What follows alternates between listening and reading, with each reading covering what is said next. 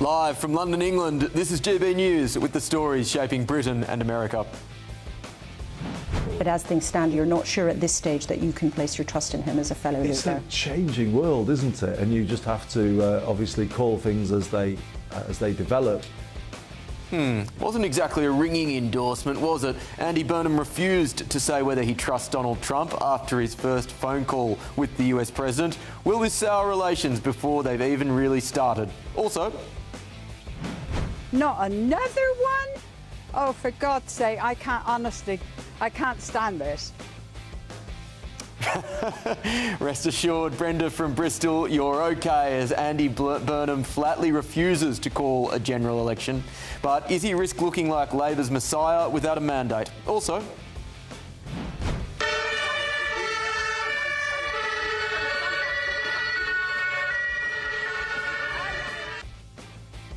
the same old story. An Islamist extremist who drove into the crowd at Berlin's Pride Festival has been shot dead by police.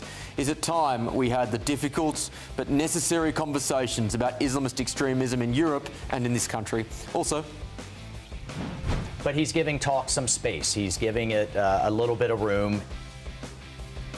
Iran has been given some respite after President Trump paused strikes against the Islamic Republic. There are staggering reports that the offensive was paused owing to a shortage of US missiles. Just what implications could this have for US military strategy going forward? And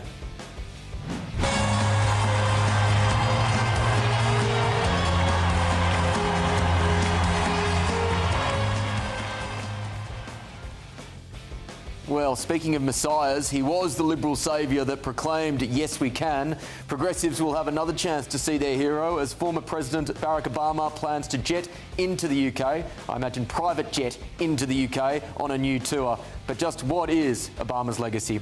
I'm Will Kingston and this is The Late Show Live.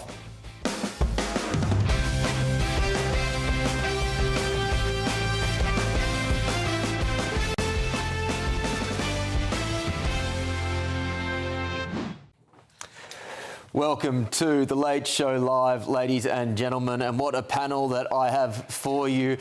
In London, we have journalist, broadcaster and a man who, despite my protestations to GB News management, I just can't escape on this channel, Kai Wilshaw, and GB News contributor, the People's Gammon, Paul Cox. In Washington is Senior Research Fellow at the Heritage Foundation, Simon Hankinson, and Communication Strategist Dan Reen. Welcome one and all. Well, let's move to the main news this evening. Andy Burnham has refused to say whether he trusts Donald Trump in his first major interview since becoming Prime Minister. He repeatedly dodged the question while speaking to the BBC's Laura Kuenssberg.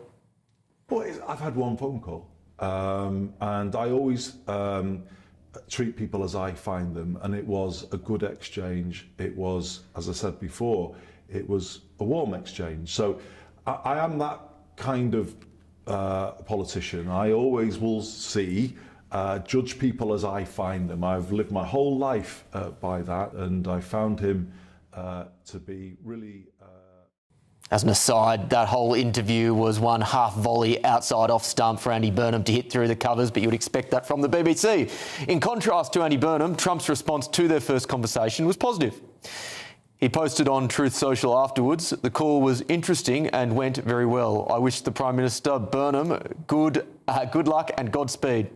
So, has Andy Burnham struck the right tone? And for a president who values personal chemistry, could the Prime Minister have made a mistake with these remarks? With me now is David Charter, Assistant Editor for the US for The Times. David, great to see you. In one respect, it is true that Trump does value having a personal chemistry and connection with other world leaders, and he's spoken about this with people such as Xi Jinping, for example. At the same time, he's also very willing to forgive people who have made unfavourable past comments about him, so long as they then bend the knee. Yeah, that's right, Will, because Andy Burnham back in the day did say that Trump should keep out of Britain, of Manchester. That's a while ago. We know that people who are now close to Trump, like J.D. Vance, have been a lot more critical and have been welcomed into the fold when they've shown more loyalty and been more praiseworthy. And I think what's going on here really is that he's trying to learn from previous prime ministers just what is the note to strike with Trump when he's so unpredictable. So Keir Starmer did say, I trust Trump, back in, I think, February last year. I think it was the BBC who asked him the question then. I expect this is a sort of a regular gotcha question, I think, from Laura Koonsberg on the BBC.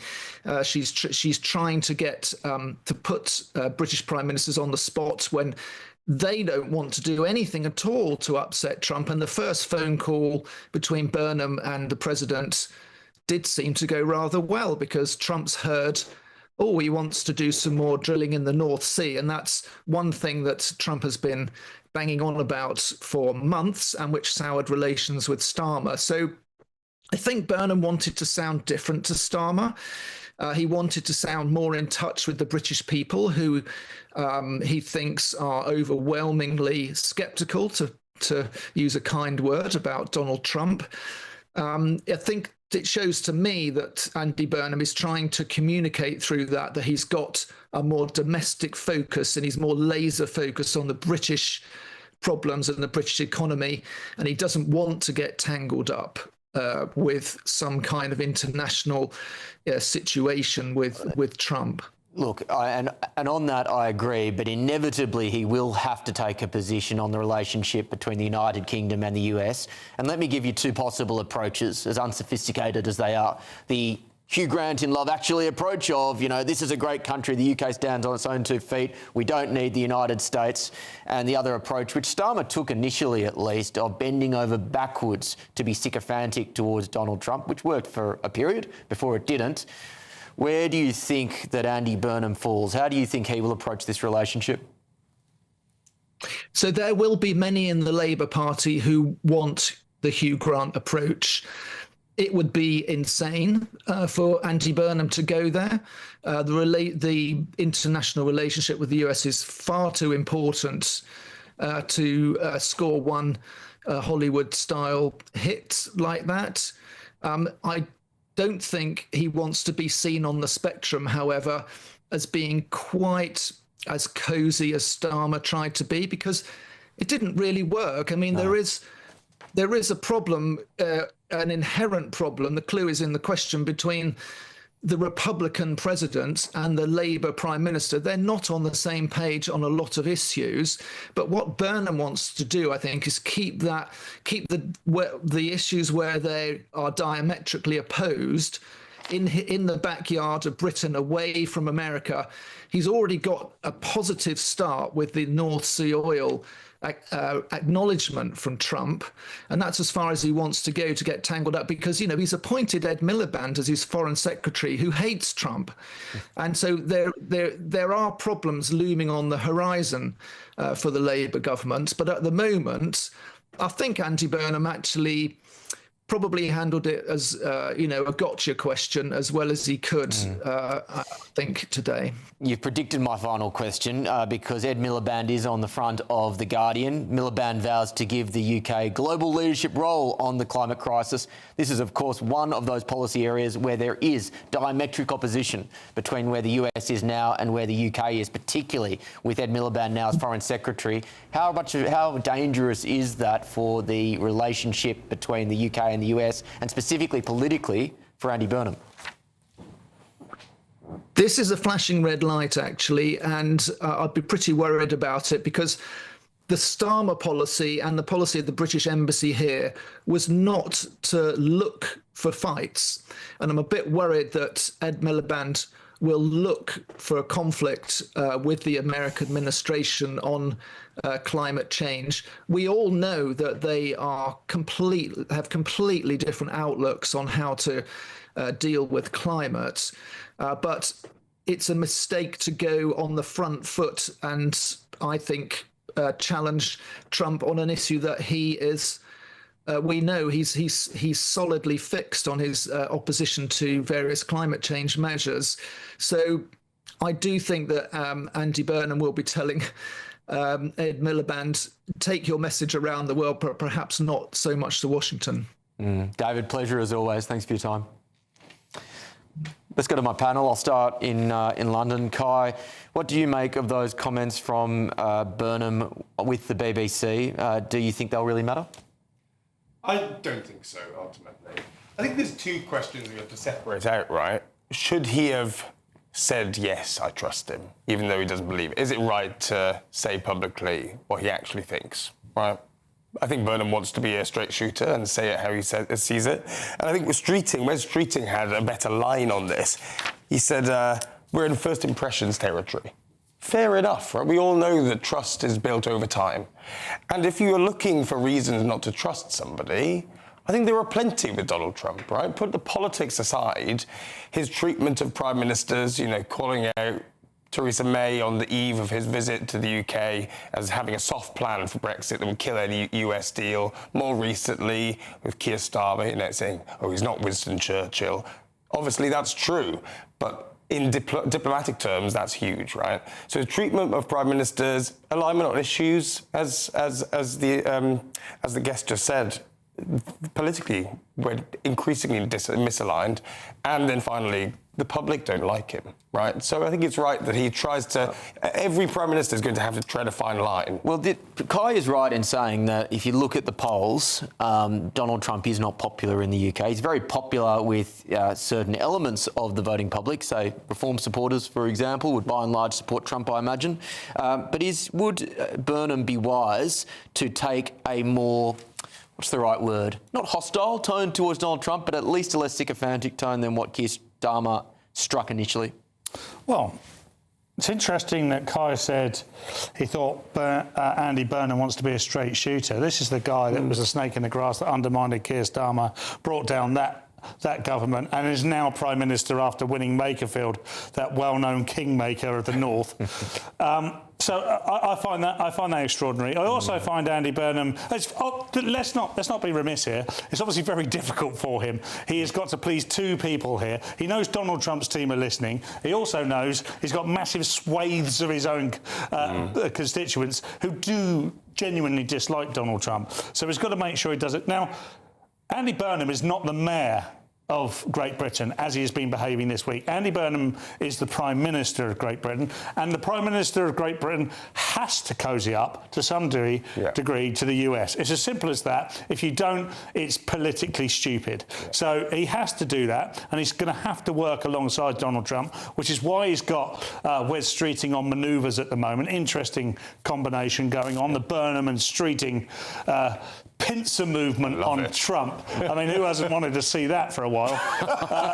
But that's what we've got. So I'm not convinced by how genuine Andy Burnham is. All I've seen is TikToks, pork scratching reviews, and him singing the Smiths. Yeah, and I think that sort of window dressing that we're seeing coming from Andy Burnham, it can only last so long before people want to have some substance. But where you can find substance is in the GBNews studios in Washington, DC. Let's go there. Simon Hankinson, I will start with you. What did you make of Andy Burnham's comments with the BBC this morning?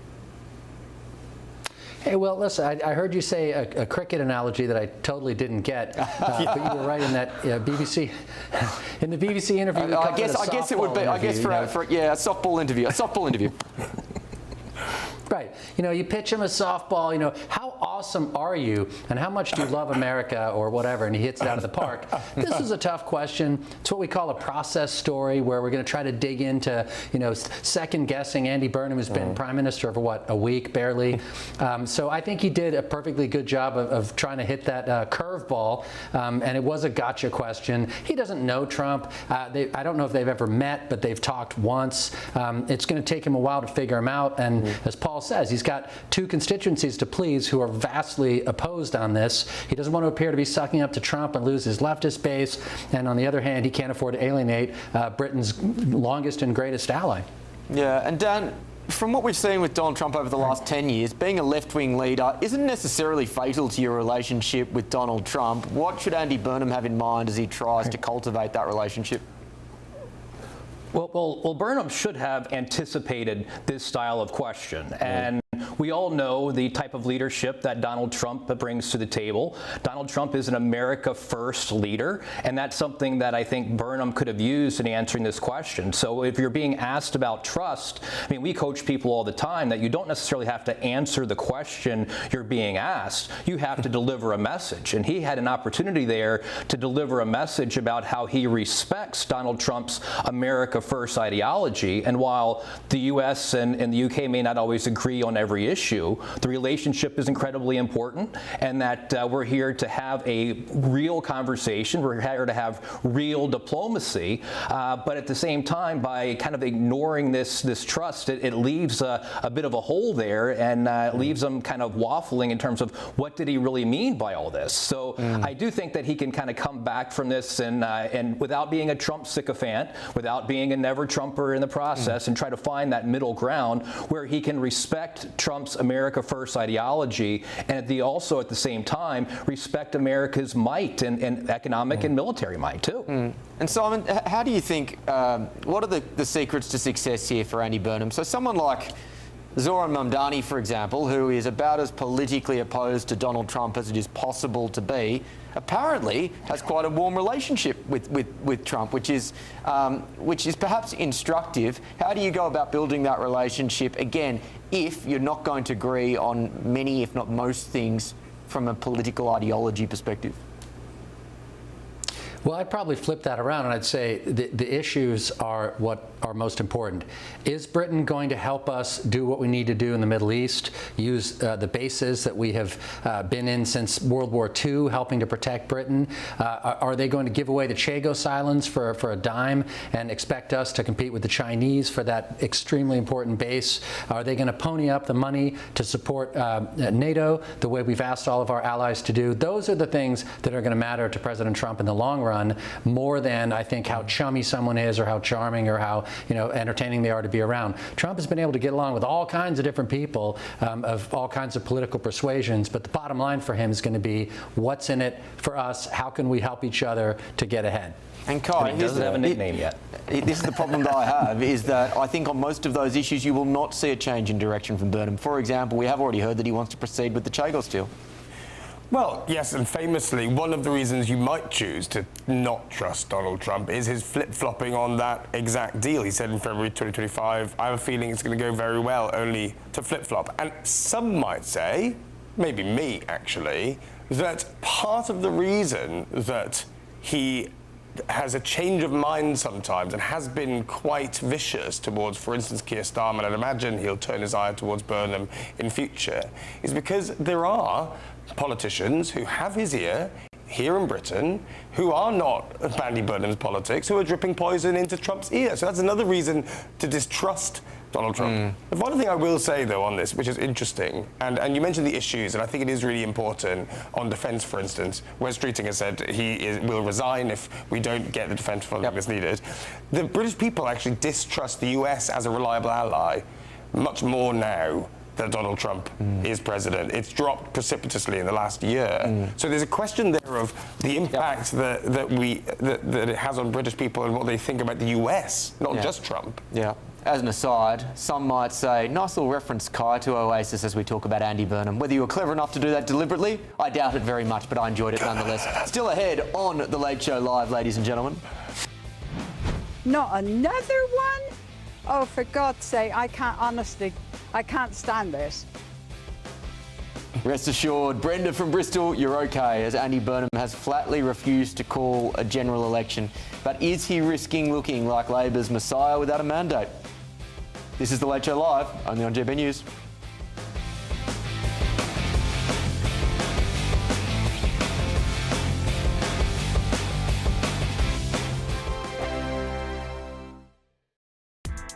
Join me, Nana Akwe, for an informative, interactive news programme with a difference. It's fun. No, he didn't say that, though. I'm so surprised. I think there's an element of truth to that. Join me from 3 p.m. every weekend, only on GB News, Britain's news channel. Here at GB News, we made a promise to tell your stories. And on the 6th of August, we're marking 5 years of doing exactly that. Celebrate with us by having your say. Join in the debates live on TV and radio. And meeting your favourite presenters across the country, from Leeds to Aberdeen, from Belfast to Barry Island. Plus, join me in Essex for our biggest live show of the year. Scan the QR code or visit gbnews.com/celebrate. Terms and conditions apply. From cold mornings to warm family brunches. From football to tennis in the car. In the kitchen. GB News Breakfast is there. With the stories you need and the conversations that matter. Anyway, let's talk business. Well, it has been a historic night in British politics. It's astonishing, isn't it? We're here again. To start your day just right. GB News Breakfast. Every morning from 6 a.m. Only on GB News. Britain's news channel. Some people enjoy lazy Sunday mornings, but not me. What's the truth of the matter? So that's a very live question. Would you support him if he waters down these plans? Before the spin sets in, I'll be getting to the truth. This is personal. No soft questions, no easy answers. It's one thing if the state has rules in this country. It's another thing whether the police and others actually police them. Setting the agenda and holding those in power to account. You can't really blame her if the system is set up this way. You will not want to miss it, trust me. The Camilla Tominey Show, Sundays from 9:30, only on GB News.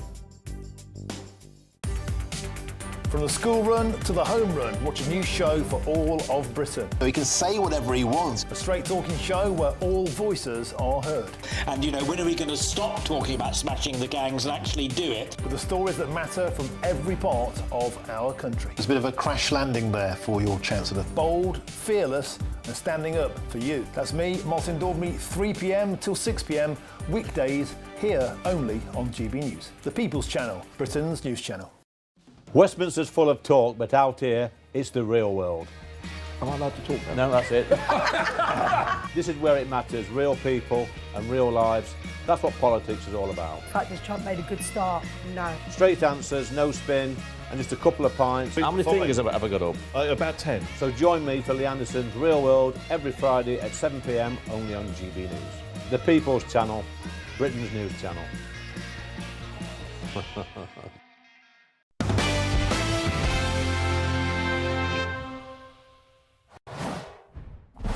Welcome back to The Late Show Live. Breaking tonight, The Times is reporting that voting could be compulsory under proposals seen by some of Andy Burnham's most senior advisors.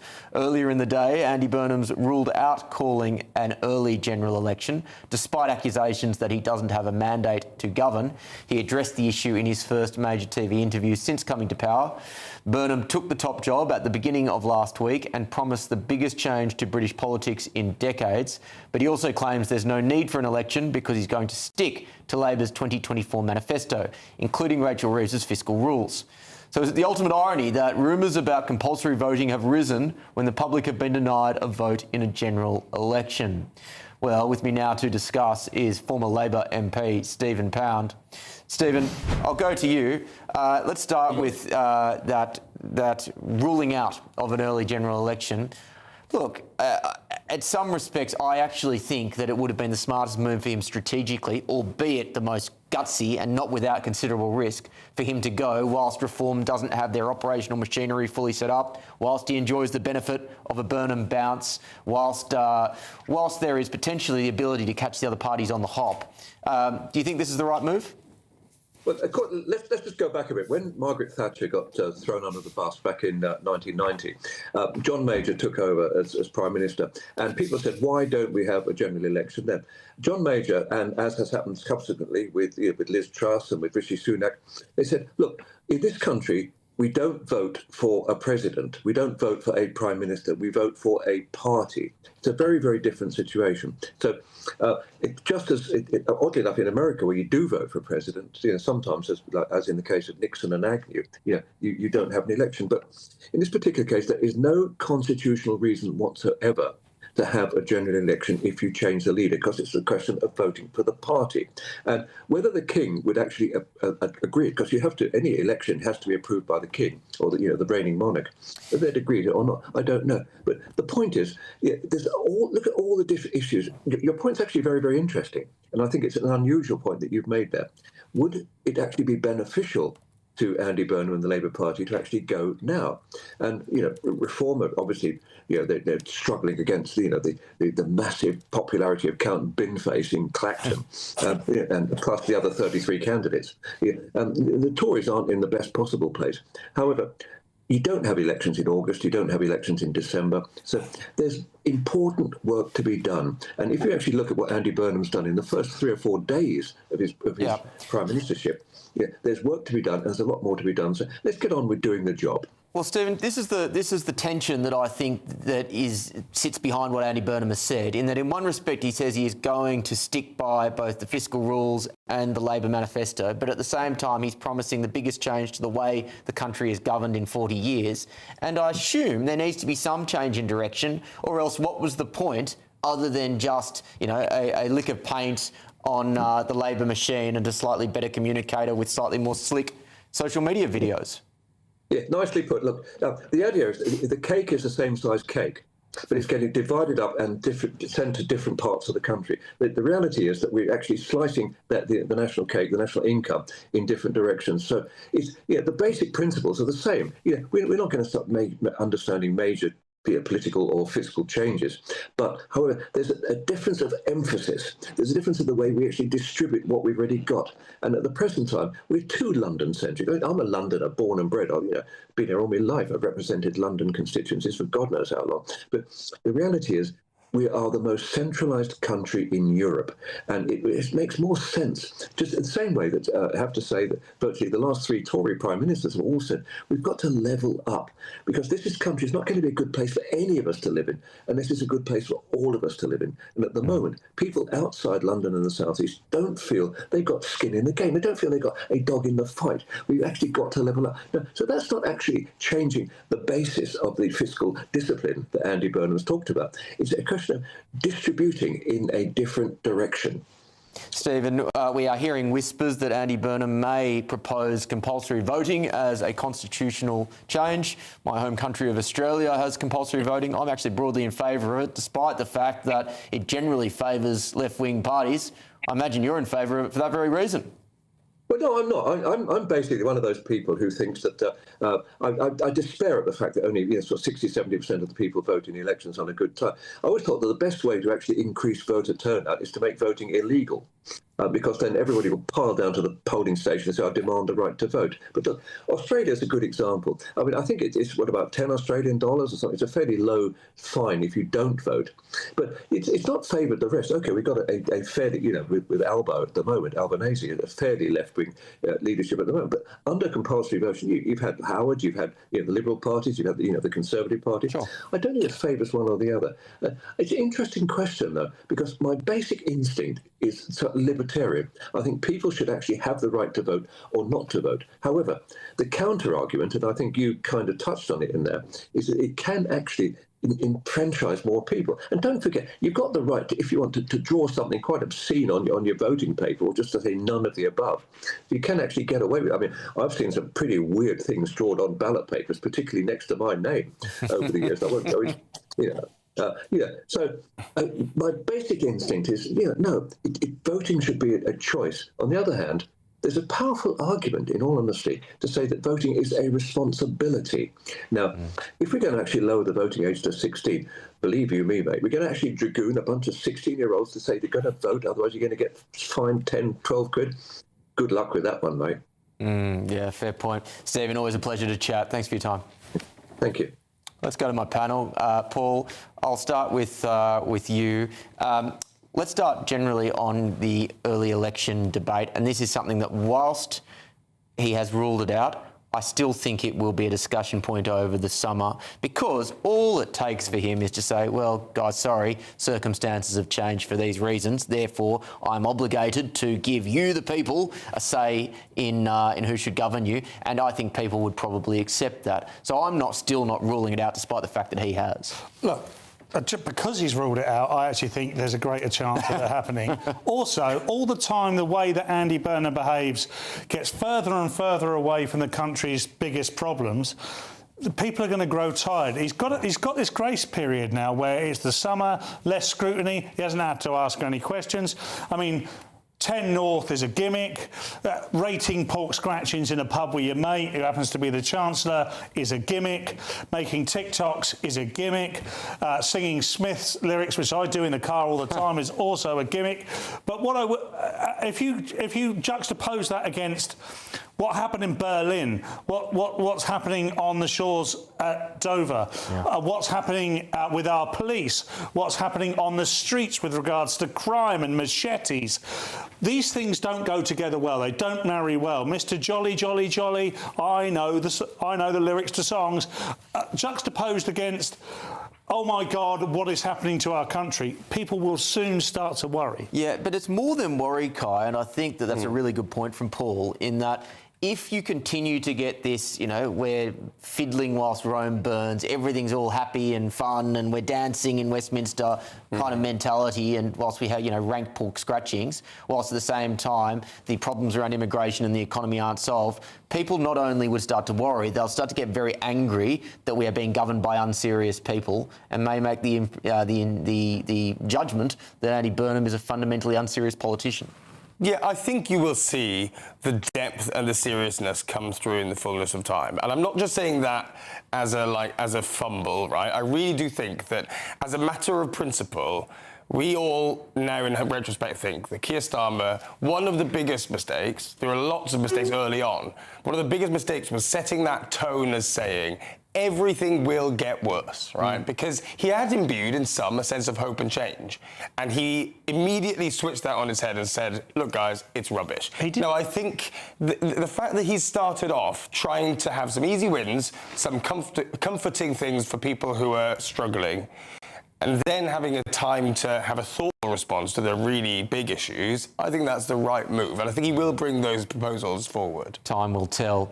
Well, ladies and gentlemen, have I got a video package for you? The Clacton by-election will take place on the 13th of August following the resignation of Reform MP Nigel Farage. The candidates are Adam Al-Khatib, the Forward Party; William Stewart James Colston, Social Democratic Party; James Ransley, Consensus Party; Kai Stevens, the British Democrats; John Stevens, Rejoin EU; Nigel Farage, Reform UK; Lawrence Fox, the Reclaim Party; Martin Davies, Freedom Alliance, Real People, Real Alternative; Count Binface Party; Ketan Kumar Pipalia, UK Voice, Safer and Stronger UK; Marcus White, Everyone is God Party. Standing as independent candidates are Rhys Cowan, Andy Earlham, Glenn Charles Cummings, Ati Fard, Tony Francis, Robin Green, Abby Hookwe, Stephen Richard Ingram, Amy Morris, Derek Norbert Morris, Michael Noel O'Keefe, Martin O'Brien,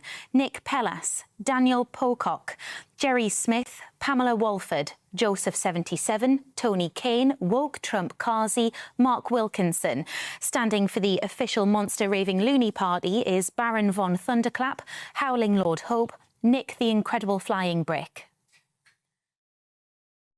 If that's not compelling television, I don't know what is. Well, still ahead on The Late Show Live.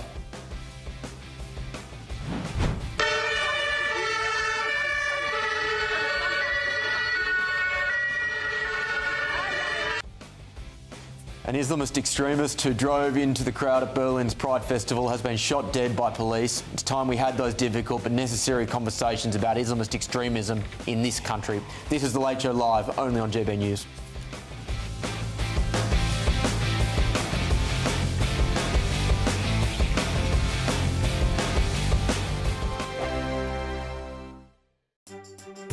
Some people enjoy lazy Sunday mornings, but not me. What's the truth of the matter? So that's a very live question. Would you support him if he waters down these plans? Before the spin sets in, I'll be getting to the truth. This is personal. No soft questions, no easy answers. It's one thing if the state has rules in this country. It's another thing whether the police and others actually police them. Setting the agenda and holding those in power to account. You can't really blame her if the system is set up this way. You will not want to miss it, trust me.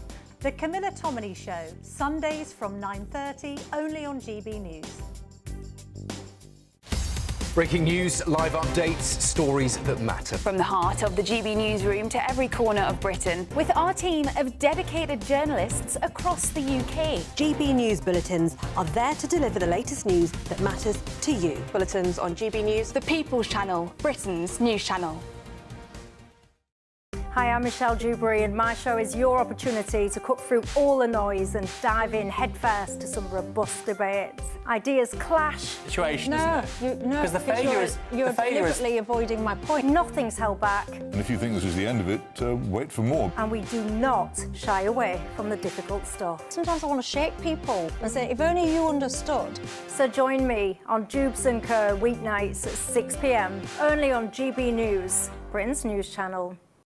Westminster's full of talk, but out here, it's the real world. Am I allowed to talk now? No, that's it. This is where it matters, real people and real lives. That's what politics is all about. The fact that Trump made a good start, no. Straight answers, no spin, and just a couple of pints. How many fingers have I got up? About 10. So join me for Lee Anderson's Real World every Friday at 7 p.m. only on GB News. The People's Channel, Britain's news channel. I've been in Westminster for a long time, but I know that though power may be here, its effect on people's lives is across the whole of the country. We may be where rules are made, but it's where they're implemented that matters. Join me, Jacob Rees-Mogg, for forthright and frank discussion on where Britain has come from, where it's going, and where it will end up. That's State of the Nation, Monday to Thursday, 8 to 9 o'clock. Vox Populi, Vox Dei. From the school run to the home run, watch a new show for all of Britain. He can say whatever he wants. A straight talking show where all voices are heard. And, you know, when are we going to stop talking about smashing the gangs and actually do it? With the stories that matter from every part of our country. There's a bit of a crash landing there for your Chancellor. Bold, fearless and standing up for you. That's me, Martin Daubney, 3 p.m. till 6 p.m. weekdays here only on GB News. The People's Channel, Britain's news channel.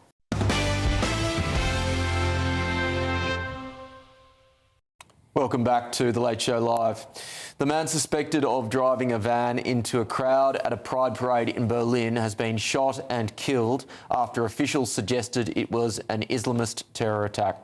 Abdul B was a German citizen with Lebanese heritage and was previously arrested in Lebanon for trying to join ISIS and planning a terrorist attack. One person was killed and at least 29 were injured when a van was driven into the revellers. The suspect then emerged from the car and began attacking people with what's been described as a stabbing weapon, probably a machete. Hundreds of police officers were involved in the manhunt until Abdul B was located and killed earlier this evening. Good riddance. With me now is the journalist Pete Carville, joining me from Berlin. Pete, good to see you once again. Get me up to speed about that manhunt and then how this man met his demise. Okay, so the manhunt finished this afternoon in Spandau, which is about 9 miles west of Berlin. Abdul B was found in essentially like an allotment, like a community garden, and the story that's coming out from the Berlin police is that he ran at the police carrying a knife, possibly, I guess, the same knife that he attacked people with last night, and the police shot him on the spot. There are unconfirmed reports right now that a second man, an Iranian, was also being arrested or was being detained by police, but that so far is unconfirmed. We now know that this man was an Islamist. We know that this was motivated by Islamic extremism. How has that, what response has that been met with amongst the German public and amongst German politicians today? Okay, so amongst German politicians, the German public, the story has really been about this is an attack on Western values, on Germany as a place of freedom and diversity and of peace and of love. Where I think the story is going to go in the next couple of days is going to be a lot of criticism, I think, and rightfully directed at the police, because this was a very dangerous man who had been radicalized, who lived within half a mile of where the attack took place, and he somehow managed to rent a van and launch this attack. The line that really stood out for me when I was listening to a spokesperson last night was that this man was known to be a part of the, and I quote, Islamist scene in Berlin. And I found it such a strange phrase because it seemed to suggest that the Islamist scene, it's like the gay scene or it's like the socialist scene. It's just kind of there, it's tolerated, it's accepted, it's part of the fabric of the society now. Try and, am I overstating that? Is that me potentially? Is there a language difficulty there? How are we meant to interpret that comment? But there's a difference, I think, between people who are Muslims that are living here in Germany and then those who go to an extreme, which are the Islamists. Now, does Germany have an Islamist problem? Quite possibly, yes. I think we've seen that this weekend. But this is not just applicable to Germany. This is applicable to France. This is applicable to the UK. The question is where we go from here. This gentleman was a German national. He was born here in 2005. His mother was naturalized as German. So the question is, for me, is like, how did he become so radicalized, and what steps can we take to stop young men from being radicalised? Well said. Pete, thanks very much for your time this morning. Thank you for having me. Paul. Hello. The Islamist scene. Yeah, disgraceful. I mean, the idea that anything could be disgraceful. Look, I'm not always sure that these people mean to frame things in a certain way, but it makes very easy pickings for the likes of you and I. And the problem here is that it's kind of accepting it. It's almost like an apathy to this. And in fact, there is an apathy to this. And let me tell you why. Because this has been happening in Germany, for instance, since 2016. This has happened about 5 times since then, and absolutely nothing's been done. And every single time we see the cut and paste response from the authorities, from the politicians, from the communicators, from commentators, and nothing ever changes. Really and truly, we have to unite now and start saying what the problem is. The problem is extreme Islamism, and it is a problem. There are some cultures that are incompatible, not compatible at all with the way we wish to live. I thoroughly support everybody in Germany who wants to enjoy Pride. I do not, under any circumstances, support anybody who wants to kill them for that reason. And I'm sorry, that's the line that has to be drawn. I know it sounds very Janet and John, very simple, but that's where we have to do. If we can't unite on the right and left over that, then we are doomed, because at the moment we have this arranged marriage between the Muslims and the overly progressive left types, and they believe this is for the. I mean, I don't know what the left believe they're doing it for. It's an ignorance as far as I'm concerned. But the Muslims, in particular, know exactly why they're doing it. They're doing it because they want to gain power. Yeah, I wouldn't call it an arranged marriage, but I would call it a marriage of convenience, because for both of them, the goal is to tear down Western civilization. Now, Kai, Paul just said there that.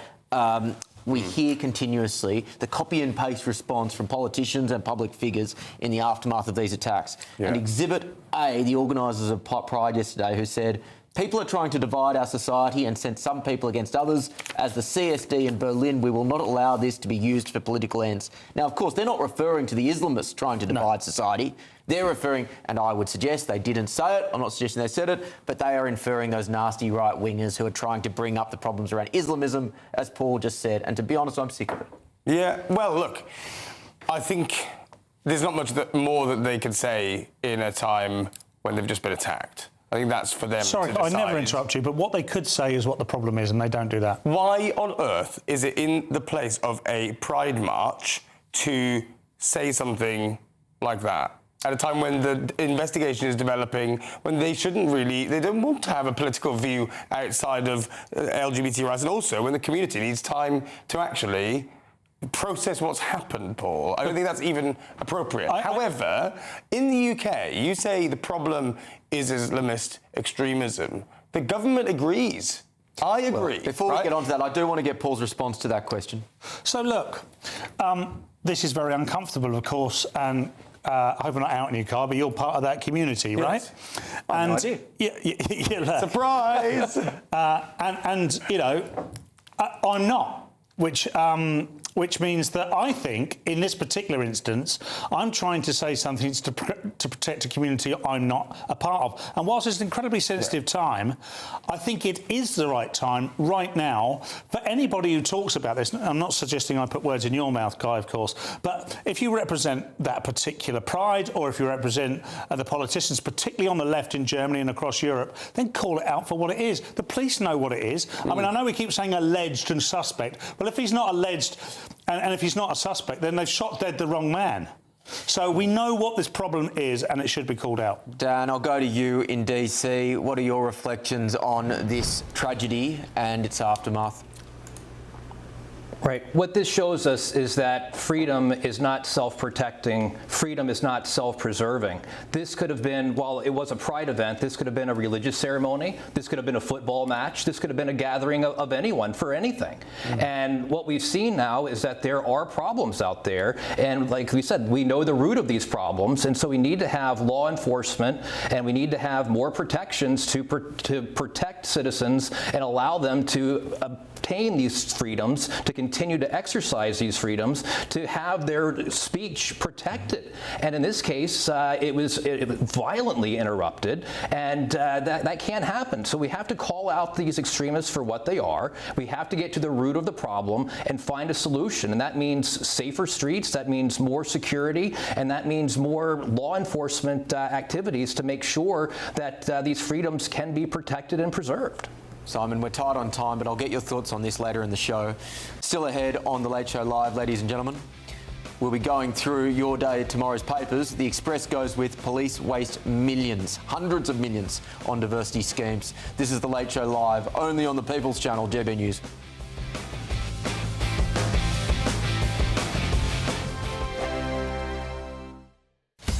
Breaking news, live updates, stories that matter. From the heart of the GB newsroom to every corner of Britain, with our team of dedicated journalists across the UK. GB News bulletins are there to deliver the latest news that matters to you. Bulletins on GB News, the People's Channel, Britain's news channel. Britain is not just a geographical expression. We are a people bound together by history and culture that are distinctively British. Join me to celebrate our music, theatre, artworks and literature, which we can explore and enjoy together. Everybody's welcome. Sunday with Michael Portillo. Every Sunday at 11 a.m. on GB News, the People's Channel, Britain's news channel. Westminster's full of talk, but out here, it's the real world. Am I allowed to talk now? No, that's it. This is where it matters, real people and real lives. That's what politics is all about. The fact is Trump made a good start. No. Straight answers, no spin, and just a couple of pints. How many fingers have I got up? About 10. So join me for Lee Anderson's Real World every Friday at 7 p.m. only on GB News. The People's Channel, Britain's news channel. At GB News, we love to hear from you, our loyal community. So drop us a line at gbnews.com/yoursay. There you can talk to each other and also to the presenters live on air. gbnews.com/yoursay, because GB News is your channel, Britain's news channel. Join me, Nana Akweer, for an informative, interactive news programme with a difference. It's fun. No, you didn't say that, Dave. I'm so surprised. I think there's an element of truth to that. Join me from 3 p.m. every weekend, only on GB News, Britain's news channel. You want to know what's really going on in the corridors of power? Labour don't know what to do with you half the time, and that makes you quite lethal in the chamber. Get behind the headlines with Chopper's Political Podcast. Join me, Christopher Hope, as I sit down with the great and the good of British politics. We'll see where this ruling takes us. These are the stories shaping our nation. Chopper's Political Podcast, available now on all platforms. Listen in and stay ahead. Hi, I'm Michelle Dewberry, and my show is your opportunity to cut through all the noise and dive in headfirst to some robust debates. Ideas clash. Situation, No, isn't it? no, Because the failure is you're deliberately avoiding my point. Nothing's held back, And if you think this is the end of it, wait for more. and we do not shy away from the difficult stuff. Sometimes I want to shake people and say, if only you understood. So join me on Jubes & Co. weeknights at 6 p.m. only on GB News, Britain's news channel.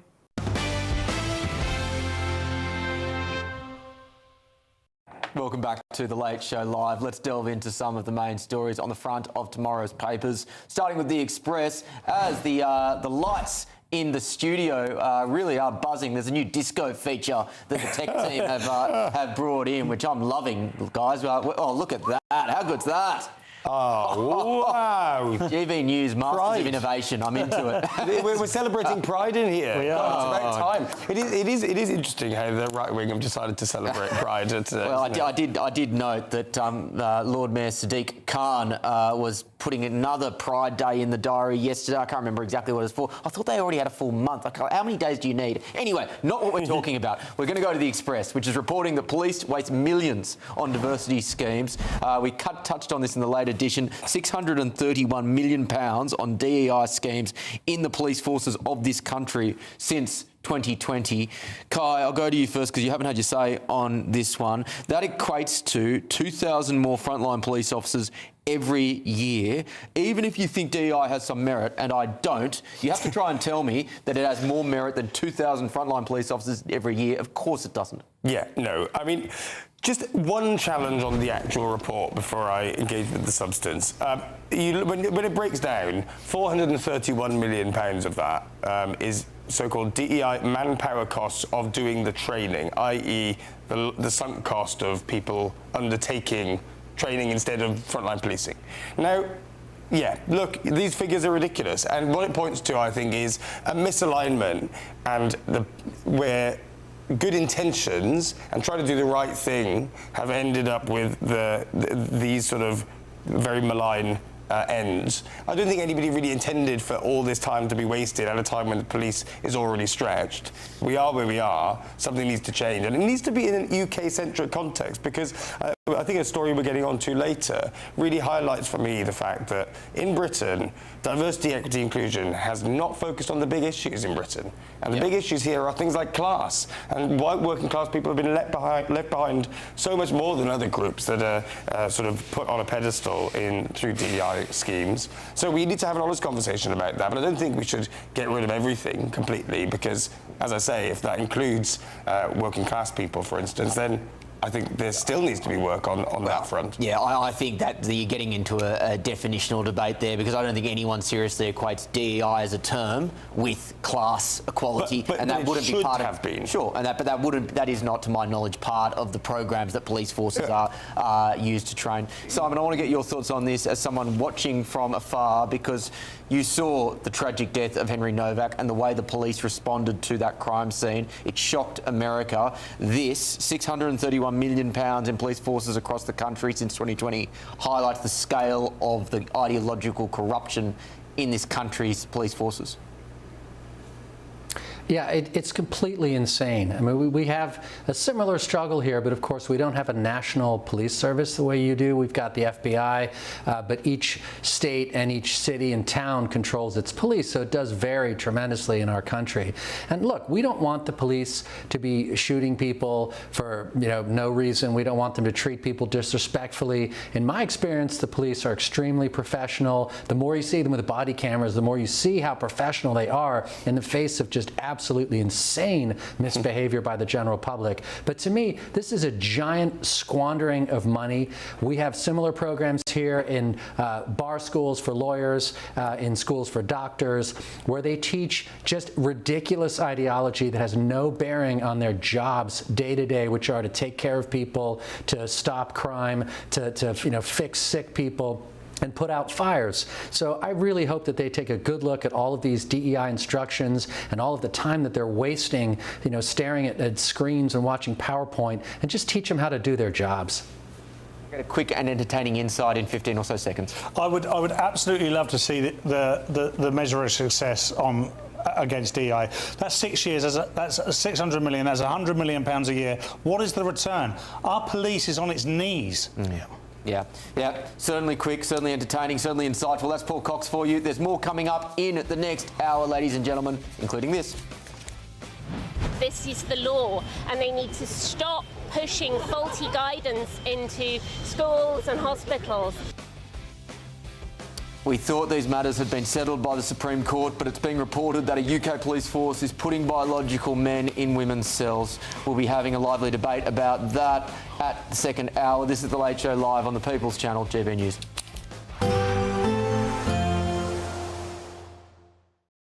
Today, clouds overhead, total zen within. Box Solar sponsors the weather on GB News. Hello there, good morning. Welcome to your GB News weather update from the Met Office. Fewer showers around compared to what we had yesterday. Still very dry across much of England and Wales. Not only that, but we're also going to see temperatures climb through the early part of this week.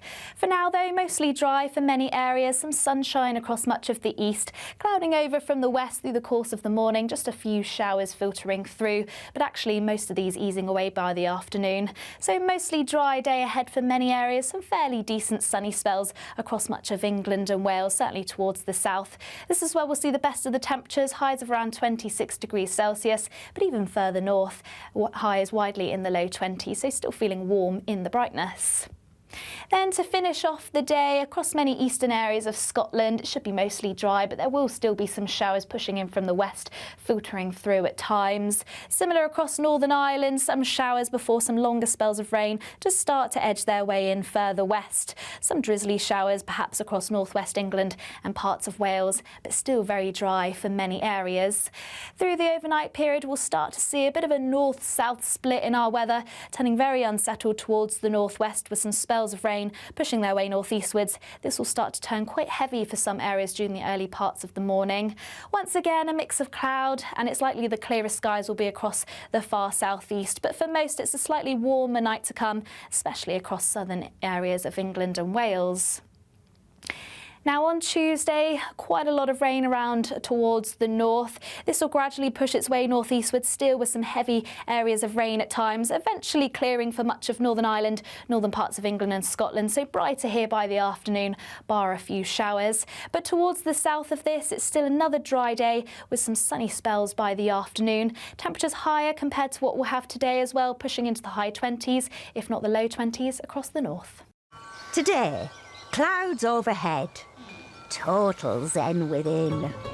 Box Solar sponsors the weather on GB News. Thank you to our global community for watching and listening to GB News.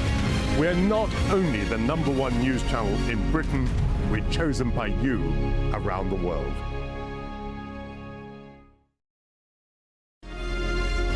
Thank you, Britain, for making GB News Radio such a huge success. Whether you're in the car, on the go, or listening at home, thank you for choosing us as your radio station.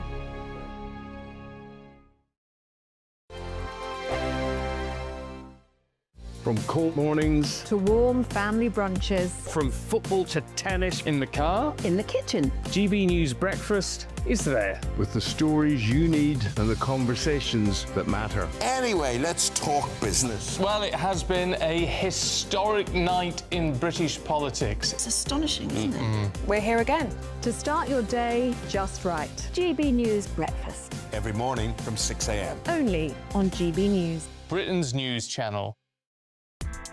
Join me, Nana Akweer, for an informative, interactive news programme with a difference. It's fun. No, he didn't say that, Dave. I'm so surprised. I think there's an element of truth to that. Join me from 3 p.m. every weekend, only on GB News, Britain's news channel. At GB News, we love to hear from you, our loyal community. So drop us a line at gbnews.com/yoursay. There, you can talk to each other and also to the presenters live on air. gbnews.com/yoursay, because GB News is your channel, Britain's news channel. Some people enjoy lazy Sunday mornings, but not me. What's the truth of the matter? So that's a very live question. Would you support him if he waters down these plans? Before the spin sets in, I'll be getting to the truth. This is personal. No soft questions, no easy answers. It's one thing if the state has rules in this country. It's another thing whether the police and others actually police them. Setting the agenda and holding those in power to account. You can't really blame her if the system is set up this way. You will not want to miss it, trust me. The Camilla Tominey Show, Sundays from 9:30, only on GB News. From the school run to the home run, watch a new show for all of Britain. He can say whatever he wants. A straight talking show where all voices are heard. And, you know, when are we going to stop talking about smashing the gangs and actually do it? With the stories that matter from every part of our country. There's a bit of a crash landing there for your Chancellor. Bold, fearless and standing up for you. That's me, Martin Daubney, 3 p.m. till 6 p.m, weekdays, here only on GB News. The People's Channel, Britain's news channel. Westminster's full of talk, but out here, it's the real world. Am I allowed to talk now? No, that's it. This is where it matters, real people and real lives. That's what politics is all about. The fact that Trump made a good start, no. Straight answers, no spin, and just a couple of pints. How many fingers have I got up? About 10. So join me for Lee Anderson's Real World every Friday at 7 p.m, only on GB News. The People's Channel, Britain's news channel.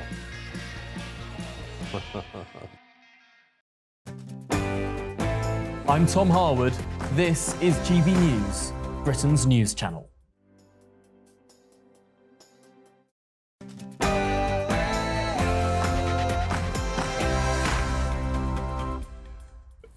Live from London, England, this is GB News with the stories shaping Britain and America. But as things stand, you're not sure at this stage that you can place your trust in him as a fellow leader. It's a changing world, isn't it? And you just have to obviously call things as they develop. Not exactly a ringing endorsement, was it? That was Andy Burnham, who refused to say whether he trusts Donald Trump after his first phone call with the US president. Will this sour relations before they've even really started? Also, we'll take power out of here and carry it into every postcode in the land. Good growth in every postcode drives good growth in every postcode. Good growth in every postcode, hope in every heart. what does that even mean? Well, we're a week into the Burnham era today. We've had projected tax giveaways on energy bills and the hospitality sector, but are they funded? Just how would you rate Andy Burnham's first week in the job? And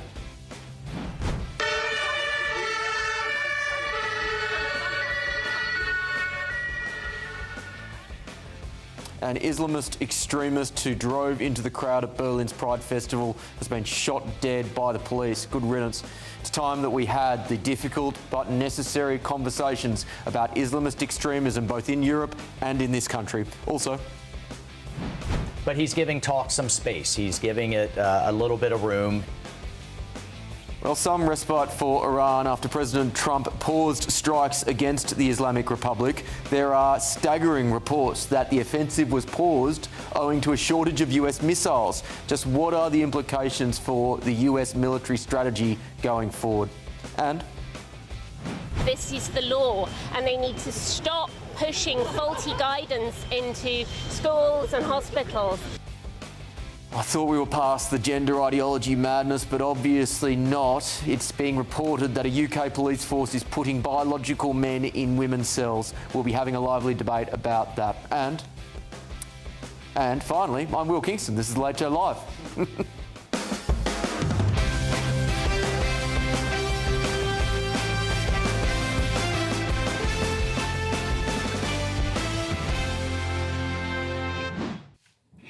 Welcome back to The Late Show Live, ladies and gentlemen. Joining me in London, my panel, my Saturday 5 sparring partner, Kai Wilshaw, and GB News contributor and the dream of waspy women everywhere, Paul Cox. And in Washington, D.C., Senior Research Fellow at the Heritage Foundation, Simon Hankinson, and Communication Strategist, Dan Reen. Thank you once again for joining me, team. Let's go to Andy Burnham. His first week in office has just drawn to a close, and he appears to be enjoying an early bounce in the polls. He's already announced a raft of measures aimed at helping people with the cost of living, including a VAT cut on energy bills, a cap on bus fares, business rate cuts for pubs and a pledge to end rough sleeping. But the Tories and some internal division in the Labor Party have questioned how many of these policies are actually funded. So do Andy Burnham's policies add up? Has he struck a chord with the public, or does he just have a slicker communication operation? With me now to discuss, Labor commentator Simon Nash and activist and campaigner Jess Kane. Jess, I'll start with you. How much of this, good to see you both, how much of this is genuine change for the country and how much of it is just lipstick on a pig? I think this is just utter cobblers. You know, I think what we have seen is that there was a total shift needed in policy direction. There was no need to actually swap prime ministers in the first place, clearly. And this whole shift in policy direction is just to save Labour's skin altogether. But really, what have we got going on here? We've got a promise of 300,000 council homes to be built, council and social affordable homes to be built over the next 10 years, to be funded with £39 billion. But we don't know how realistic that is. In fact, I would go as far to say that's not realistic at all. That is something Andy Burnham has said within 5 minutes of becoming Prime Minister, and that is a totally unrealistic policy because local authorities are not equipped to build that amount of homes with a mere £39 billion funding. That's about £130,000 per home. That is one of the first policies that I think is just nonsense. Simon, your response? Well, I mean, ambition is important, and then working out the detail later is okay. He wants to build more social housing. To have that ambition is the most important thing.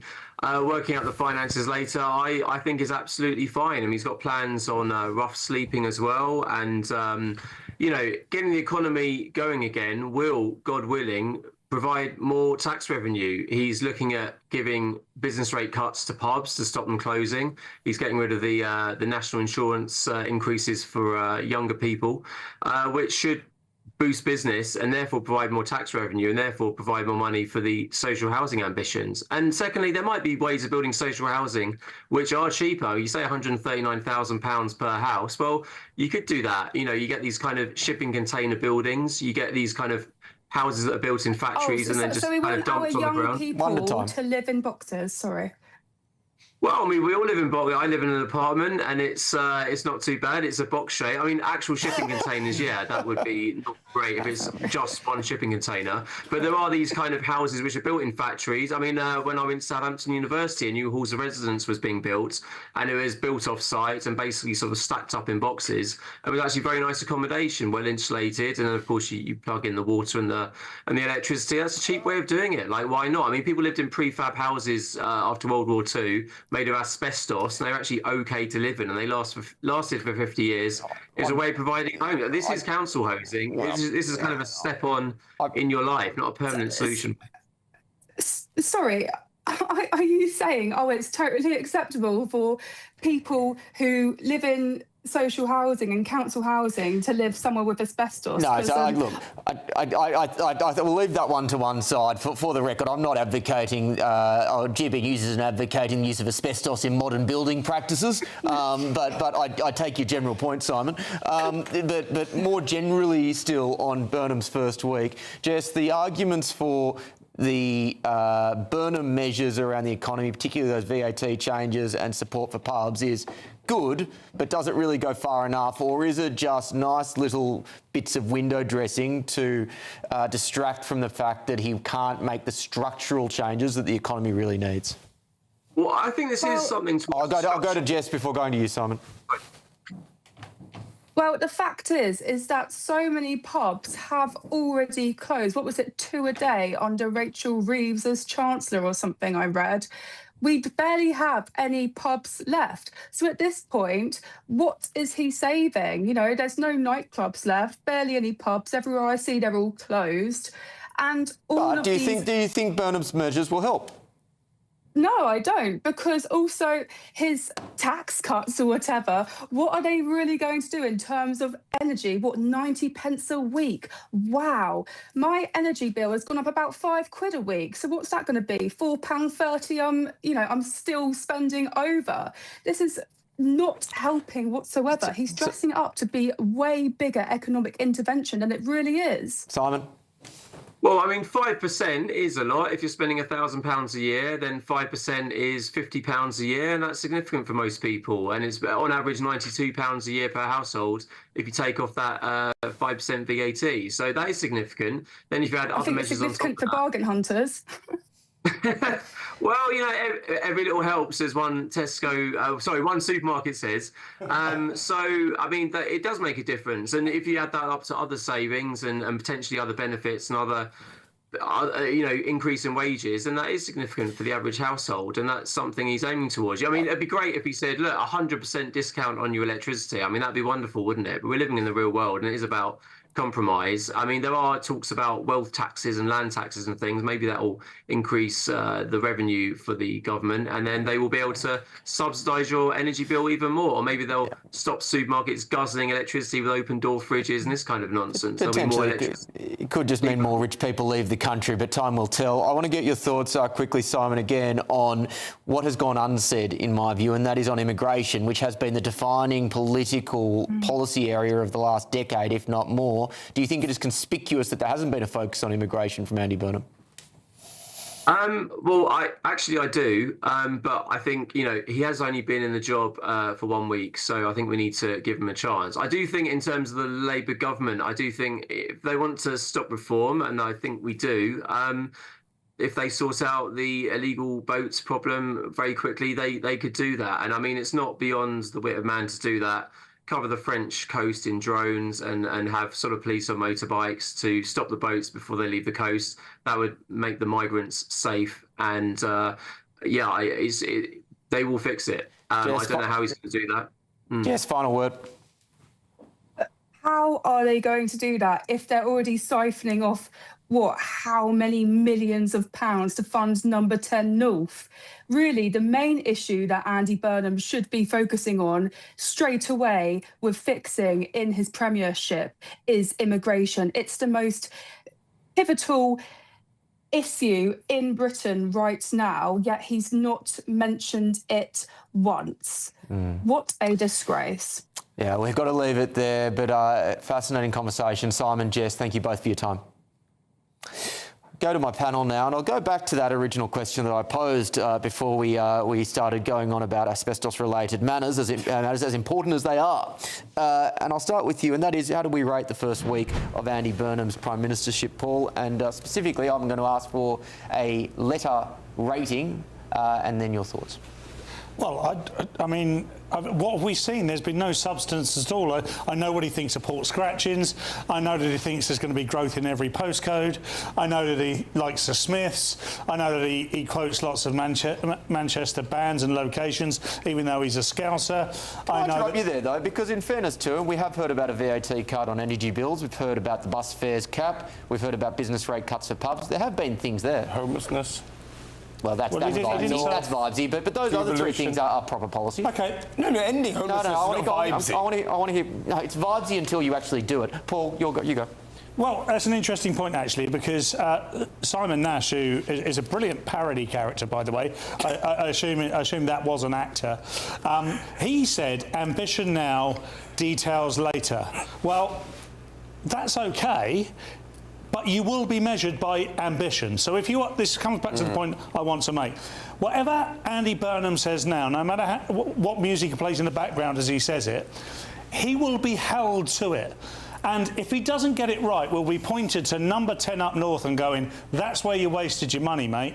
And we don't care what you think about port scratchings. And they'll just become known as bungling Andy Burnham. So what's your report card grade for his first week?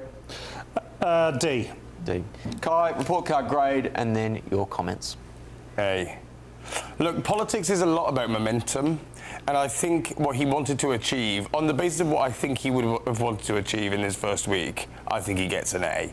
He's announced, yes, some retail offers on policy, some simple, easy wins that you say is window dressing, but for many people, actually, if it helps them, they'll say, all right, he has our backs, he cares, and then it begins, and then the long road begins to the tough decisions, right? Things like the budget in the autumn will be the point where we realise what action he's going to take on those tough decisions, right? It's not right to let those really serious things trouble your first week, not least because he doesn't have the detail, because he doesn't have the civil service behind him until this week, right? So I think on the basis that he needs a mood change, needs to be defined by his values, not by his constraints in the way that Starmer was, and in the sense that he wants to fulfill some hope that some people saw in him before as a candidate, I think on those measures he's good. Dan, I'll go to you in the UK, in DC. You probably haven't been following the specifics of Burnham's first week as much as the London panel, but a question more generally on communication strategy, in that it does appear there's been a very conscious and very deliberate effort to change the tone of communications from Number 10. Again, it's more personable, it's more fun, it's more, I would suggest, trivial. But do you think this type of more, I guess, modern communication will work?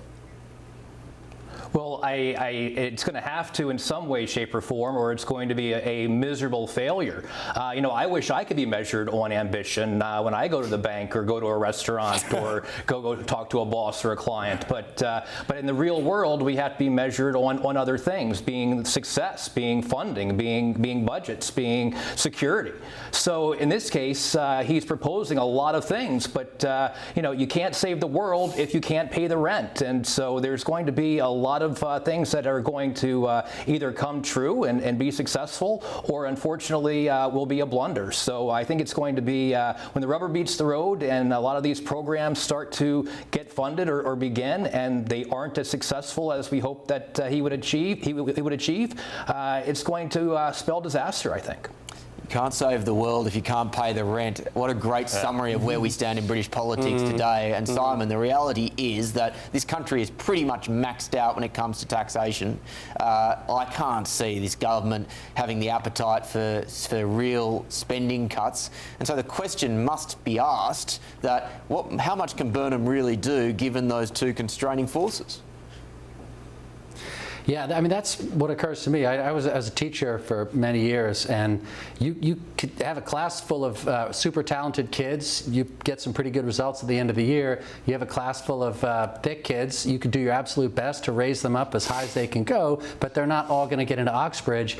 If you're sitting at the poker table and you've got a busted flush, I think that's where Andy Burnham is. It's not his fault, but he's holding terrible cards. The British economy hasn't grown in about 25 years. He's trying to cut taxes. He has to find the money from somewhere. At the same time, he's trying to fund defense to levels not seen in a generation. Yeah, I don't see how any magician could pull that rabbit out of a hat, frankly. Yeah. Well, to your earlier point, it really does depend how many DEI boxes those students could tick as to whether or not they would get into Oxbridge, but that's potentially a story for another day. Let's go on now. We'll go to geopolitics and the Middle East. Major combat operations in Iran have been paused by Donald Trump after he was warned that America was running low on missiles. The president called off strikes on the Islamic Republic over the weekend after officials warned of shortages, particularly interceptor missiles used to defend American bases from Iranian missile and drone attacks. Sources also say the pause will allow more time and space for peace talks to continue. What are the implications of these startling updates for US strategy in the Middle East going forward? With me now, friend of the show, Lisa Daftari, Editor-in-Chief of the Foreign Desk. Lisa, great to see you once again. If this story turns out to be true, and really there are resource constraints which are now impacting US military strategy, that's a damning indictment on the current armed forces and a blow to American prestige. A damning indictment by mainstream media.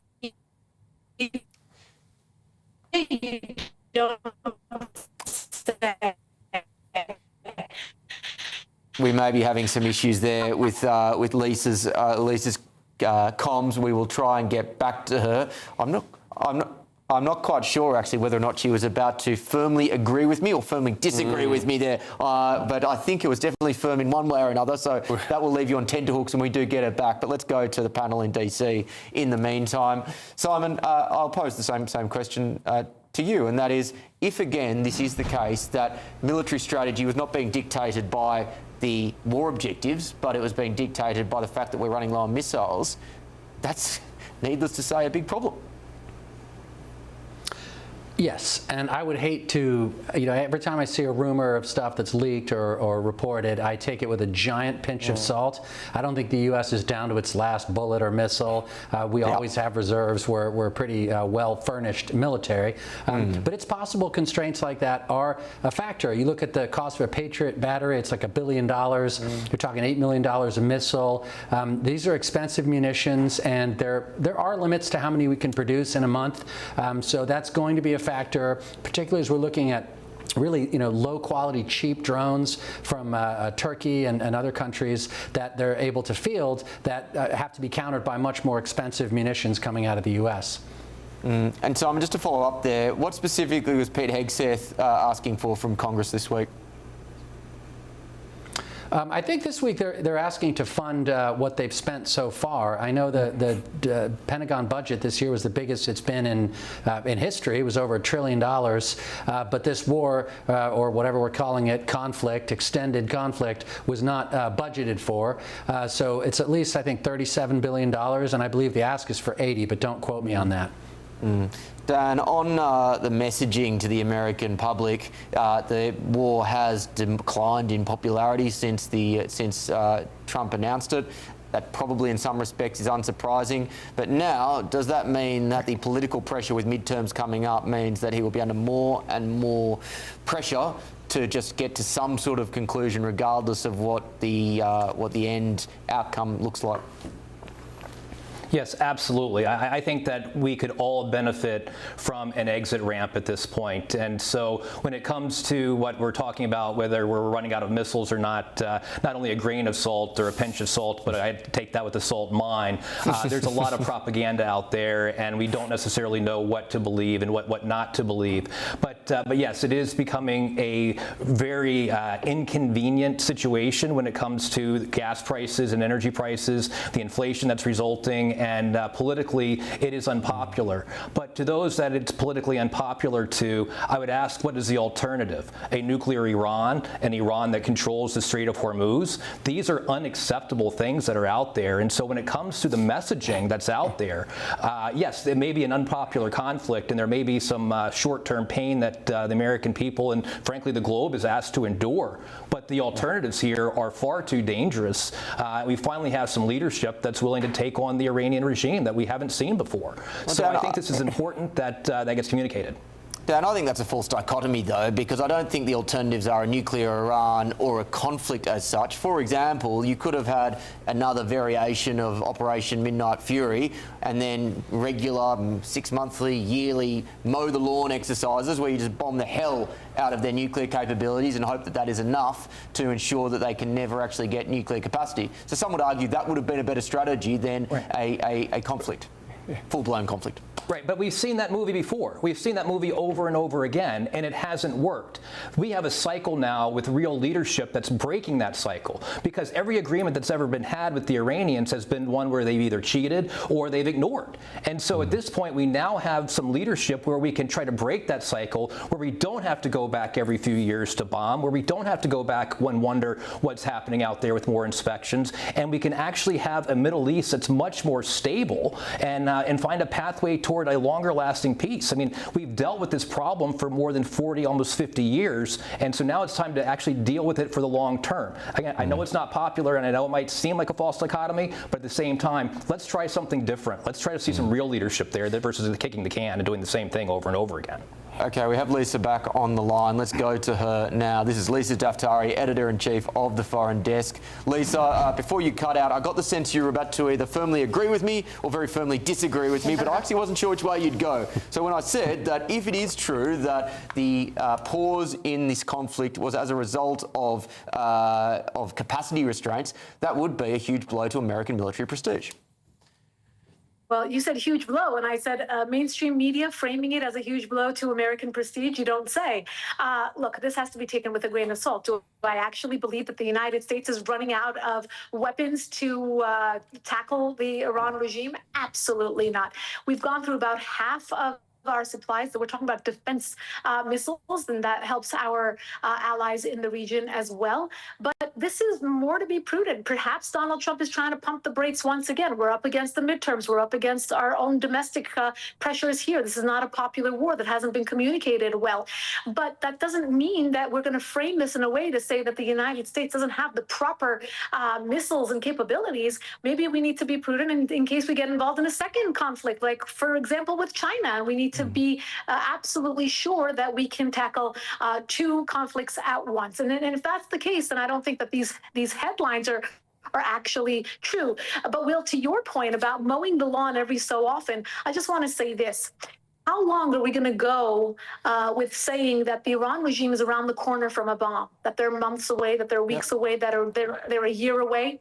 At what point do we no longer have the ability to mow the lawn, but have to deal with an announcement that the Iran regime is absolutely a nuclear power? And I believe that is much, it's truly right around the corner. I think it's something that is on the horizon. And if we let them stay in power, that will be the forever war that we will have to deal with. So for those who believe that this is in vain, or this is a forever war, or this will require boots on the ground, that's not the case. I mean, we are dealing with this in a very myopic sense, that it's either, let them get the bomb, or we have to just, back off and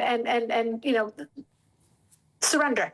And I don't think that that's an option for us in terms of our homeland security. We're not doing this as a gift to the Israelis or to the Saudis or to the Iranians themselves, although all of the above will benefit. But we're doing this because the Iran regime has proven time and time again since 1979 that every dollar they get, they will put into this death to America plan, whether it's through their proxies, through their missiles, through their drones, through their nuclear program. We just can't take that chance. Look, I agree with all of that, as you know, in the conversations we've had in the past. At the same time, I only wish that he had gone and would go further in actually getting to a firm resolution. But it sounds like that requires a level of blood and treasure which the president is not willing to give up. Not necessarily, Will, not necessarily. I think the one tactical option that's still on the table, and if the Israelis get involved, we even have even more intelligence from them, is to go after personnel over infrastructure. Once you start going after the IRGC and the Basij, we're talking about second, third, fourth tier, because they are that deep into their militias. There are thousands and thousands of them. Then you start seeing defections at scale. That's when you start seeing weapons on the side of the people. You have military and organizational know-how on the side of the people. That will be the tipping point that I've been waiting for. And I think that the United States shouldn't have stopped Israel in the 12-day war back in June last year, and they shouldn't have stopped Israel in this war as they were going down the list of personnel.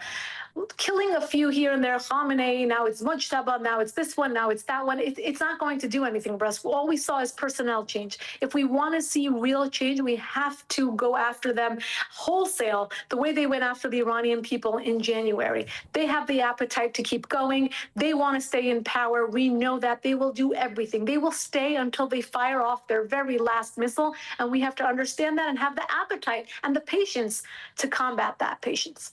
Well, he's hoping. Lisa, great to chat to you as always. Thanks for your time. Thank you. Paul, I'll go to you in London.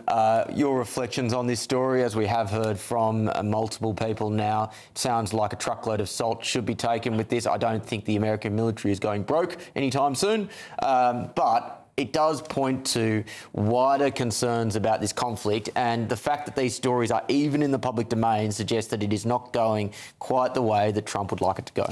Yeah, it's really interesting because up until recently, let's just say up until the end of the 20th century, we talked about dichotomy earlier. The dichotomy was about shared interest, which generally meant that people of the UK, people of Europe, people of the United States of America shared the same interest, which is why we were allies in World War II and obviously in World War I previous to that. Now the dichotomy is not about shared interest because the enemy is within. The enemy sits within each of those countries. So there are people on the political left in the US that would like to see America and Donald Trump fail, specifically Donald Trump, because they don't see Donald Trump as the American president.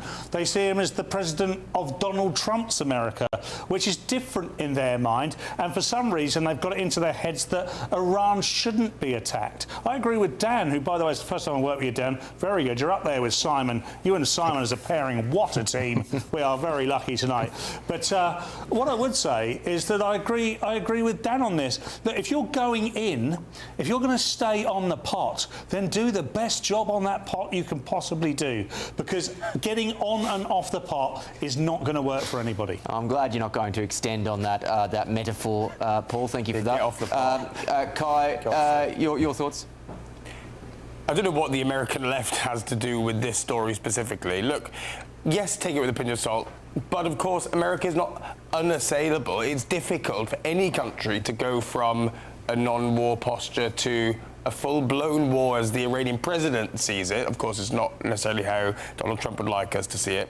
There's also reports in The Telegraph a few days ago that the Pentagon is hiding the scale of missile shortages from its Defense Secretary, Pete Hegseth, that a culture of silence around the stockpiles, which are closely guarded, by the way, those numbers, means that an accurate assessment of where the US stands at the minute is difficult to make.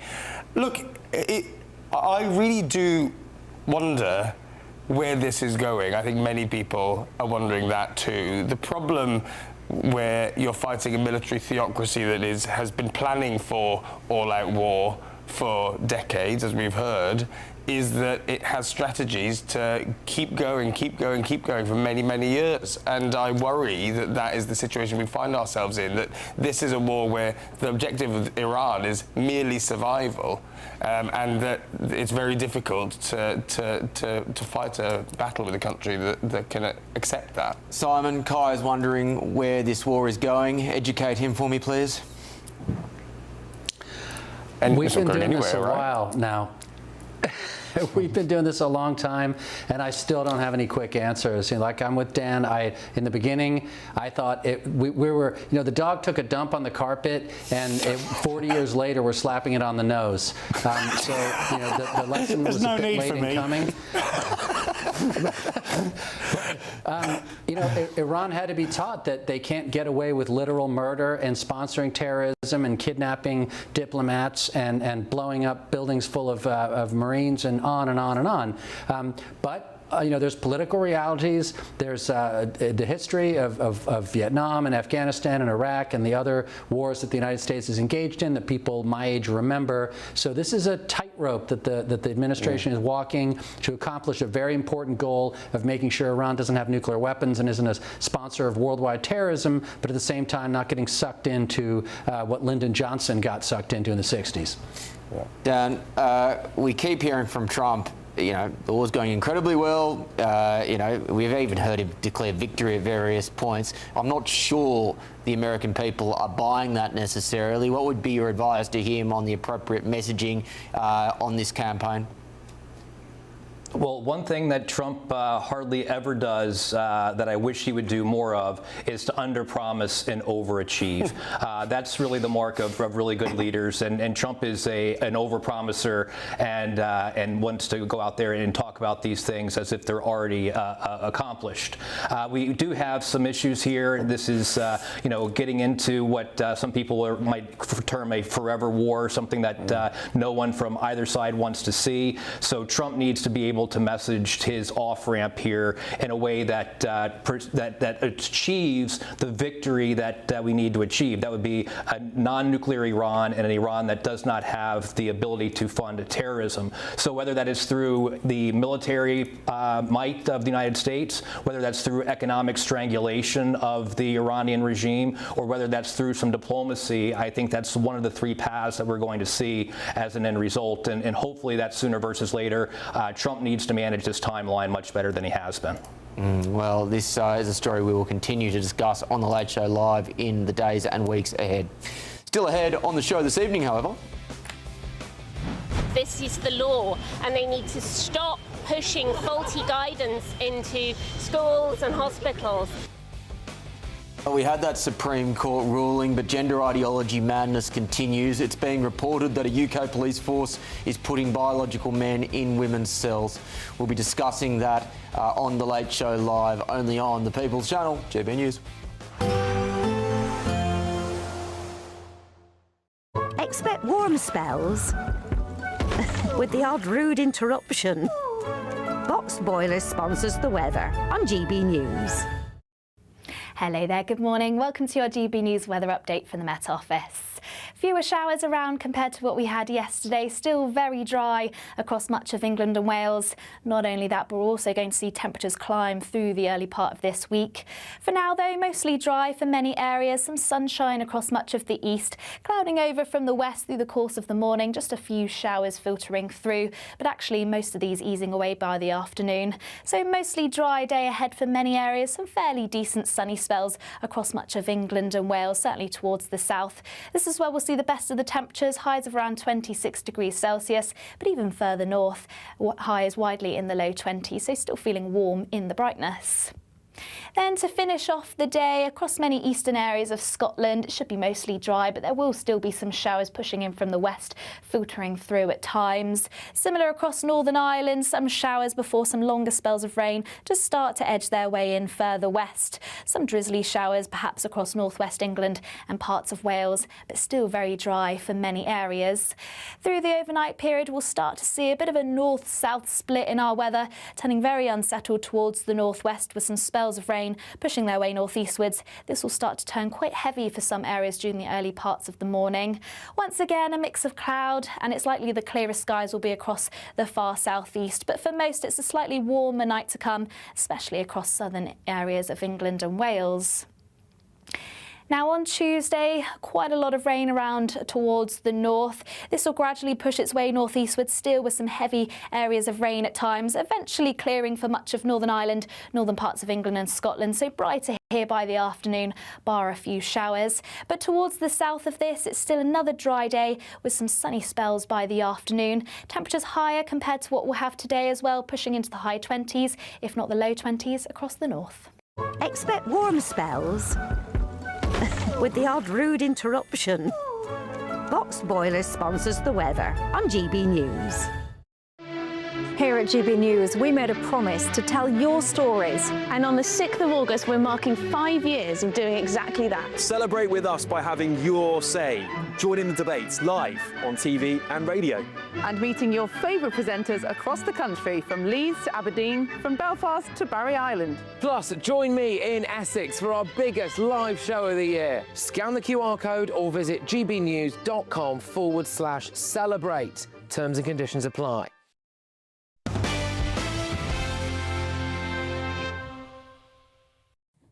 Welcome back to The Late Show Live.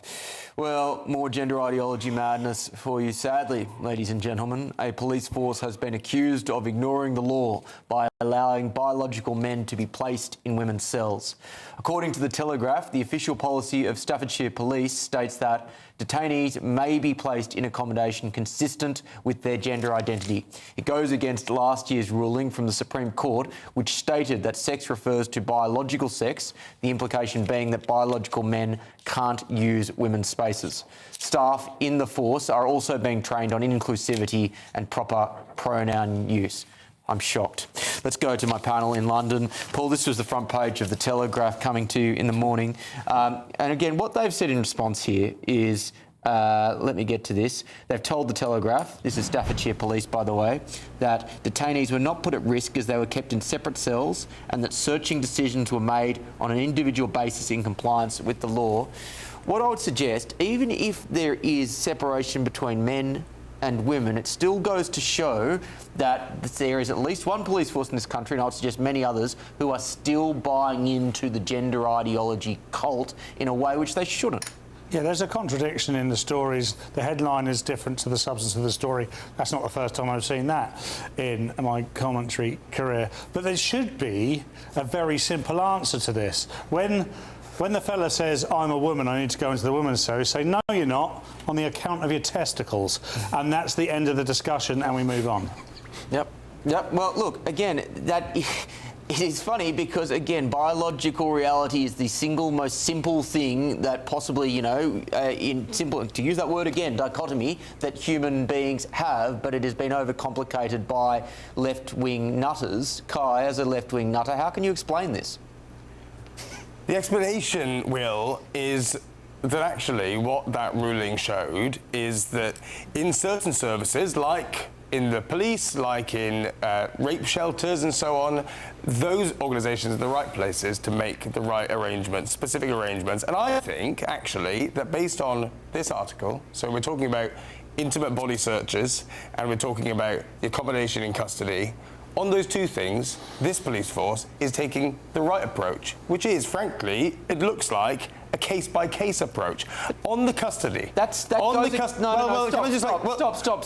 Should we give some context to the viewers? Because at the minute, you're making out this is some sort of madness, and actually it makes total sense. No, but it's misleading because it's not up to them to make that decision. The Supreme Court said that they need to treat sex as a matter of biological reality, not a matter of their particular gender opinion or their gender personality. The Supreme Court ruling gives licence for organisations to release guidance that is in line with what works for them in whatever sector they operate in. What was the point of the court? Will, I would argue that a judge or indeed a television commentator is not the right person to be deciding what guidance a police force should be using. This police force has decided that for their own. That is their purview, and frankly, it's none of your business. And if you let me, shall we go into the detail? Because but before I think the detail stands up to the story. Before you do, are you literally just saying, well, for decisions that judges don't make in this country, well, you can say, well, I just don't think you're the right person to make that decision, so I'm going to disregard it? Well, the Staffordshire Police Force made lots of these decisions based on what the National Police Chiefs Council have done in terms of revising their guidance based on the Supreme Court ruling. This is entirely compliant with the law, what these guidances show. Did you see how much money that police forces across this country are spending on DEI? I wonder where that particular body is. Can I take this as you don't want to get into the detail of the article, presumably, but you just want to waffle on about generalisations. Go on, enlighten me.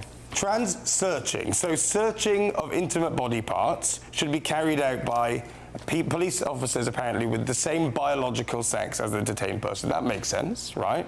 But if they have a full gender recognition certificate, so if they have changed sex, then they're using their gender identity, that person becomes a woman. However, well, in law, Will, you can with a gender recognition certificate. You should brush up on your law, I think. I'm the only person in this conversation with a law degree, mate. Well, in that case, it's even more embarrassing, isn't it?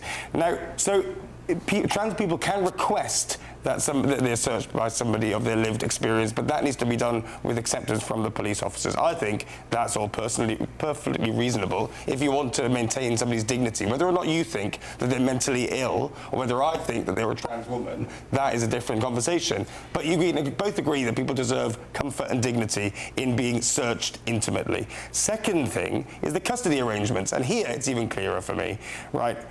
Everybody's detained in individual cells, exercise yards are used one at a time, and the shower arrangements are also done one at a time. So in what world, in what planet does it matter what cell they go into based on their gender or sex identity, Will? I ask you that. It's the same thing as pronouns, mate. By suggesting that you can make the decision as to which particular cell you choose to go into, whether a male or a female cell, based off whether you think you're male and female, you are indulging this ideology. You're indulging what is ultimately a delusion. So this is the problem. So police forces should... I want to pause it there. I think they have a safeguarding duty, much more than a duty to indulge or not indulge in certain ideologies.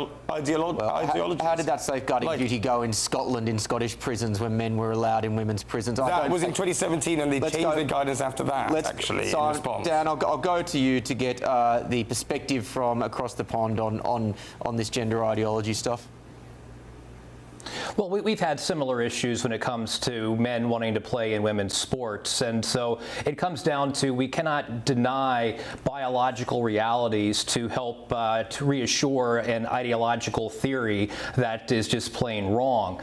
So when it comes down to it, we should not be allowing women to be victimized, perhaps, by someone that would be going into a cell or into a group that is where they could be essentially victimized. I mean, this is about the safety not only of the people that are being detained, but the people who are already detained who are there. So it's a matter of not allowing people of mixed genders to be in the same areas here. So it's a biological issue. It's not a political one, in my opinion. And so what it comes down to is one that we have to embrace the biological realities and let the ideological stuff go on. And these folks need to follow the law as the Supreme Court has laid it out.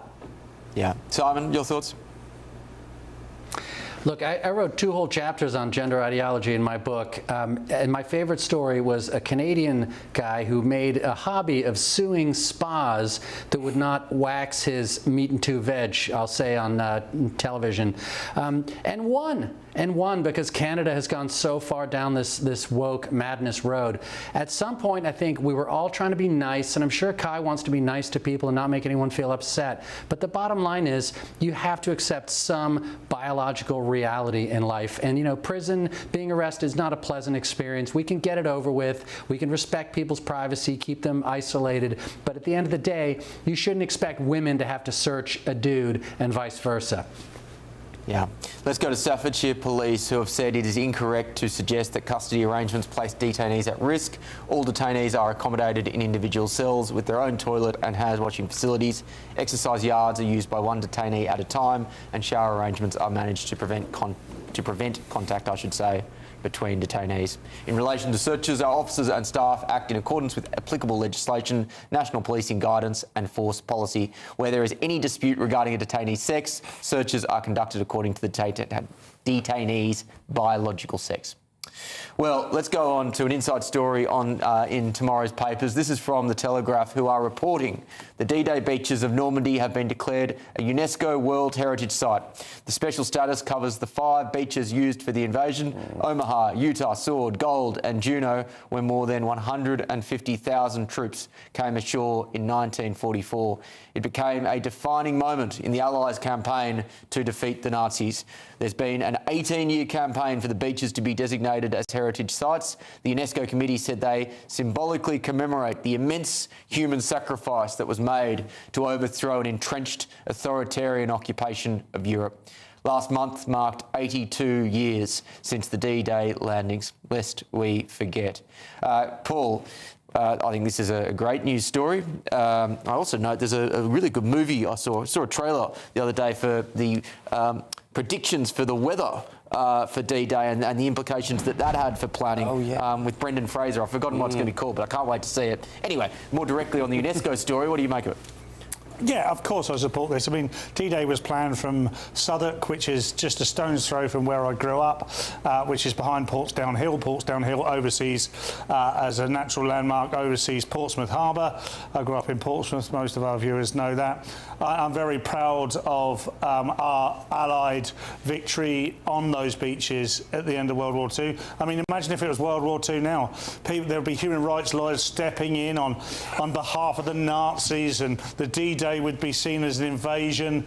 We'd all be on here discussing whether we should have invaded or whether we should have blown Dresden up, and Kai would be on here going, well, Hitler was a good artist and a pretty good orator. I don't know what the problem is. That is outrageous. Yeah, I will, for the record, say I do not believe Kai to be an apologist for Hitler. He's got many questionable qualities. I don't believe, having worked with him for some time, that is one of them. But Paul, I get your sentiment. Certainly get your sentiment. Go on. And no, back to the story.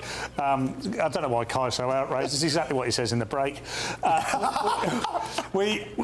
I believe this is... Just because he won't bring a defamation case against you, it doesn't mean necessarily that we should make it the attempt. But anyway, go on. Okay, all right, okay. Look, this is a fantastic thing. I'm very pleased it's happening, and it should be remembered because these beaches are the places on which our freedom that we now enjoy were fought and won. Simon, there is a serious point here, and again, I think everyone on the panel would no doubt acknowledge this to be a good thing, but I am worried that young people today are forgetting the importance of D-Day and forgetting about the sacrifice that so many Americans, so many Brits, so many Australians made both in World War II.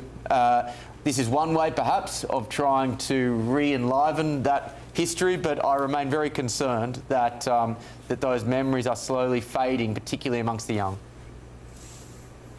Look, it's just a fact of life. You know, I'm of the generation, my grandfathers and great uncles all fought in World War II, but my children, you know, that's not a memory for them. They never met anyone who was in the Holocaust, and we have short memories. We're the TikTok generation. We have, you know, 5 seconds worth of attention we put on anything. So I think it's a good step. UNESCO has had some scandals in the past, or at least they've chosen to recognize things that perhaps I don't think are all that significant, but the D-Day beaches I visited myself a few years back. They're very well preserved, by the way, so I'm not sure how much this adds in terms of resources or what it can really do to increase young people's knowledge of history, but it can't be a bad thing, can it?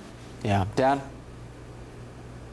No, absolutely. I mean, the fact that there's so much history there, the planning, the execution, the follow-up, what it meant, how it was executed. I mean, it's an amazing story all around, and it's a story that deserves to be told over and over and over again. And that's really the only way we're going to be able to get young people to understand the history, or otherwise be doomed to repeat it. So, so I do think that this is a good thing. I don't think that there's anyone out there that could necessarily disagree with it.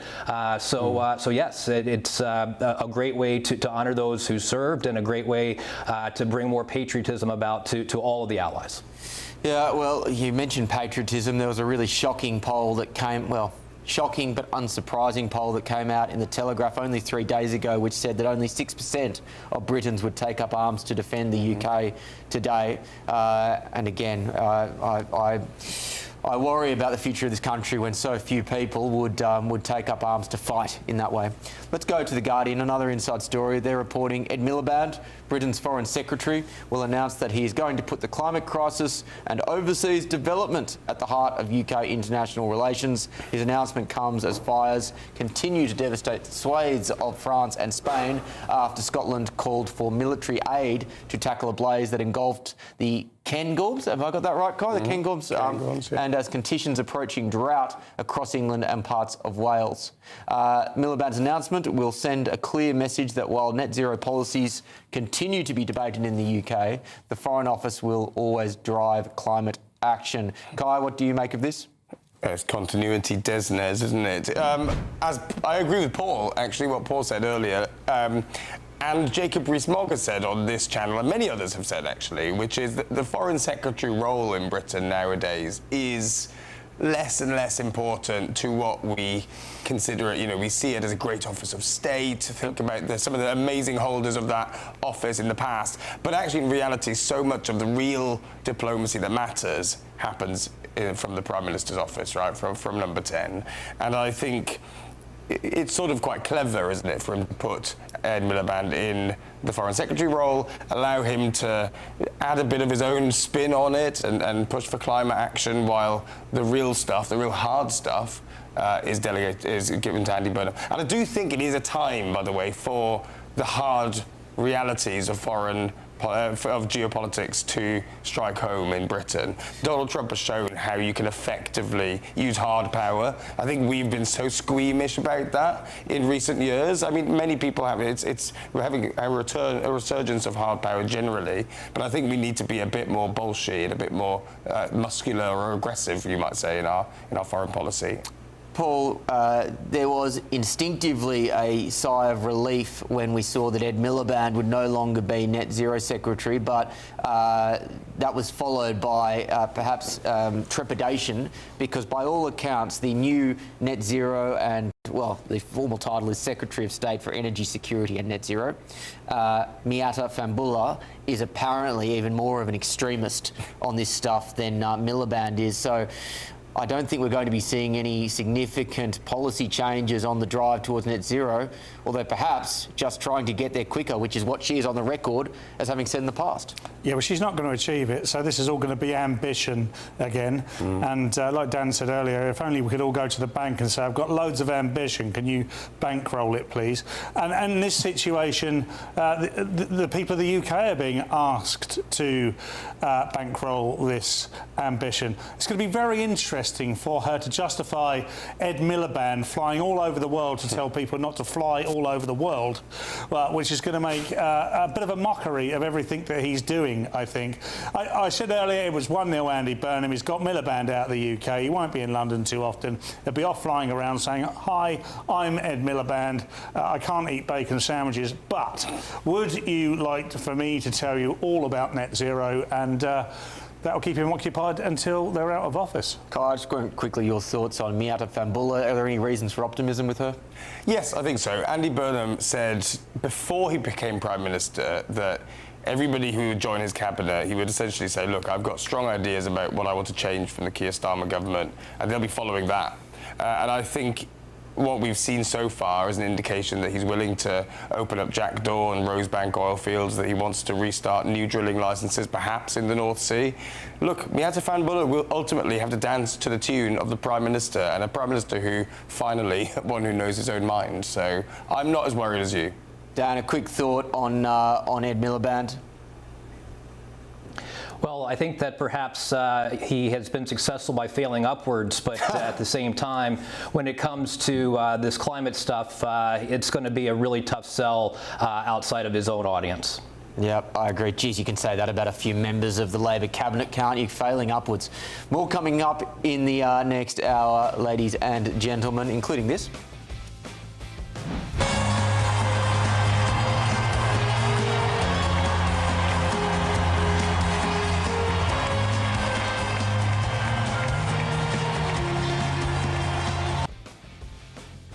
Well, the hero of progressive lefties everywhere. They're going to get another chance to see their hero. Former President Barack Obama plans to jet into the UK, no doubt on a carbon-emitting private jet on a new tour. Just what is Obama's legacy? This is The Late Show Live. That's coming your way on the People's Channel, GB News.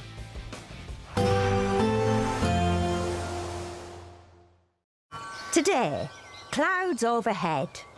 Total zen within. Boxed Solar sponsors the weather on GB News. Hello there, good morning. Welcome to your GB News weather update from the Met Office. Fewer showers around compared to what we had yesterday. Still very dry across much of England and Wales. Not only that, but we're also going to see temperatures climb through the early part of this week. For now, though, mostly dry for many areas. Some sunshine across much of the east, clouding over from the west through the course of the morning. Just a few showers filtering through, but actually most of these easing away by the afternoon. So mostly dry day ahead for many areas. Some fairly decent sunny spells across much of England and Wales, certainly towards the south. This is where we'll see the best of the temperatures, highs of around 26 degrees Celsius, but even further north, highs widely in the low 20s, so still feeling warm in the brightness.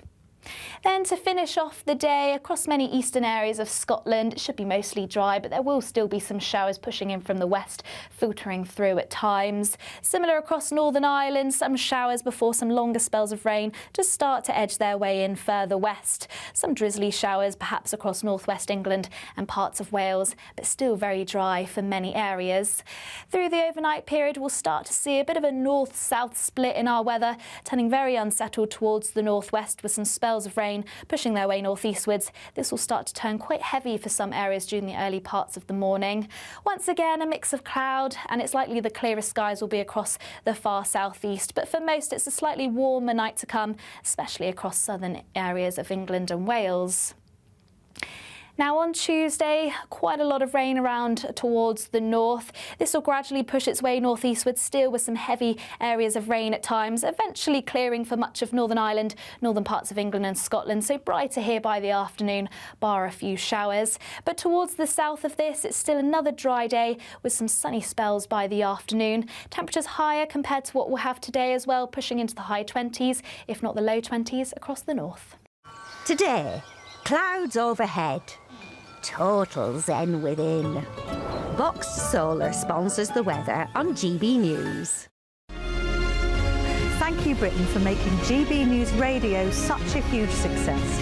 Whether you're in the car, on the go, or listening at home, thank you for choosing us as your radio station.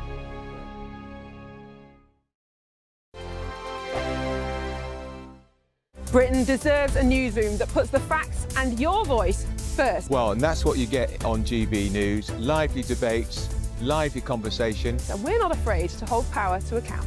And each other. So join me, Andrew Pierce. And me, Miriam Gates, for Britain's Newsroom, weekdays from 9:30 on GB News. Bold. They are under no illusion. Ray, are you a human trafficker? Boundless. I've had enough of the nonsense, and I'm not afraid to say it.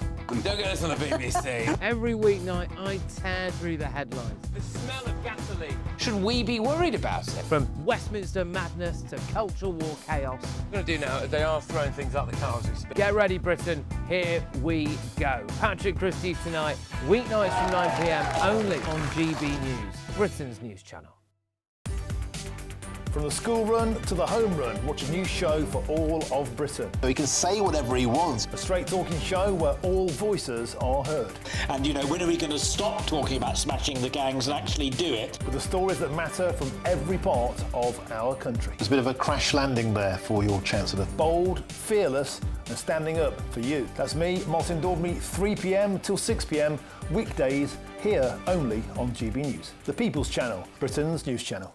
From court mornings to warm family brunches, from football to tennis, in the car, in the kitchen. GB News Breakfast is there with the stories you need and the conversations that matter. Anyway, let's talk business. Well, it has been a historic night in British politics. It's astonishing, isn't it? We're here again. To start your day just right. GB News Breakfast. Every morning from 6 a.m. Only on GB News. Britain's news channel. Here at GB News, we made a promise to tell your stories. And on the 6th of August, we're marking 5 years of doing exactly that. Celebrate with us by having your say. Join in the debates live on TV and radio. And meeting your favourite presenters across the country, from Leeds to Aberdeen, from Belfast to Barry Island. Plus, join me in Essex for our biggest live show of the year. Scan the QR code or visit gbnews.com/celebrate. Terms and conditions apply. Some people enjoy lazy Sunday mornings, but not me. What's the truth of the matter? So that's a very live question. Would you support him if he waters down these plans? Before the spin sets in, I'll be getting to the truth. This is personal. No soft questions, no easy answers. It's one thing if the state has rules in this country. It's another thing whether the police and others actually police them. Setting the agenda and holding those in power to account. You can't really blame her if the system is set up this way. You will not want to miss it, trust me. The Camilla Tominey Show, Sundays from 9:30, only on GB News.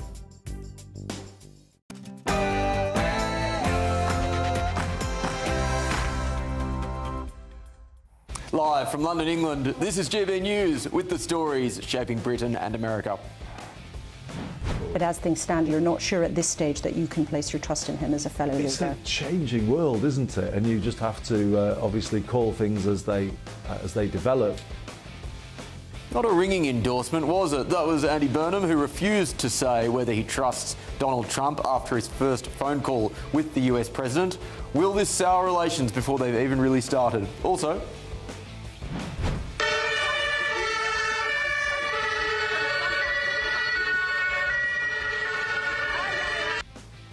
the Islamist extremist who drove into the crowd at Berlin's Pride Festival has been shot dead by police.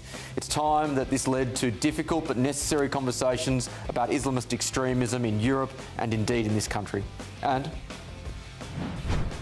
Please raise your right hand and repeat after me. I, James David Vance, do solemnly swear. We'll be covering this at the top of this hour. Are we looking at the future president of the United States? A bombshell new poll is very promising reading for the vice president as JD Vance is streets ahead with the Republican base. We'll be taking a look at all that matters when it comes to 2028 shortly. And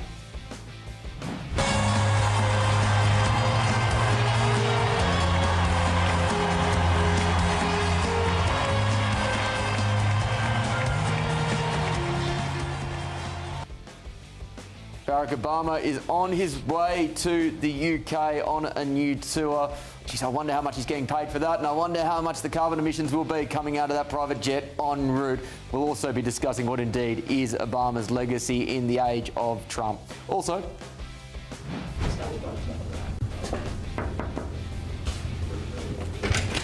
Yes. Hi Andy, could you show me around your number 10 North office? Please? Come on then, come in. Brilliant. It's great. oh, hi Andy. Well, it seems that the north-south divide in Britain is becoming even more entrenched of late. A new analysis shows that life expectancy is getting poorer in more deprived northern communities. Just how do we combat regional inequalities? Is number 10 North the answer? All that and much more. I'm Will Kingston. This is The Late Show Live.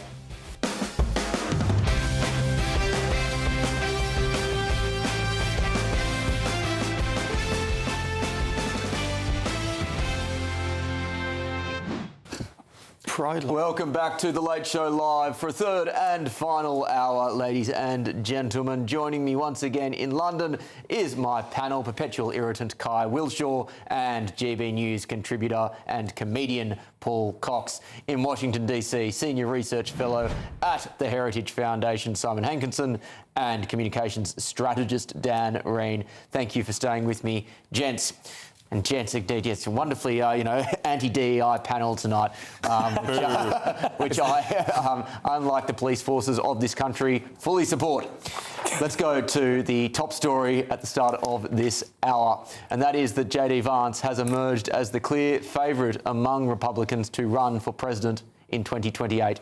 The Vice President hasn't officially announced his candidacy, saying he won't make any decisions until after the midterms this November, but he holds a strong lead over all the other contenders, winning the backing of 48% of Republican primary voters, well ahead of his nearest rival, the current Secretary of State Marco Rubio. In a head-to-head between the two of them, Vance does even better, leading Rubio 60% to 29%. According to the US Constitution, Trump won't be allowed to run again after serving 2 terms, although he did joke this week that he was considering it. With me now is Matthew Hurt, Republican strategist. Matthew, great to see you once again. Look, I'm conscious that you may be angling for some work in either a future Vance or Rubio administration, so I won't ask you to give your favourite, but talk me through the dynamics between these two. I've been very impressed with Rubio of late. Well, certainly, Will. I think what your viewers and listeners should understand is that Vice President Vance has come off about 3 or 4 weeks of a national book tour. And so he has been in the news, in the headlines over the last several weeks, competing with coverage of the Iran war. And all of his interviews have gone really well. At this point in the 2016 election, the last time Republicans really had a contested open primary for the presidency, Donald Trump was polling at about 24%, with the former governor of Wisconsin polling at 12%. What we see with Secretary of State Marco Rubio is really great results on the international stage, but Vice President Vance has the benefit of being in the office of Vice President and traveling the country to promote a book. I don't have a horse in this race. I'm an asset on the outside and a liability on the inside. But it does look like Vice President Vance is in the best position right now, with still about 18 months to go. Nicely put. Is this, in some respects, this contest as simple as whoever ends up getting Donald Trump's endorsement wins? It may be very well that that Donald Trump's endorsement allows a prospective nominee to clinch that nomination.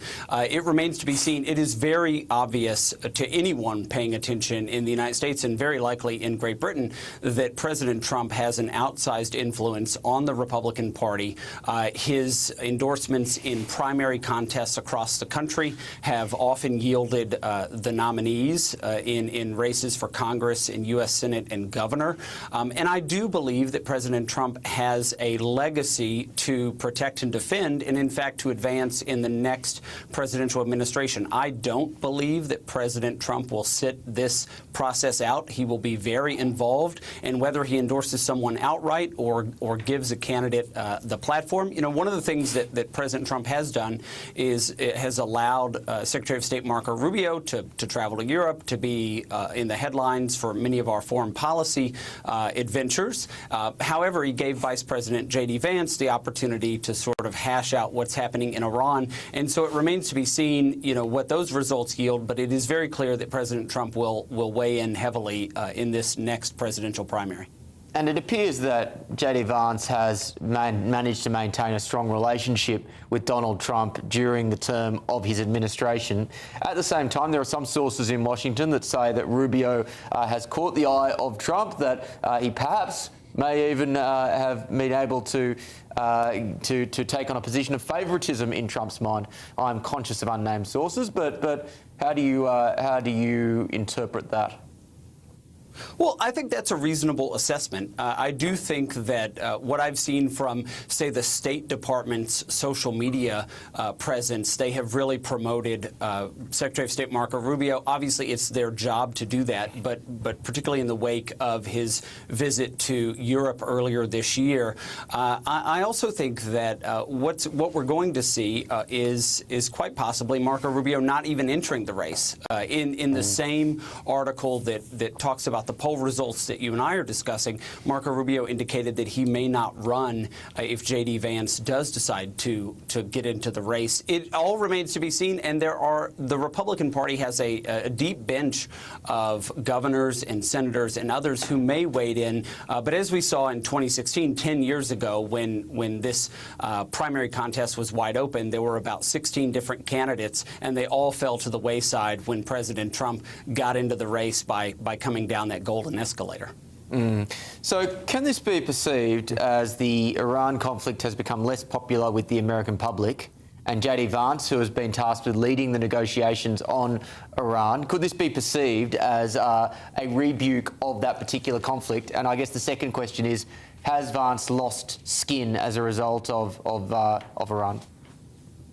I do think what we are going to see, Will, is that there are a number of different assets in the Republican primary process, and there are more hawkish Republicans with millions of dollars in campaign funding. The American-Israeli Political Action Committee is very in favor of our activity in Iran. It remains to be seen if Vice President Vance has gotten sideways with that organization. But I do think that Iran will play a major role in the midterms, and then everything rolls in right after that first Tuesday, after the first Monday this November, Election Day. Everything will roll right into 2028. So we'll start that conversation later this year. Yeah, fantastic. Matthew, thanks again. Always a pleasure to chat to you on The Late Show. Good to see you. That was Matthew Hurt, their friend of the show. Let's go to the panel now. I'll go to DC first. Dan, I'll start with you. What do you make of these survey results?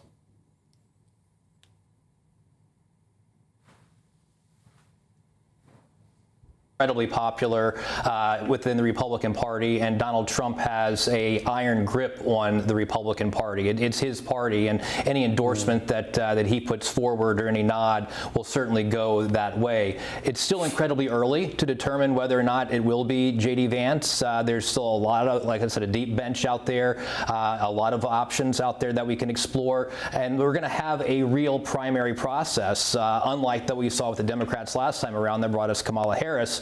we're going to see a real process where the strongest leader will emerge from that process. So, and as much as we talked a bit about J.D. Vance being tarnished by the Iran situation, where he makes up on that, though, with Marco Rubio focusing on foreign affairs, as per his job, Vance is also out there rooting out corruption, finding more economic things out there. And when you're talking about millions or billions of dollars in cheating and uncovering corruption out there, and the vice president being credited with a lot of that, while it's not huge amounts of money in the grand scheme of things, it's still something that will be incredibly popular with the American people. So, so J.D. Vance definitely has all of the wind behind his back at this point, but it's a real long ball game. Yeah, I misspoke there. I should have said, has Marco Rubio lost skin as a result of this conflict, given the prominent role that he has played? At the same time, again, J.D. Vance has also been there, but I think that there is more of an understanding amongst the American people, and Simon, correct me if I'm wrong, that Vance had reservations about this conflict, that he is isolationist by nature, and perhaps therefore, as a result, will not be as closely associated with Iran as potentially Rubio would be. But tell me if I'm wrong. Yeah, I wouldn't call him an isolationist by any means. I think he's just a realist. You know, he's cautious. He will give his counsel to the president behind closed doors, and then he will get in line and follow orders and do his best to support the policy, which is exactly what he's done. Vice presidents typically in American history, you know, are famous for doing absolutely nothing, for being cut off at the knees, you know, given a dark office and a staff and been told to, you know, go off and play and color. So Vance has done a lot more as vice president than I've seen in my lifetime, I think, any vice president do. If you compare him to Kamala Harris, who's kind of shut out by the Biden team, not necessarily Biden himself, who was kind of out to lunch. So for me, look, we've got a deep bench, and I'm feeling really good about any Republican running for office in 2028 for the White House, whereas you know, the Democrats right now are talking about putting Kamala Harris back up again, which I think would be fantastic for us, if not for America. And, you know, Gavin Newsom and others who I think are, you know, real long shots and have yet to prove themselves as serious contenders. Vance is out there. He goes on every talk show he's asked to. He's always cool, calm, collected, as an impressive political talent. Yeah, and Paul, to Simon's point that there is a deep bench for the Republicans, I don't say this as a partisan. I agree with him, and they are both extraordinary political talents in my eyes. They're both incredibly intelligent, and they both have an ability, I would say particularly Vance, but both have an ability to connect with both the Republican base and the everyday American more generally. Where would you put your vote? Well, first things first, the conservative/Republican element of US politics is flourishing. You know, what we have seen under Trump is him being able to produce, if it may not, his protégés. I mean, he might not have done it exactly himself, but he's definitely enabled Rubio and Vance to have their say and stand on their own 2 feet, particularly in this last term. I think right now, so we're a million miles off. Anything can happen between now and 2029, by the way. But if we took it on today... 2028. 2028, sorry, I was getting carried away with the UK, yeah. I think J.D. Vance probably edges it, just because I think as Vice President, you are kept out of the way a fair bit. So we haven't heard his views on certain things, and therefore we've assumed. We don't actually know.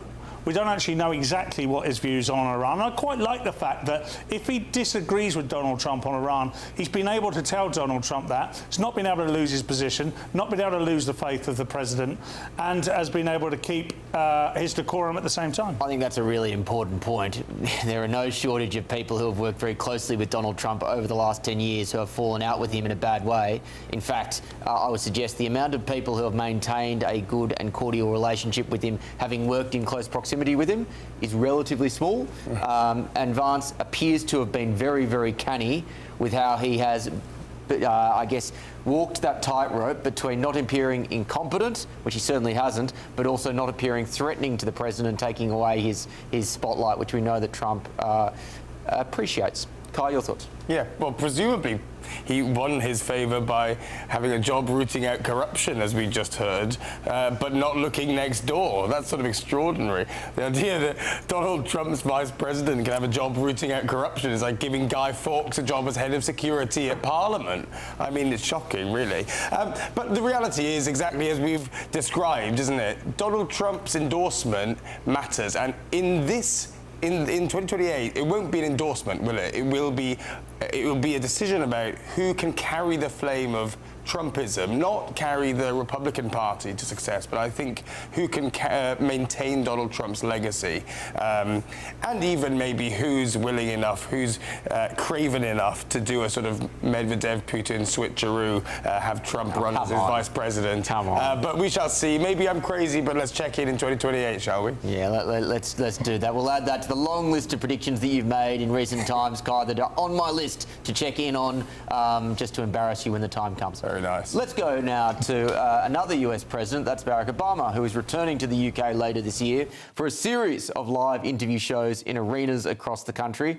The former president will appear in Belfast, Glasgow and Manchester for an evening with Barack Obama, discussing what the future holds for America and the rest of the world. Obama served 2 terms in office, departing in 2017, but he's come under serious fire from the Trump administration in recent years. So, as he planned to once again come to these shores, was the Obama era a time of sunny optimism or ultimately one of disappointment? With me now is Laurie Watkins, former Obama policy advisor. Laurie, great to see you. It's interesting how presidential reputations evolve over time. Someone like George W. Bush, for example, I think history has been relatively kind to him when you look at how the Republican Party has changed since he was in office. How has Obama's reputation evolved since he left office in 2017? Hey, great to be with you tonight. So I'm glad you brought that up because George W. Bush right now stands at 52% approval rating with Americans, and Barack Obama stands at 59%. He is the highest rated living president. And that is something to be proud of. I certainly am. And I say that because I worked in his administration, worked on both of his campaigns. And the reason that I chose to do that was because I totally felt that his vision, his values aligned with mine. The policy positions that he wanted to bring forward, most that he did, sure, there were some detractors and some policy issues that people that are not supporters of his would talk about. We can talk about those here if you'd like. But I was just back in Chicago last month at the Obama Presidential Center opening, and I was reminded by being with the Obamas that he has gone from president to being statesman, to being mentor, to being a global voice. He also has negotiated and dealt with many difficult issues on the world stage. He was able to build allies, have the Affordable Care Act, stop the financial crisis, the operation to find and kill Osama bin Laden. I can go on and on. There also were some, like I said, some negative policy decisions like Syria, like some people would say the JCPOA, the Iran nuclear deal, Syria, things like that. So with every president, though, there comes a record, and it's whether people agree that he left them feeling and being better off than before he was in office. And I certainly feel that he did. And I was reminded of that again, being with all of them and the alumni and people that I worked with and people that have dedicated a lot of their life to trying to carry out his mission.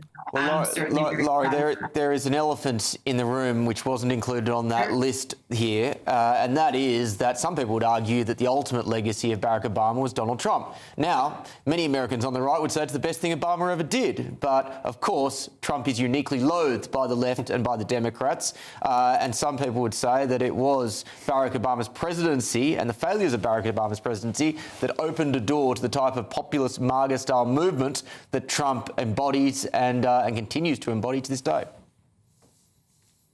No, that's the first time I've ever heard that, so that's interesting. But really? I'll take it under thought. Really? It's the first time you've ever heard that? That Donald Trump came out of because of Barack Obama.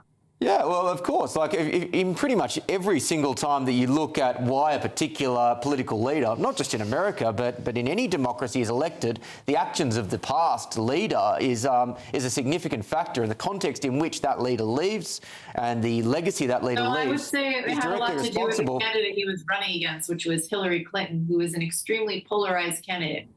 I'm not going to sit here and bash her, but I didn't work on her campaign. I actually chose to work on Barack Obama's campaign in 2008 and not on her campaign after working and raising money for her, because I saw a difference in when he announced that he was going to run.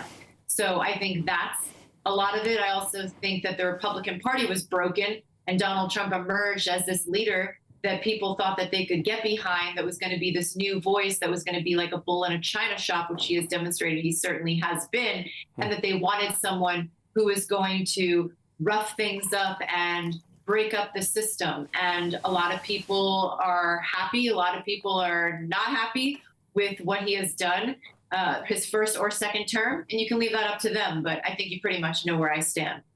So some people, well, no, the question would be how much influence does Barack Obama continue to have in the Democratic Party? There were some people who suggested that particularly as Joe Biden's cognitive faculties diminished, he was playing an outsized role in the direction of the administration at the time.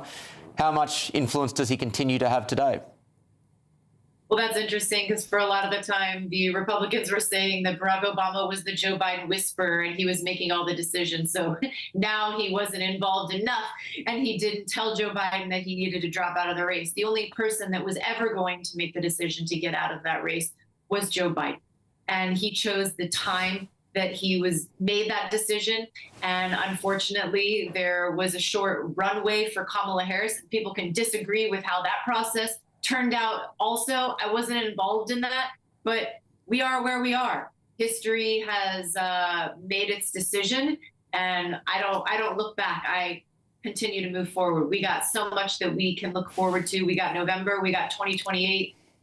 Go Democrats. Well, it is looking very good for the Democrats in the midterms at the moment. Laurie, thank you very much for your time this morning. I'll go to my panel now. Kai, I'll start with you. Obama must have been a hero for you. Well, he captured a lot of that hope and optimism and momentum that we don't feel in politics these days, do we? And it did feel like a different time in politics then. I think we can all sort of agree, right? You know, the famous Francis Fukuyama quote saying about the end of history, right? That has been so disproven in recent years by just the maelstrom that we find ourselves in, right? But yes, it was a sort of optimistic time, and I was quite intrigued by how that came about. I didn't follow it super closely. I wasn't as political then as I am now. Yeah, I think he, especially in Britain as well, holds, because we don't see the downsides, that a domestic politician, you always then see the downsides because you live in that country. I think lots of leftists, left-wing people here in the UK do sort of hold him up as this amazing emblem of what could be. Yeah. So, Simon, I was quite surprised by Laurie's answer there when I suggested that really Obama's ultimate legacy was Donald Trump. The conditions that he created and his failures opened the door for a very different type of right-wing populism, which Trump then took forward. Is that a fair comment to make? I think the Republican Party did change. I was in Slovakia. I was a consul at the embassy when the election happened in 2008, and John McCain was the candidate. Obama, he's a great speech writer and giver, and he did talk about hope and change. I think a lot of people were inspired by the message, but what do we have to show for it? It's really hard to point to anything other than Obamacare, which some people think is a disaster, others think was a good thing, but has cost a lot more than was promised and is now looking more and more expensive by the year. You had the deferred action for childhood arrivals, which allowed hundreds of thousands of people to stay here without any legal justification other than the president's say-so. Yeah, so it's a record of a lot of optimism and hope and great speeches, but not a whole lot of actual achievements. And I think that result was partly what broke the Republican Party's sort of traditional country club model and created the populist base which elected President Trump, and I think which will be there for the foreseeable future. Yeah, and Dan, if we look at the Democratic Party today, now I think Obama was more left-wing than he potentially tried to let on, and then many people gave him credit for. At the same time, not in the same league as some of the now prominent voices in the Democratic Party, like your AOCs, like your Mamdanis, like your other members of the squad. It feels like that more, and again, really hardline, socialist, pro-identity politics type of leftist is increasingly gaining power in the Democrats. This feels like it is a world away from Obama's Democratic Party.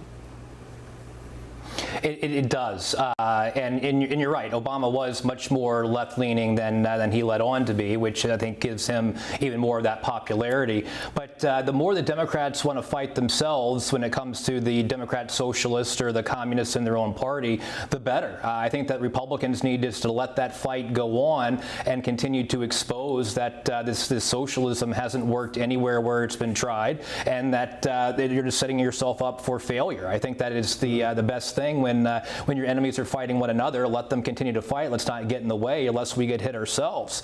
But at the same time, your point about Barack Obama giving us Donald Trump, I think is spot on.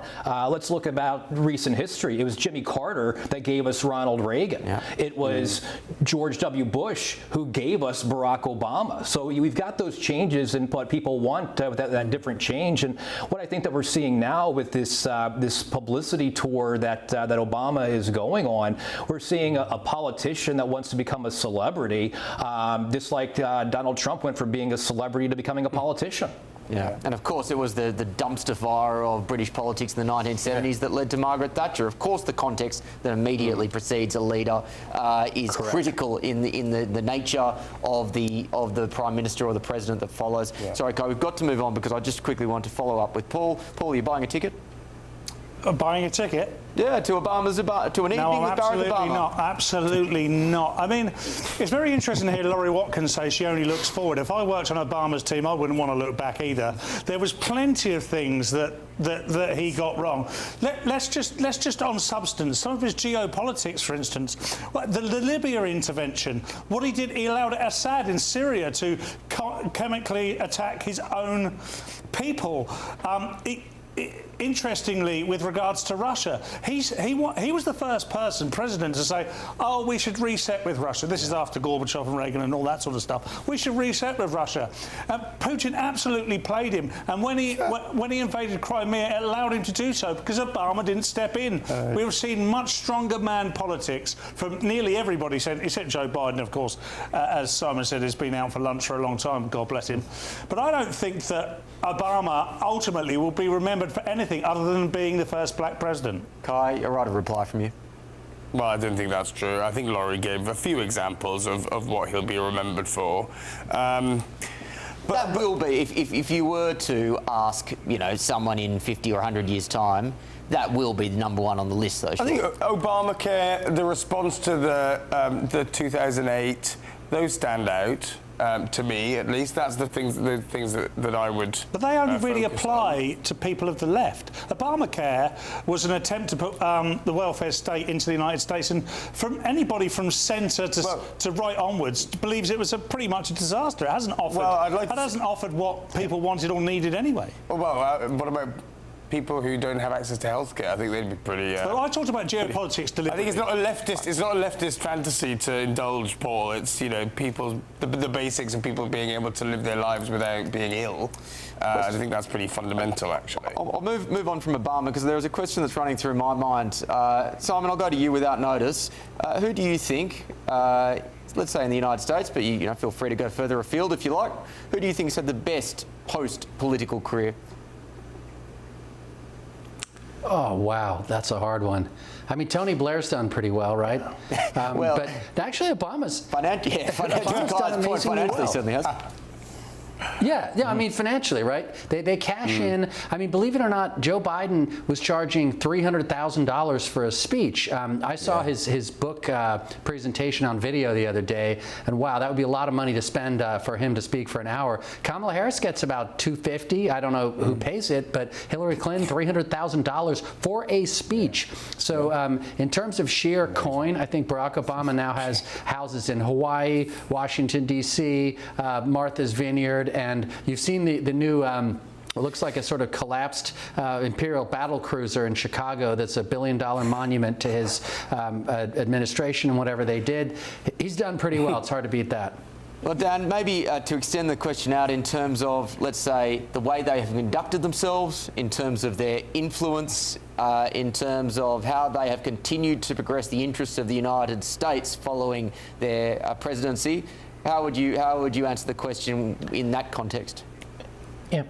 I think both of the Bush presidencies, both Bush Sr. Did a tremendous job, and he left office with grace, and he became very good friends with Bill Clinton. They did a lot to help people out, whether it be Haiti or other places, and that eventually became the Clinton Global Initiative, which had a whole bunch of other issues out there. But I think that George Bush Sr. did an excellent job. He was very magnanimous in defeat. George W. Bush also went back to Crawford. He rarely says things publicly, but I think that's why history is really being kind to him, because when he left office, it was in the midst of essentially an economic meltdown, and people are starting to realize that perhaps he was not nearly as bad of a leader as people think that he was at the time. So I think that by being quiet and being the statesman and being genuine is really helping out both of the Bush Sr. and George W. Bush. Paul, same question for you, but with respect to UK Prime Ministers? Who's done best? I mean, in terms of financial return, much like Obama has easily, in terms of percentage, grown his personal finances by the most since leaving or becoming president. I think Tony Blair would fall into that mould. Beyond that, it's difficult to say, really, because, I mean, who could you pick after that? Boris Johnson has made a lot more children since he left after becoming a prime minister. That was quite important for him, I think. It's difficult to say if Liz Truss has made any money. She was prime minister for a couple of months. But I think it's Tony Blair. It has to be Tony Blair in this country. He's made an incredible amount of wealth for the man who made just a good speech after Princess Diana died. It's an interesting interpretation of the Blair prime ministership. Kai?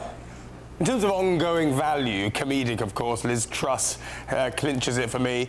No, I think I like statesmen to try and continue some good in the world, right? I think Gordon Brown did that in his educational initiatives. We haven't talked about Bill Clinton, and I hate me for saying it, but he's tried to carry the torch for some of the values that he held dear. The Clinton Global Initiative that was mentioned has done a lot of good. And I quite like that. I think Obama's trying to recapture that or become a sort of Clinton, Mandela, Desmond Tutu type figure. But all he's doing is packing out O2 and raking it in. I don't know that he's going to achieve that yet. But he'd do well to focus on an issue that he wants to raise the status of, and talk about that and try to make progress rather than just like speechify and talk when actually where's the impact? I just don't see it. Well, perhaps unsurprisingly, given my affection for the man, I will go with Winston Churchill, who again extraordinarily managed to, after being defeated in his in the election after the Second World War, stayed as opposition leader, won then another election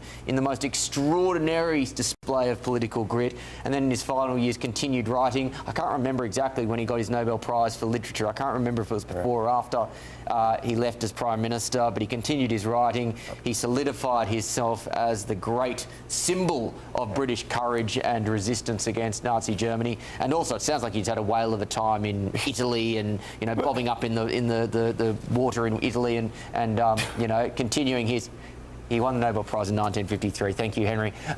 Saying Churchill is cheating, isn't it? Come on, that's an easy win. He won the war, no? I thought we were doing recent. It's certainly not cheating when so many of your fellow lefties are intent on denigrating his legacy. So I will always stick up for Churchill at every possible opportunity. He takes that spot for me. Still ahead on The Late Show Live, ladies and gentlemen.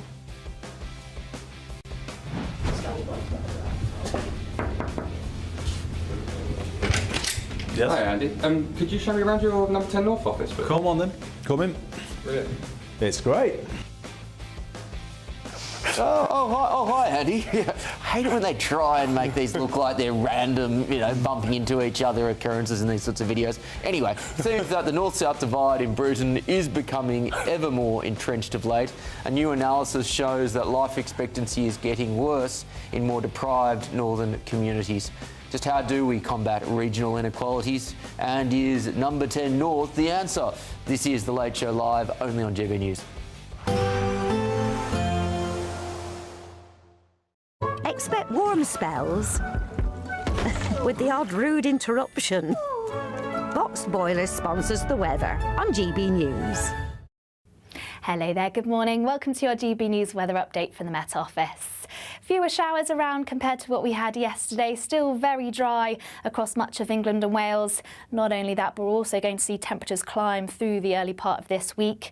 For now, though, mostly dry for many areas. Some sunshine across much of the east, clouding over from the west through the course of the morning. Just a few showers filtering through, but actually most of these easing away by the afternoon.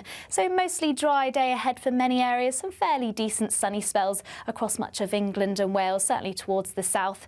This is where we'll see the best of the temperatures, highs of around 26 degrees Celsius, but even further north, highs widely in the low 20s, so still feeling warm in the brightness. Then to finish off the day, across many eastern areas of Scotland, it should be mostly dry, but there will still be some showers pushing in from the west, filtering through at times. Similar across Northern Ireland, some showers before some longer spells of rain just start to edge their way in further west. Some drizzly showers perhaps across northwest England and parts of Wales, but still very dry for many areas. Through the overnight period, we'll start to see a bit of a north-south split in our weather, turning very unsettled towards the northwest with some spells of rain pushing their way northeastwards. This will start to turn quite heavy for some areas during the early parts of the morning. Once again, a mix of cloud, and it's likely the clearest skies will be across the far southeast. But for most, it's a slightly warmer night to come, especially across southern areas of England and Wales. Now on Tuesday, quite a lot of rain around towards the north. This will gradually push its way northeastward, still with some heavy areas of rain at times, eventually clearing for much of Northern Ireland, northern parts of England and Scotland, so brighter here by the afternoon, bar a few showers. But towards the south of this, it's still another dry day with some sunny spells by the afternoon. Temperatures higher compared to what we'll have today as well, pushing into the high 20s, if not the low 20s, across the north. Expect warm spells with the odd rude interruption. Box Boiler sponsors the weather on GB News. Here at GB News, we made a promise to tell your stories. And on the 6th of August, we're marking 5 years of doing exactly that. Celebrate with us by having your say. Join in the debates live on TV and radio. And meeting your favourite presenters across the country, from Leeds to Aberdeen, from Belfast to Barry Island. Plus, join me in Essex for our biggest live show of the year. Scan the QR code or visit gbnews.com/celebrate. Terms and conditions apply.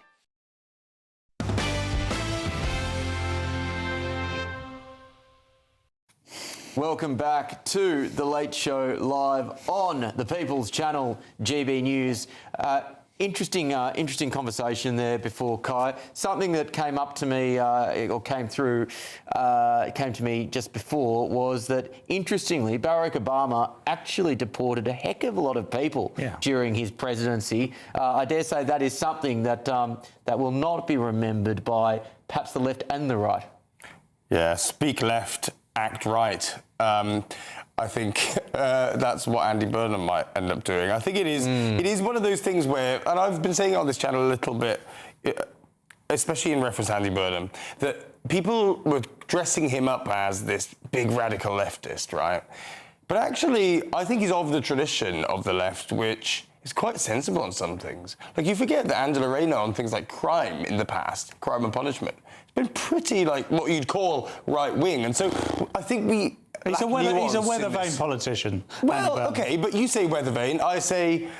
takes a case-by-case decision. The reason I say that is he was supportive of Blairitism. It was towards the end of Blair. It was then supportive of Corbynism. He then got out of the way and became a big fan of buses for a while. And now he's come back, and we don't know what he stands for, but we do know he appreciates pork scratchers. And look, I agree with that to an extent. What he would say is, look, politics, particularly if you are part of a political party, is a team game, and your duty is to support the leader of a particular at that particular period of time. Yeah, but at least have some principles about you. So if that leader says something you disagree with, or takes a completely different political stance, as Corbyn and Tony Blair did, how can you support both and have any credibility? Well, something that we do know he wholeheartedly supports is the North, and that's where we're going to go now. The North-South divide in life expectancy has grown over the last decade, with those in the south and more well-off areas tending to live longer.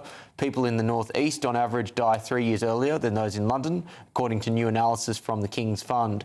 The north-east, north-west, Yorkshire and the east and west Midlands have the lowest life expectancy nationally, while in London, the south-east and the south-west, it tends to be higher.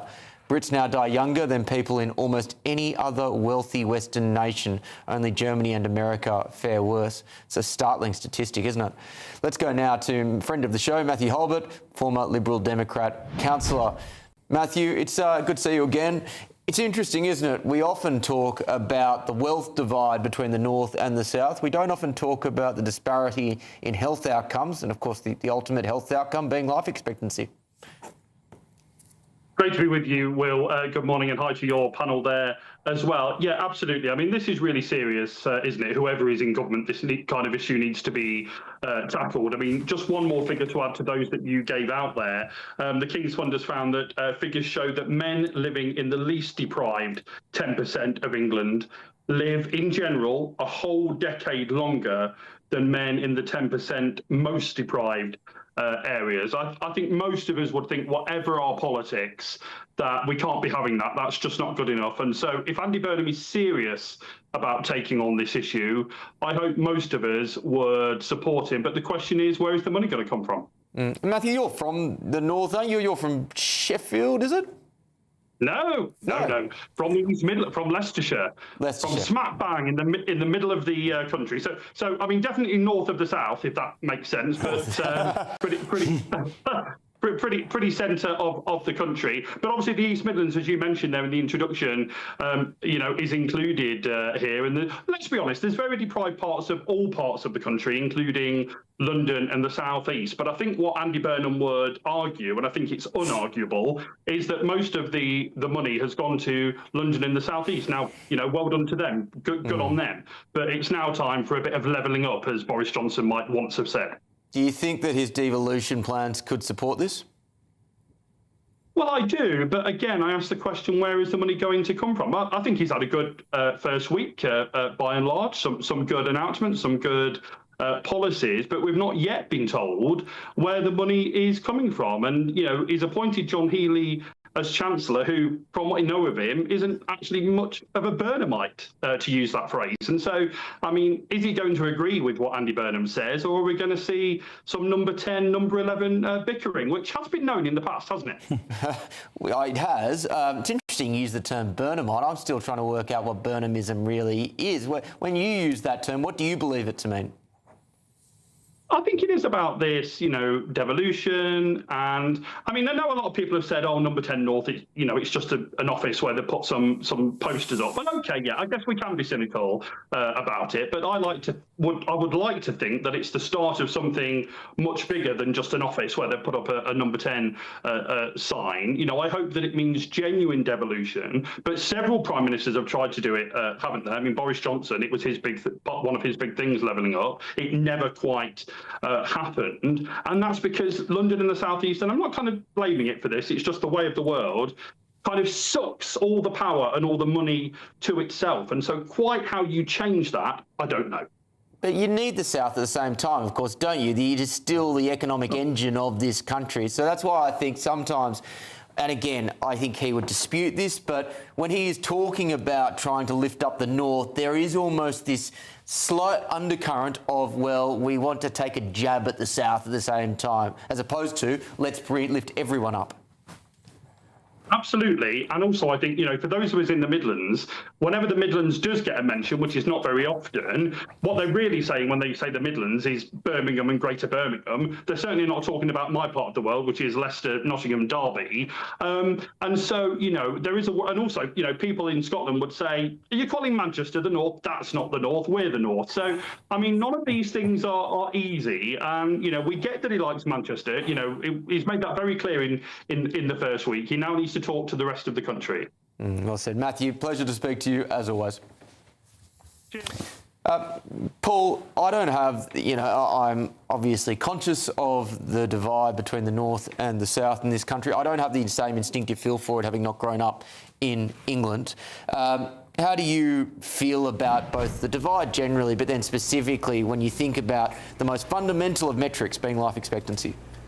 Yeah, I mean, that was the most sensible thing I've ever heard Matthew Holbert say, so fair play to him. It was... It's an interesting point. I agree with Matthew that no matter what your politics are, the fact that you could live a decade longer just by being somewhere different in the UK is an astounding fact that we probably ought to really concentrate on improving. My personal, I mean, you can't get too much further south than where I'm from. I'm from Portsmouth. If you know where Portsmouth is, it's the very south. You'd be wet if, yes, if you did. You can't go any further south. I mean, there's the Isle of Wight south of us. True. But it's very much the dead centre of the south of England. You can go further south geographically if you go into the southwest, but I am very much from the south. But interestingly, a bit like Matthew, when you hear about the north-south divide, when I was growing up, they weren't talking about Portsmouth or Southampton or Hampshire or Cornwall. They were talking about London and Kent, or maybe Surrey, which is just up the road from me. And the same with Matthew when he was talking about the north. They're never really talking about Leicester or Derby or Nottingham. They're talking about Manchester and above, and it's interesting how Manchester gets this label of the north, because it's not how I envisage the north in my mental image. It's much further north than that, I imagine the north. And actually, Manchester itself is quite a wealthy place. It's out further into that county and into places in Yorkshire where we see the deprivation. Kai?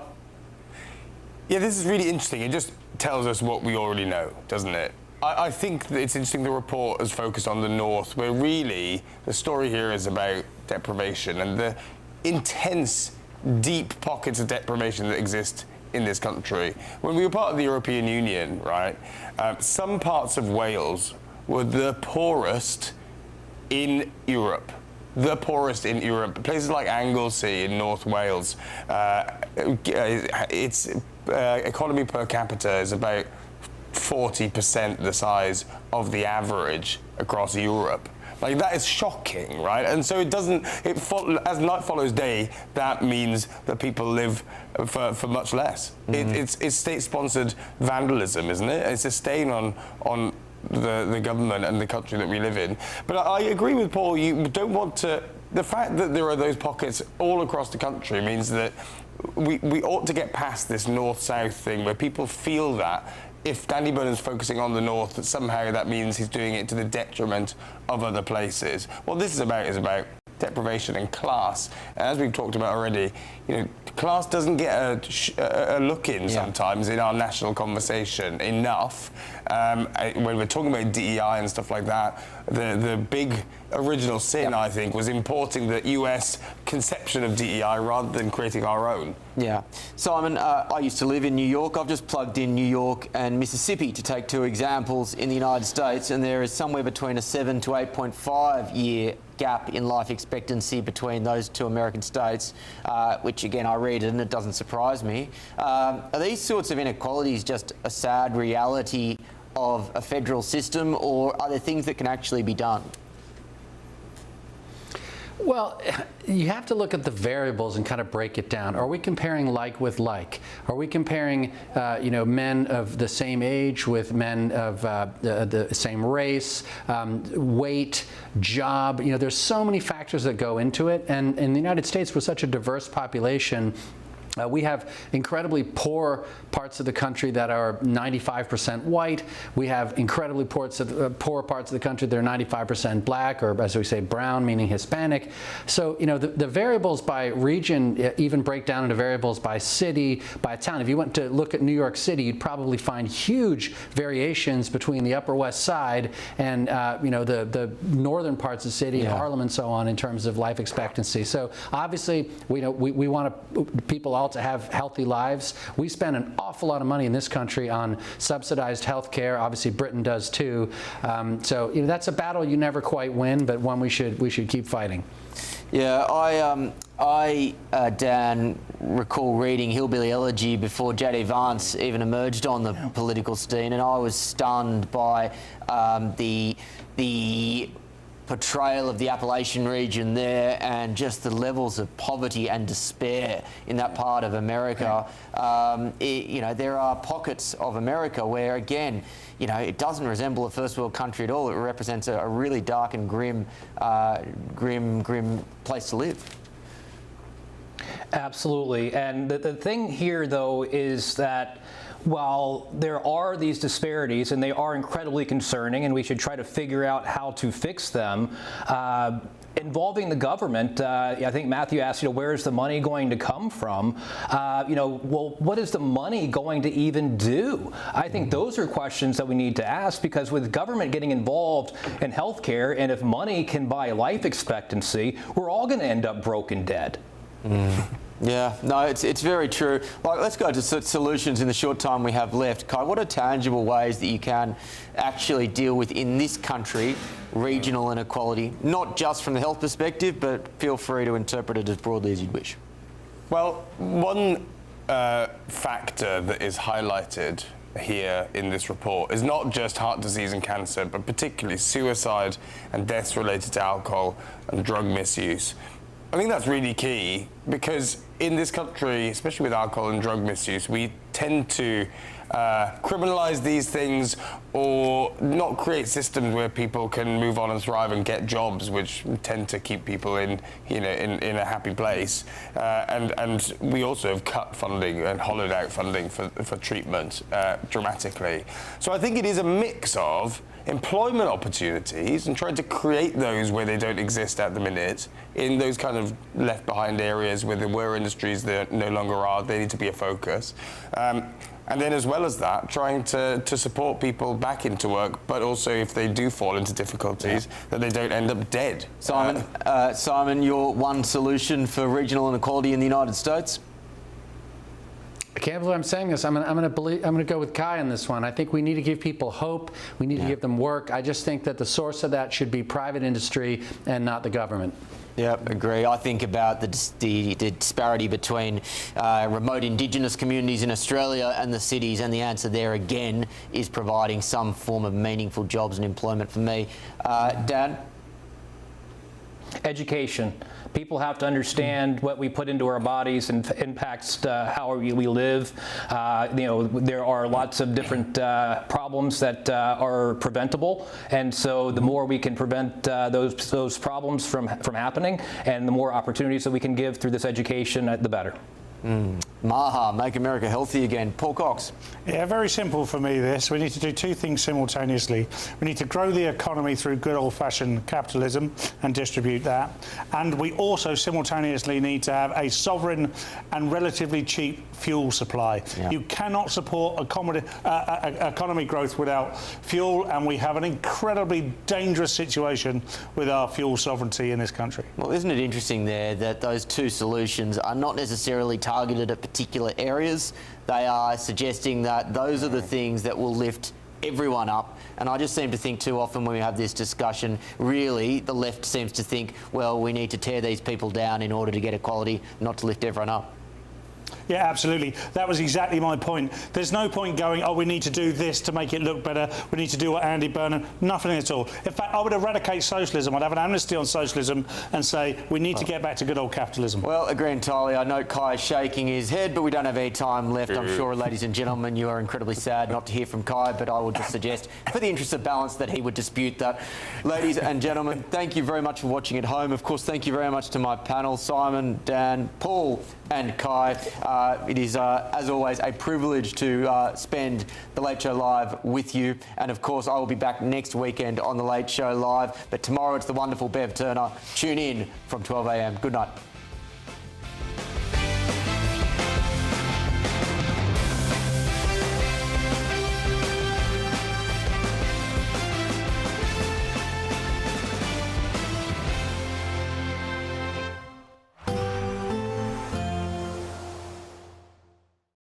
Today, clouds overhead, total zen within.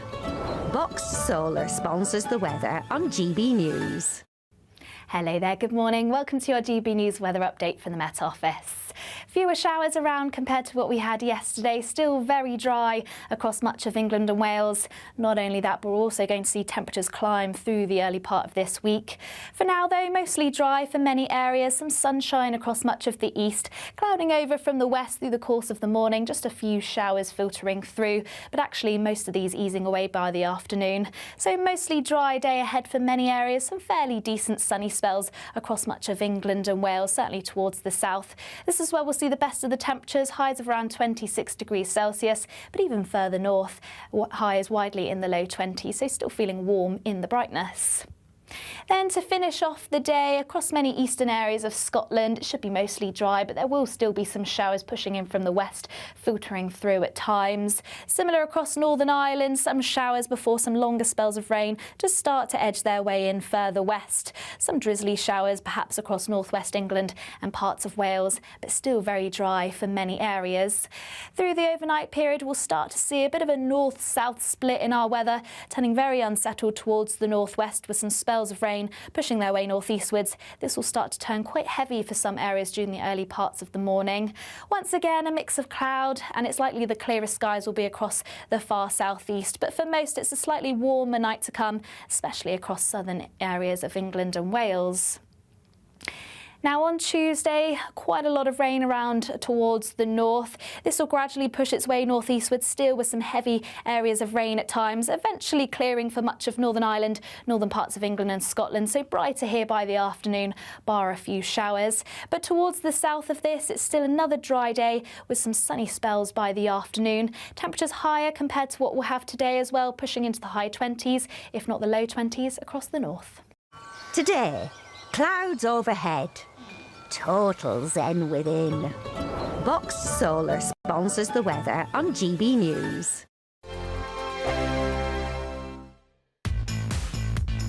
Five hosts, 5 opinions, 5 fearless debates, 5 unfiltered takes on the day's news. 5 reasons not to be anywhere else on Saturday night. This is the Saturday 5. You got me. You got me good there. Britain's biggest Saturday night TV show. It's not a bad brand. Yeah. Uncensored. Very, very racy tonight on the unpredictable. What did she say? Can you translate it for us? And always entertaining. And how can a country go from being led by William Wallace to Saturday nights from 6 p.m. only on GB News, the People's Channel. Britain's news channel. You're going to want to stay tuned, trust me.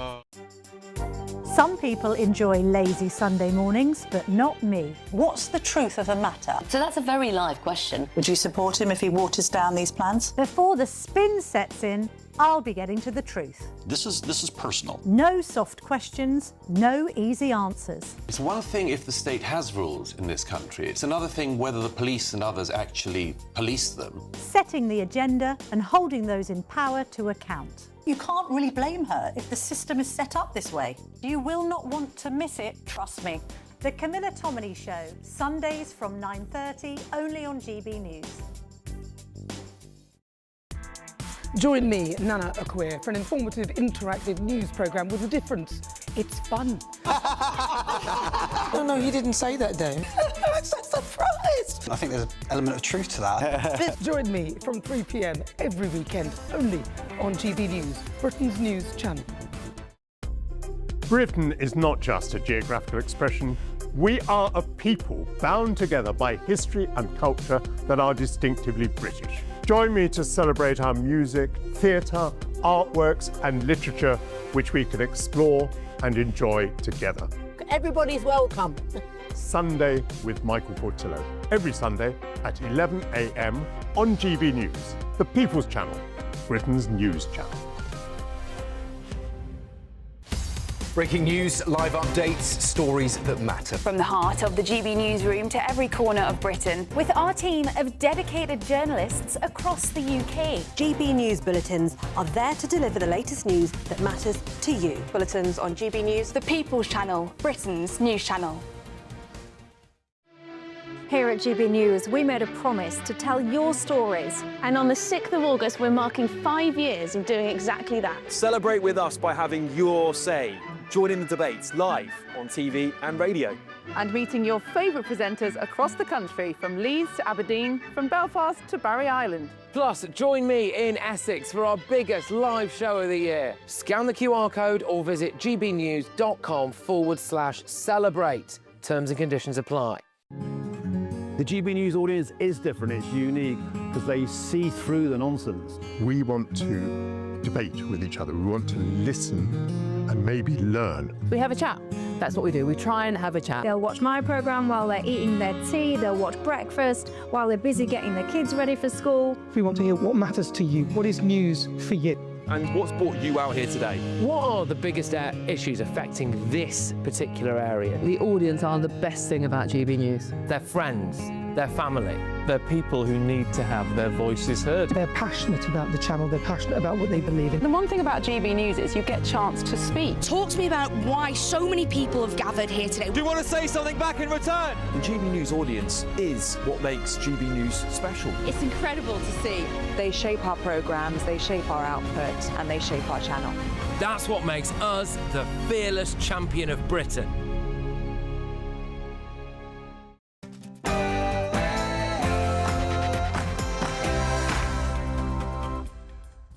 Good evening, it's 9 o'clock. I'm Alex Armstrong. Tonight,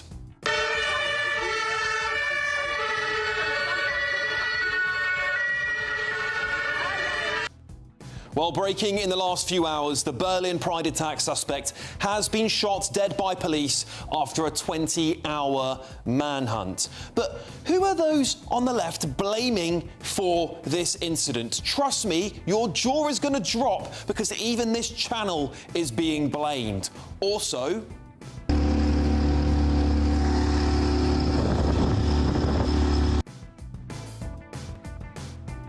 illegal migrant murderers who are suspected of stabbing a man in his 20s to death in France are now also suspected to have been on a mega dinghy to Britain. Plus, I'm going to bring you an exclusive update with an American hero who protected innocent women in Germany from knife-wielding migrants who also slashed him in the face. He's been with us for a long time talking about this story. He's going to give us a very shocking update on his case.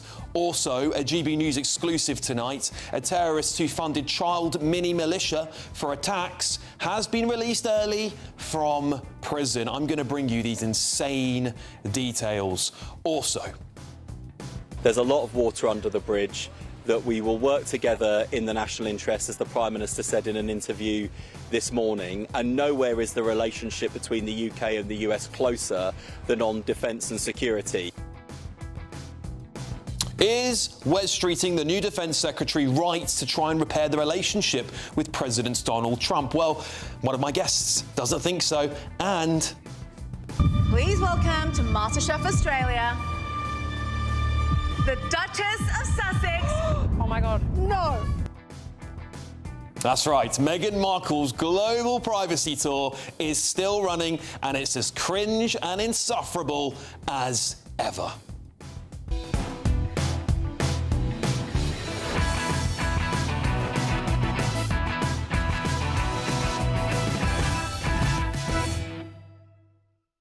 And joining me tonight on my panel, former Police and Crime Commissioner and Tory councillor Festus Akinbisoye, and GB News contributor Paul Cox, and political commentator Judita De Silva. Oh, and this clip of the Smiths lead singer Morrissey is doing the rounds again. Knows I'm miserable now in my life. It's going to get old really fast, isn't it, the David Brent Act? Lots of stories you won't see anywhere else on national TV coming up tonight. But first, we're going to get you news with Sophia Wensler.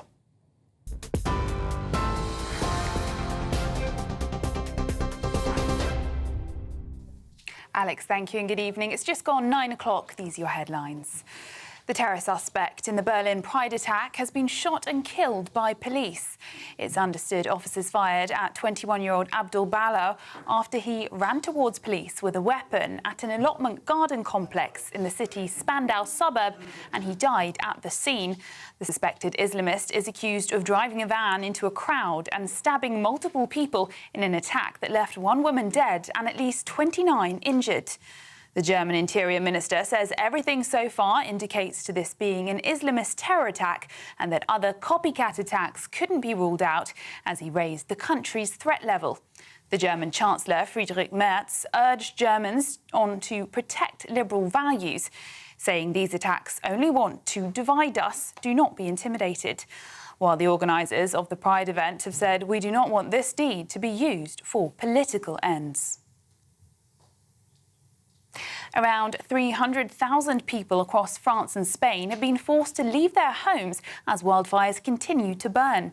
Tourists are being warned to stay away from southwest France, where flames are now just 9 miles from the city of Bordeaux, and officials are considering a total evacuation of the city.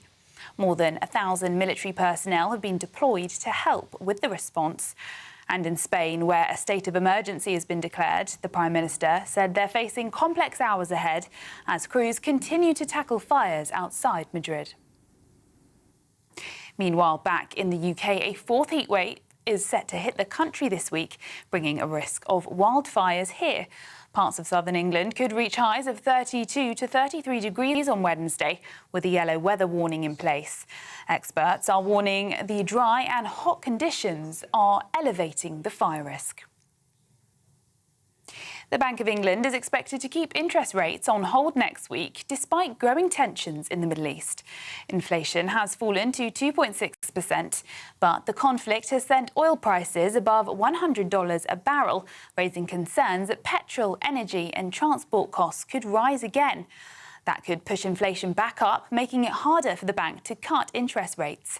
Governor Andrew Bailey is expected to explain how the renewed conflict is affecting the UK's economic outlook on Thursday. Gatwick Airport says it is starting to see its water supply return after passengers were left with no working toilets or running water as the airport was hit by a major outage. Both terminals at the UK's second busiest airport lost running water this morning after a power failure at a treatment works that serves the area. The toilets could not be flushed and hand washing facilities were not working. Passengers posted online saying they were also unable to get coffee or fill up their bottles from water fountains, and restaurants were also closed. Staff were handing out bottled water and flights remain unaffected. The airport says they are working closely with SES Water to restore the supply as quickly as possible. Those are the latest GB News headlines. Now it's back to Alex. Take the GB News family with you on any device. As long as you have an internet connection, tune into GB News anywhere on the planet or beyond.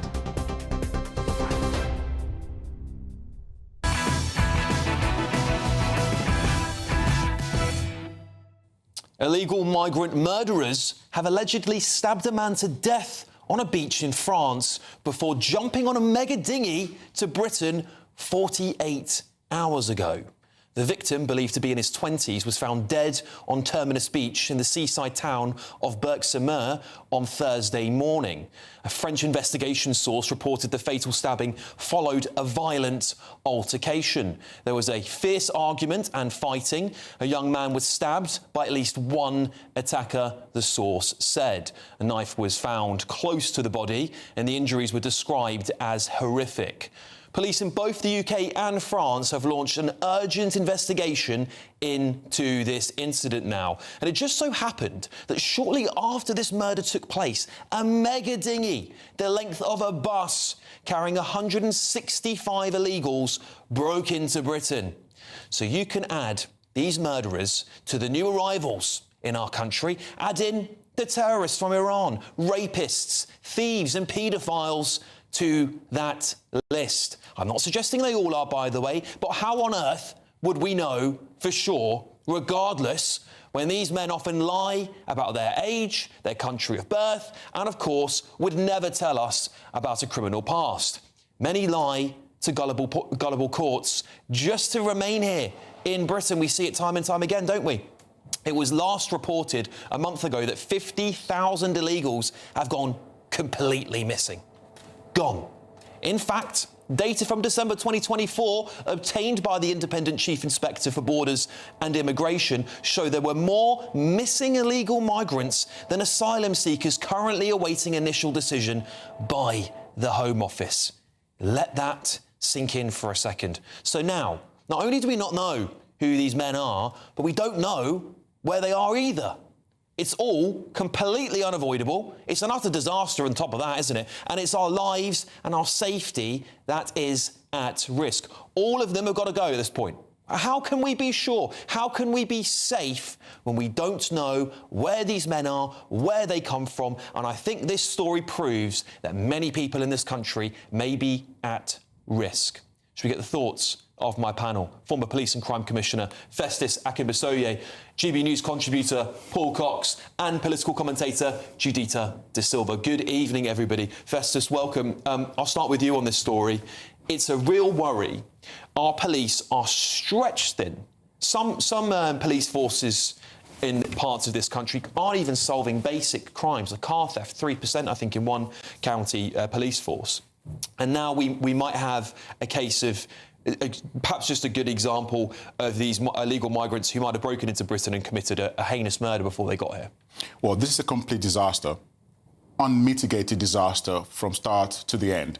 Because from a policing point of view, and given my background as a police and crime commissioner, I can tell you now for a fact that if any of us on this panel were to commit a crime, the police would know where to start. Because they know who we are, they can easily find out where we are, and so on and so forth. When we have these individuals coming off a boat from France, having killed someone allegedly, how do you start to even investigate that crime? Because you don't have any way of tracking them down. It's an absolute disaster. And I see people giving Shabana Mahmood, a pat on the back for doing a wonderful job, as Home Secretary and all that kind of stuff, and not being kept on the job. But this is happening on her watch.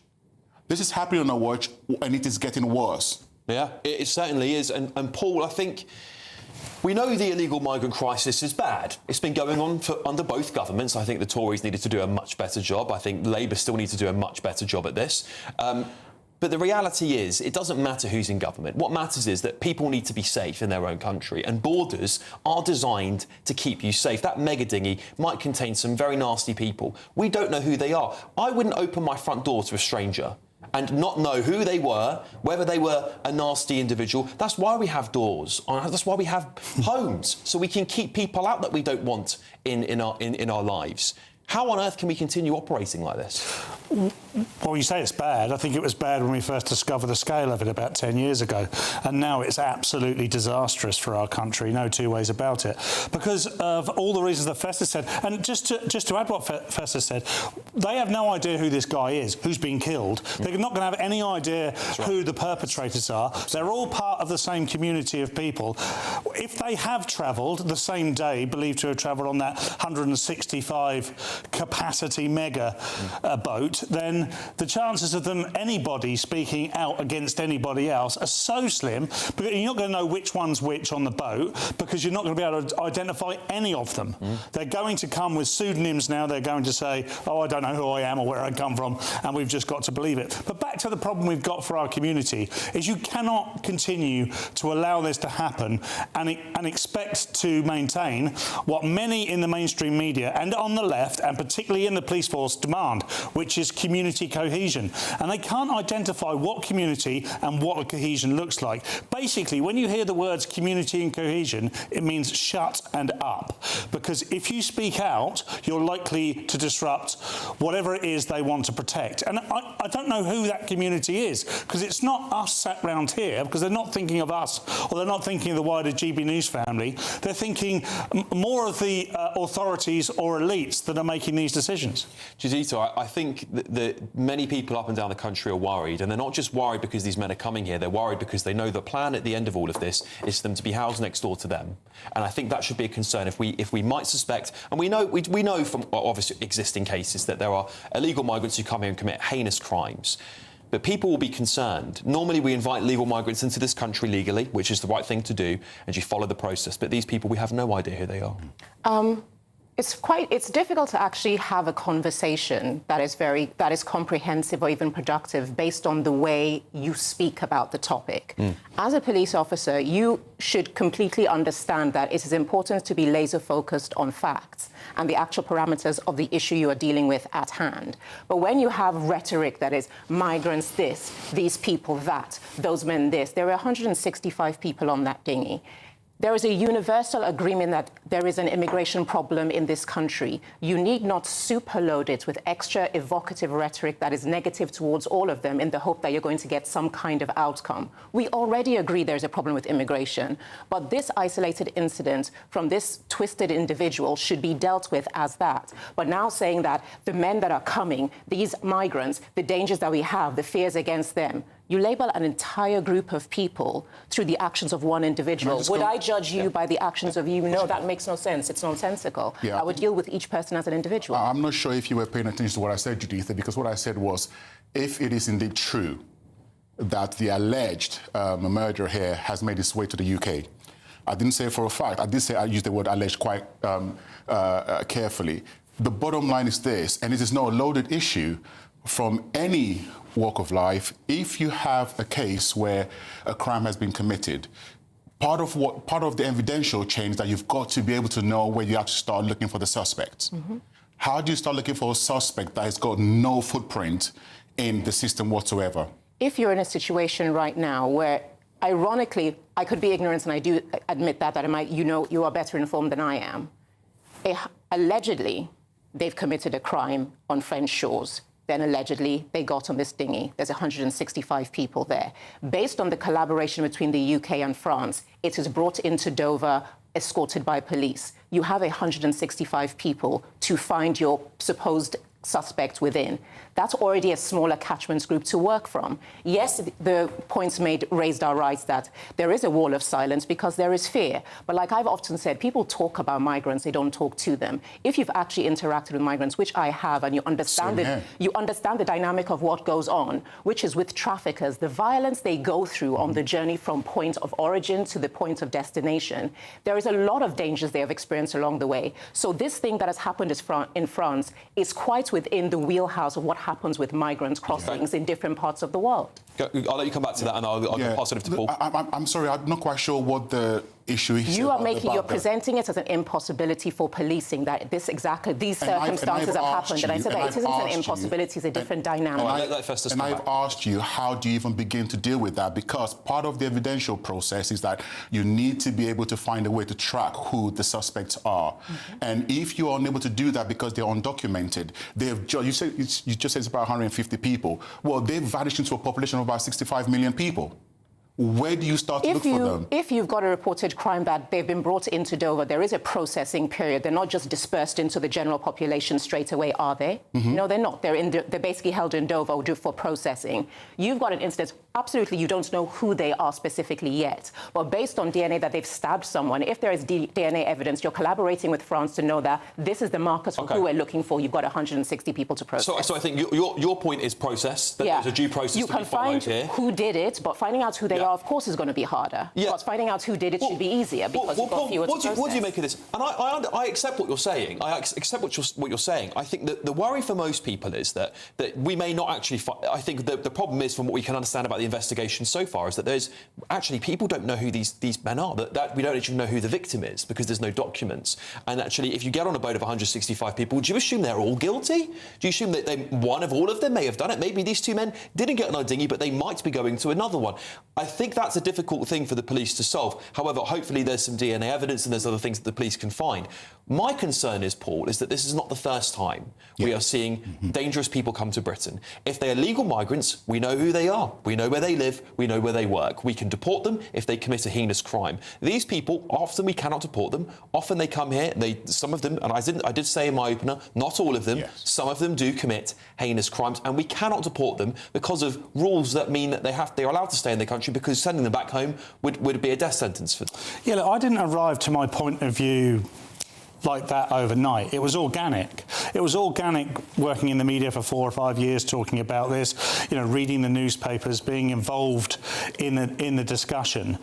And my point of view is based purely on the fact that I believe that we need to maintain the security of our borders, and therefore anybody who's travelling here illegally should be treated with a level of suspicion. Now, I know that sounds as if, probably from Judita's perspective, that I am not taking into account the humanity of that. I am, of course I am, but I'm now past the point of caring. The point of caring's long gone. What you rely on when you care is your government to be on your side. I've not seen any government on my side about this, so I feel like I need to continue to talk about it in the same way as we're going to cover a number of harrowing stories tonight that have continued to happen year after year. The reason I talk about it is because the powers that can do something about it don't talk about it in an open, transparent and honest way, and that is the only way to solve the problem. I think we'll leave it here, but I think my final thoughts on this are quite simple. If we stop the illegal migrant crisis, we stop the crossings, this won't happen.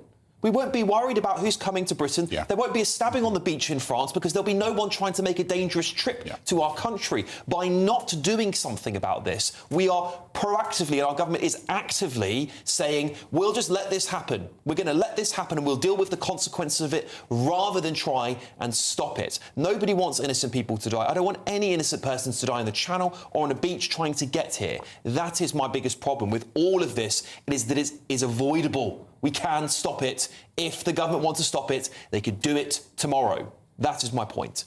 An NCA spokesman has said this. We're aware of an incident on Thursday, July the 23rd, in which an individual died in French waters. French partners are leading the investigation into the circumstances. Labour previously blamed the Tories' chaotic management of the asylum system for the missing 50,000 migrants as well. A Home Office source said this. Management of contact with those with no right to be in the UK was chaotic and data was unreliable. Under the previous government, removals failed to keep pace with the arrivals and the Conservatives stopped asylum decision-making decisions. Indeed, as they pursued their failed Rwanda plan. As a result, the asylum backlog ballooned to 175,000. All right, we've got a great British giveaway to give you now. 60 grand in tax-free cash and a gold bar worth 5 grand.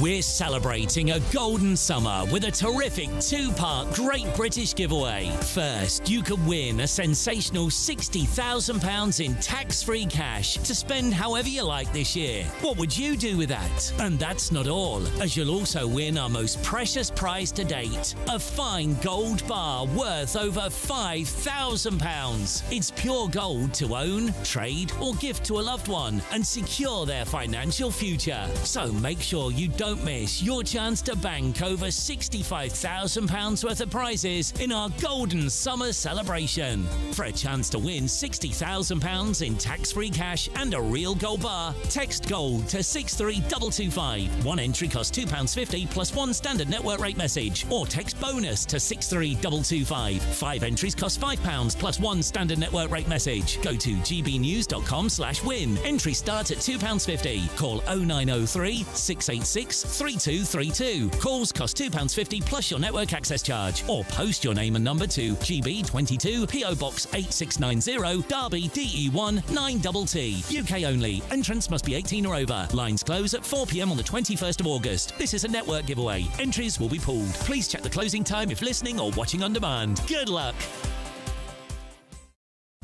All right, good luck everybody. Coming up on the show,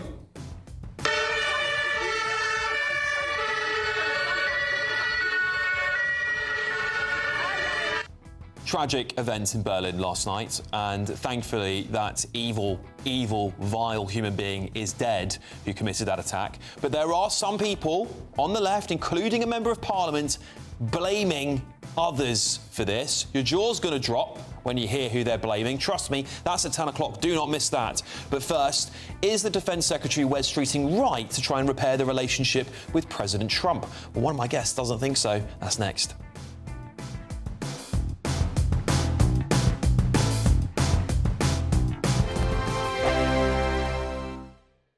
I've been in Westminster for a long time, but I know that though power may be here, its effect on people's lives is across the whole of the country. We may be where rules are made, but it's where they're implemented that matters. Join me, Jacob Rees-Mogg, for forthright and frank discussion on where Britain has come from, where it's going, and where it will end up. That's State of the Nation, Monday to Thursday, 8 to 9 o'clock. Vox Populi, Vox Dei. Join me, Nana Akwe, for an informative, interactive news programme with a difference. It's fun. No, he didn't say that, Dave. I'm so surprised. I think there's an element of truth to that. Join me from 3 p.m. every weekend, only on GB News, Britain's news channel. From court mornings to warm family brunches. From football to tennis in the car. In the kitchen. GB News Breakfast is there with the stories you need and the conversations that matter. Anyway, let's talk business. Well, it has been a historic night in British politics. It's astonishing, isn't it? We're here again to start your day just right. GB News Breakfast. Every morning from 6 a.m. Only on GB News. Britain's news channel. At GB News, we love to hear from you, our loyal community. So drop us a line at gbnews.com/yoursay. There you can talk to each other and also to the presenters live on air. gbnews.com/yoursay, because GB News is your channel, Britain's news channel. From the school run to the home run, watch a new show for all of Britain. So he can say whatever he wants. A straight talking show where all voices are heard.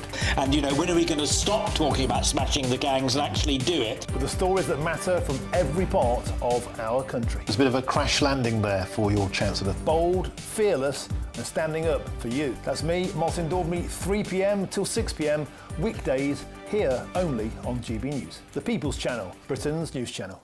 Hi, I'm Michelle Dewberry and my show is your opportunity to cut through all the noise and dive in headfirst to some robust debates. Ideas clash. Situation, no, isn't it? No, because the failure is you're deliberately avoiding my point. Nothing's held back. And if you think this is the end of it, wait for more. And we do not shy away from the difficult stuff. Sometimes I want to shake people and say, if only you understood. So join me on Jubes & Co weeknights at 6 p.m, only on GB News, Britain's news channel. Breaking news, live updates, stories that matter. From the heart of the GB newsroom to every corner of Britain, with our team of dedicated journalists across the UK. GB News bulletins are there to deliver the latest news that matters to you. Bulletins on GB News, the People's Channel, Britain's news channel.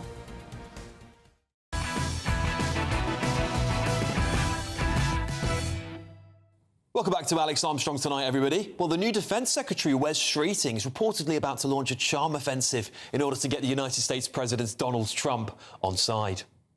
There's a lot of water under the bridge, that we will work together in the national interest, as the Prime Minister said in an interview this morning, and nowhere is the relationship between the UK and the US closer than on defence and security.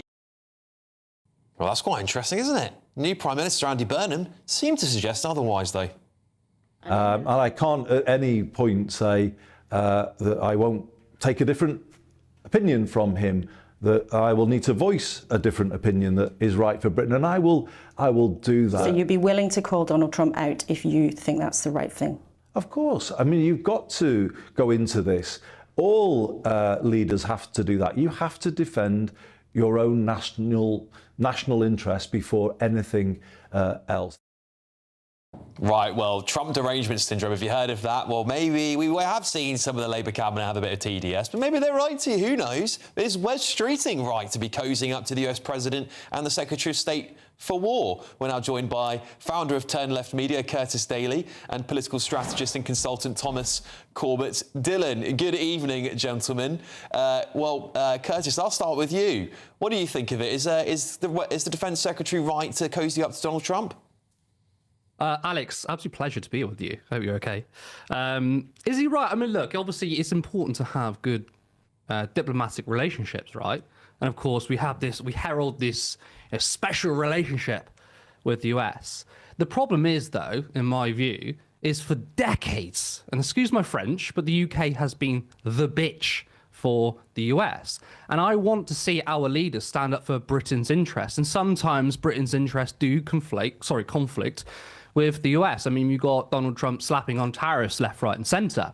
So I think, by the way, I don't think there's a contradiction with what Andy Burnham was saying and what Wes Streeting was saying. I mean, Laura Kuenssberg asked Andy Burnham, would you publicly call out Donald Trump if you disagree? And he said yes. Now, would he actually do that is another question. And I think for far too long, we've been too scared to stand up to Trump. I mean, even Keir Starmer, for example, he spent the first 2 years groveling over Donald Trump.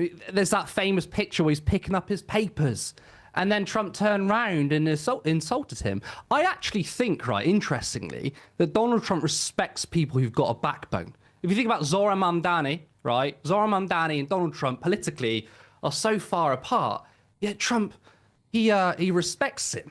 So I think that, and obviously with Zohran Mamdani, I think he's quite clear of his politics. So what I think is our British leaders should be having our British interests and work with the US when we need to work with them. But if Donald Trump, who in my mind is now just completely deranged, implements policies that are harmful to the UK, we shouldn't be cozying up to them. I mean, Trump has now announced a new set of tariffs. Okay. I think... Yeah, go on, sorry. Yeah, no, I was just going to interrupt to give some Thomas some time, but I also have to apologise for the bad language. Sorry about that earlier on. I thought it was post-watershed, apologies. Yeah, sorry. no, sorry. Well, we always, our audience don't like bad language, so we always do apologise for it. But I'll pass over to you, Thomas. What do you think of what Curtis was saying there? Well, look, I think this idea that we have an alternative option other than cozying up to the US is ridiculous. This is the largest, most powerful nation in the world. And, they are a great economic partner for the UK. Every single thing in your day-to-day lives is run through American companies. Look at everything you use on your phone from the device that you hold. These are American corporations. This is a great nation. And, it would be very stupid because I don't see an alternative. Who are they going to replace as the new special relationship? Are we going to China? Well, they're not an ally. They're the worst, So I don't quite see it. And Europe, of course, have no innovation and no companies there. There's nothing to compete with the likes of Apple or OpenAI, any of these new future technology companies. The UK has been left behind. So yes, you're saying we're second dog. Do you expect us to be the top dog? We're a tiny little country. This is the greatest economy the world's ever seen. So absolutely we should be cozying up to them. He's got a lot of work to do, though, because, he's coming into this once again. Every single cabinet member seems to have had something bad to say about the president. So they've got a lot of work to do. Yeah, Curtis, is it complex that the cabinet have? Yeah, I think Thomas is right saying all of them at some point, including the Prime Minister, have trashed Donald Trump, have slammed him at some point in time. Is that difficult to manage that?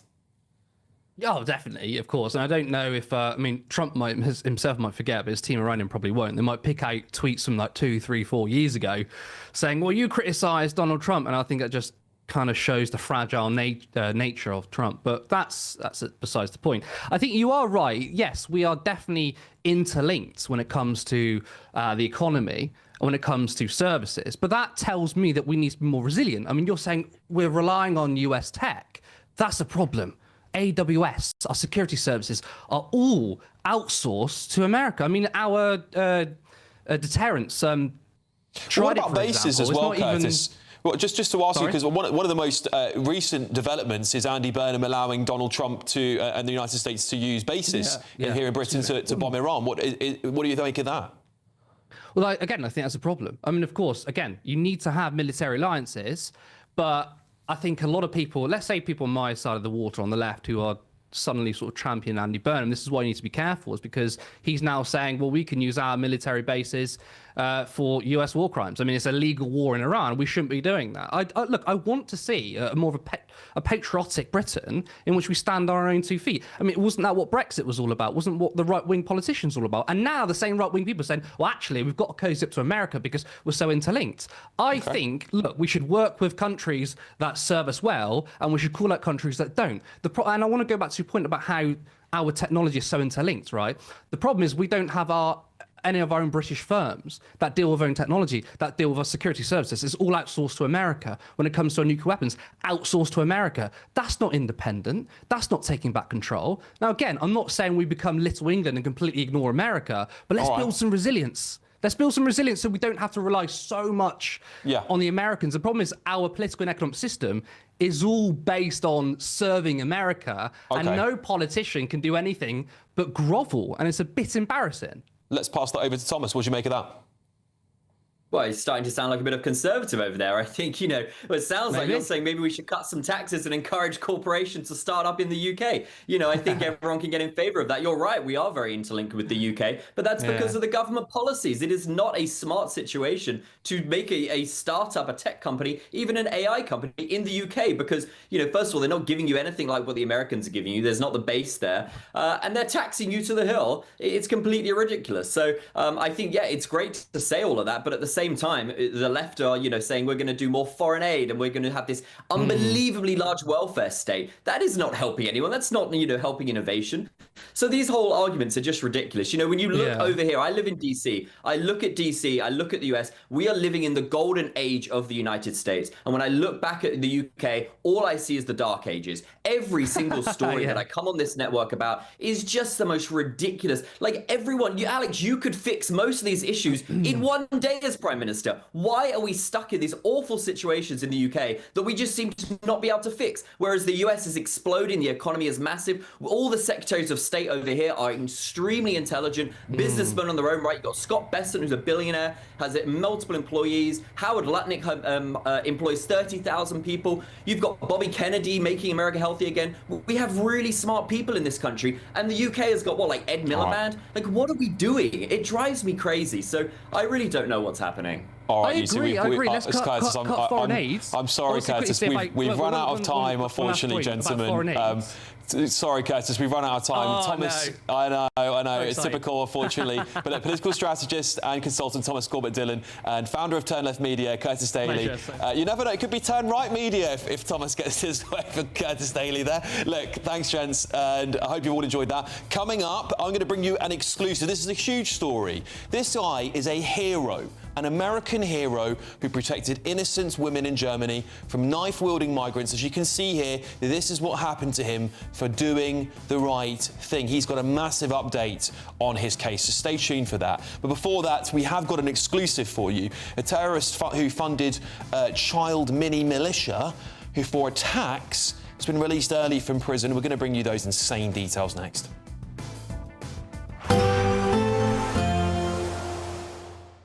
I hope we haven't forgotten anything. Travel insurance, I tick that box. Yeah, but remember what you forgot last year. All Clear Travel Insurance sponsors GB News Travel Destinations Forecast. Hello there. Much of Europe still remains very dry with intense sunshine. This heat is enough at times to produce some thunderstorms, but still very dry across the Canary Islands, much of Spain, Portugal, France. No real sign of any significant rain here. We could see some intense downpours and some thunderstorms across northern parts of Italy, the Western Balkans, but otherwise it still remains very dry. And this still is the picture as we head into next week, along with the high temperatures. All Clear Travel Insurance sponsors GB News Travel Destinations Forecast.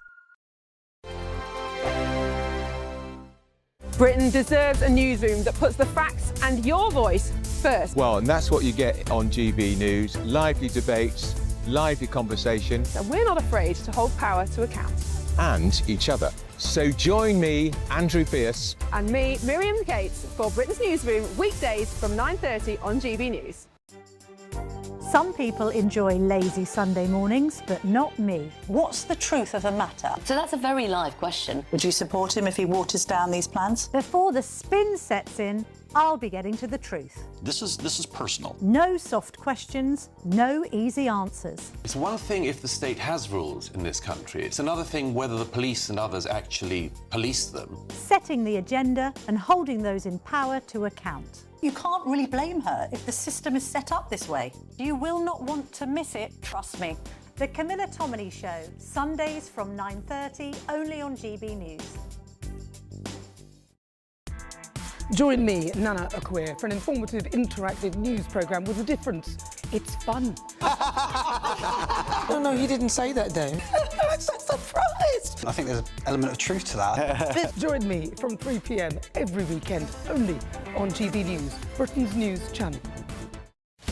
Breaking news, live updates, stories that matter. From the heart of the GB newsroom to every corner of Britain, with our team of dedicated journalists across the UK. GB News bulletins are there to deliver the latest news that matters to you. Bulletins on GB News, the People's Channel, Britain's news channel.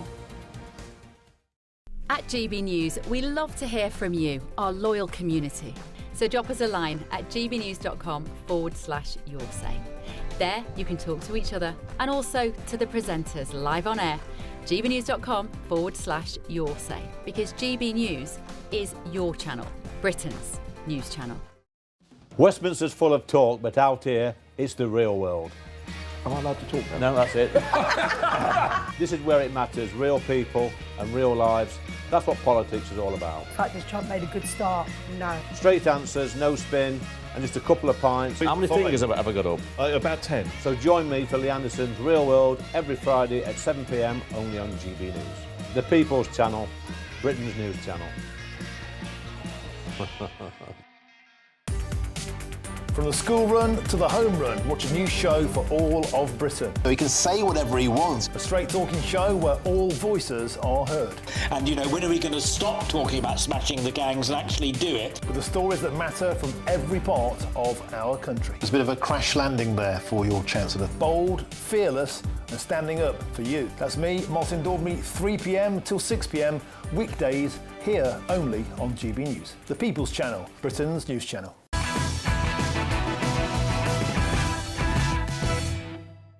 Welcome back to Alex Armstrong Tonight. A GB News exclusive for you now. A terrorist who funded a child mini-militia for planned attacks has been released early from prison. This man raised money for the Islamic State. He linked a plot of 30 terrorist targets, which included Big Ben, the Queen's Guard and a Westfield shopping centre. He was jailed for preparation of terrorist acts for 13 years in 2018, although Mammon was not released under the Sentencing Act early release scheme. It will still cause, undoubtedly, alarm. Well, the ringleader, Umar Haq, brainwashed children as young as 11 years old through a terrorism role play and exercises. Well, Mammon, 19 at the time, was said to have renounced the ringleader Haq's extremists' view of Islam. However, Haq's confidant, Mohammed Abid, got 4 years and 3 months for failing to report the plot as well. I've got a panel back in the room with me. Festus, this isn't, of course, part of the government's early release scheme, but as we've seen with other cases recently, which I've been reporting on the show for a few weeks now, there are lots of people being released early anyway because the prisons are full. We had the case of some prolific Pakistani grooming gang ringleaders who were also released early. One of them was a really, I mean, we know the case of, is it Shabir? Ahmed, yes. Yes, that's right. And I think this is just more of that because we can't have people serving their full sentence anymore. As somebody who actually believes in the rights of people to rehabilitate themselves once they've been in prison, I don't think we should be in prison indefinitely, but a line must be drawn. There are certain categories of people, in my opinion, including rapists, pedophiles, terrorists, and murderers, of course, who should not be released early whatsoever, in my opinion. And this is yet another example of why people might have lack of confidence in our institutions when they see someone like this being released early. It is just a travesty of the whole situation.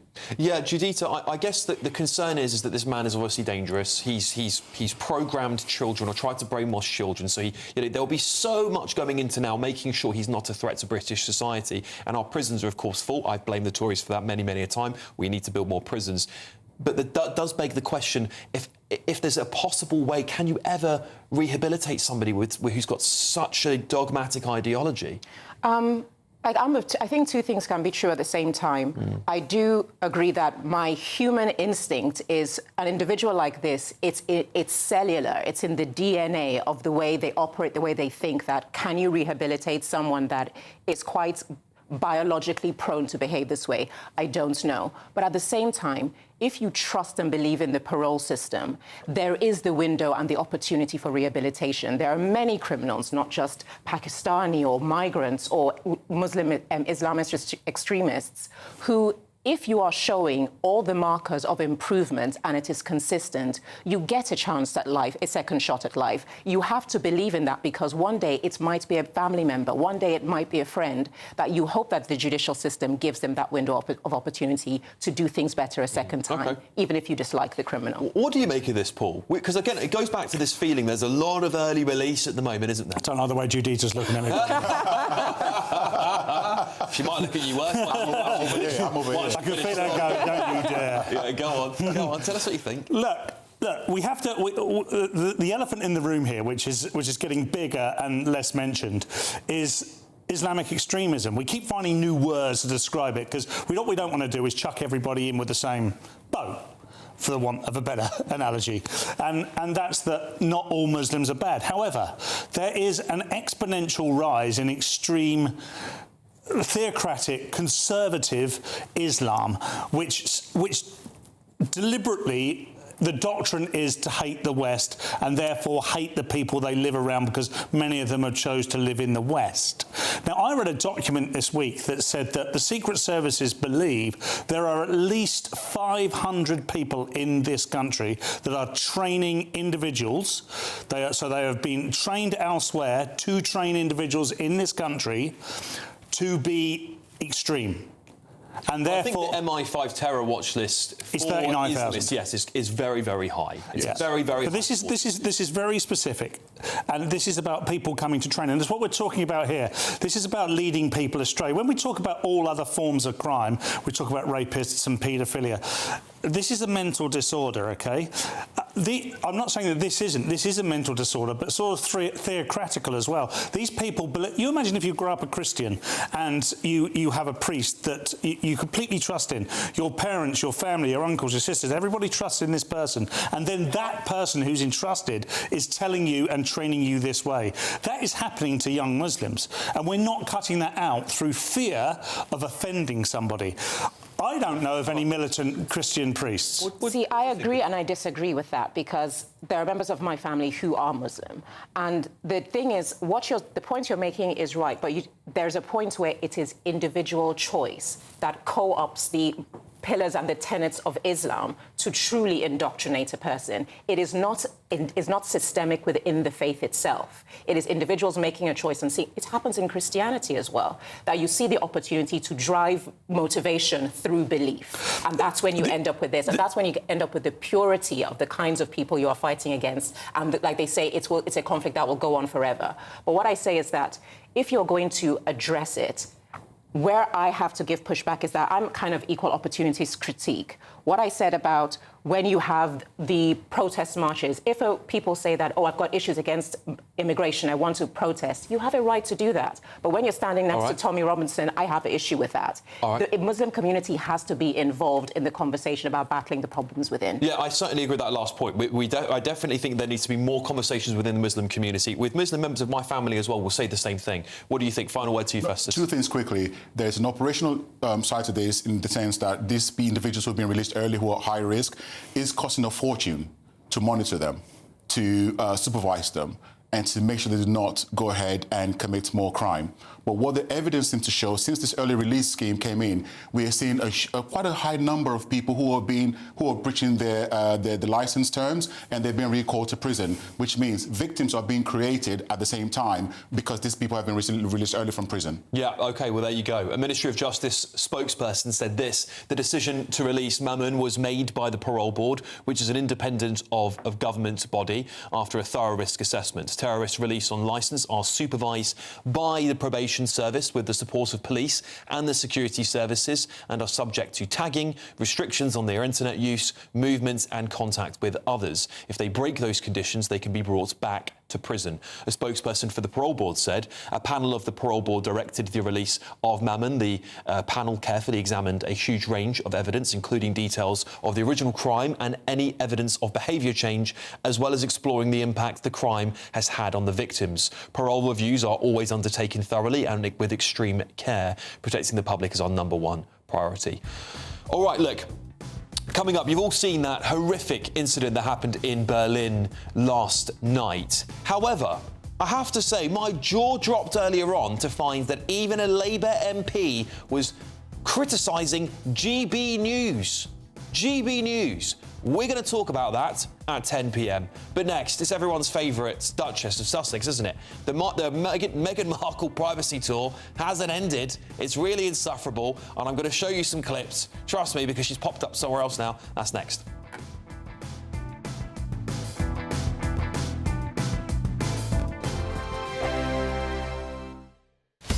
Breaking news, live updates, stories that matter. From the heart of the GB newsroom to every corner of Britain, with our team of dedicated journalists across the UK. GB News bulletins are there to deliver the latest news that matters to you. Bulletins on GB News, the People's Channel, Britain's news channel. From court mornings to warm family brunches. From football to tennis. In the car. In the kitchen. GB News Breakfast is there. With the stories you need and the conversations that matter. Anyway, let's talk business. Well, it has been a historic night in British politics. It's astonishing, isn't it? We're here again to start your day just right. GB News Breakfast. Every morning from 6 a.m. Only on GB News. Britain's news channel. I've been in Westminster for a long time, but I know that though power may be here, its effect on people's lives is across the whole of the country.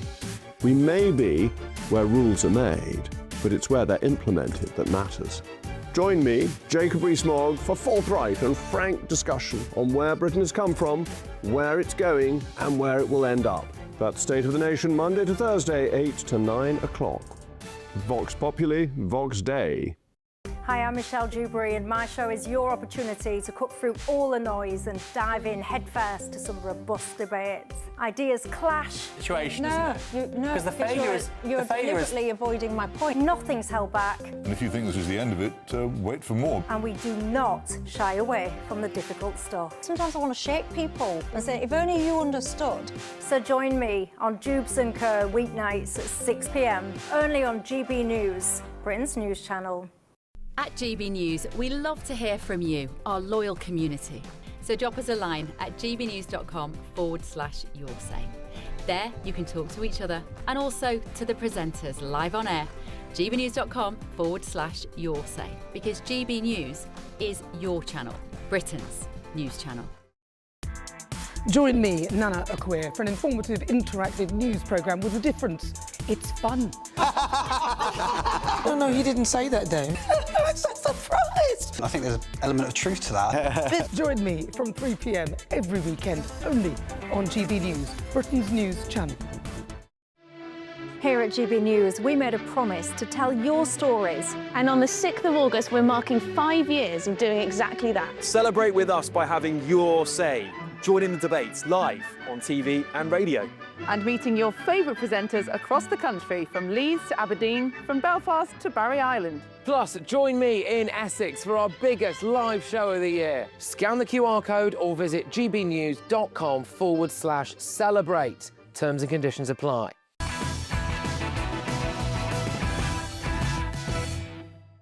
We want privacy. That's what Meghan Markle told everybody, and so did Harry.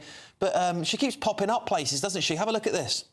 Please welcome to MasterChef Australia, the Duchess of Sussex. Oh my God. No! Meghan Markle!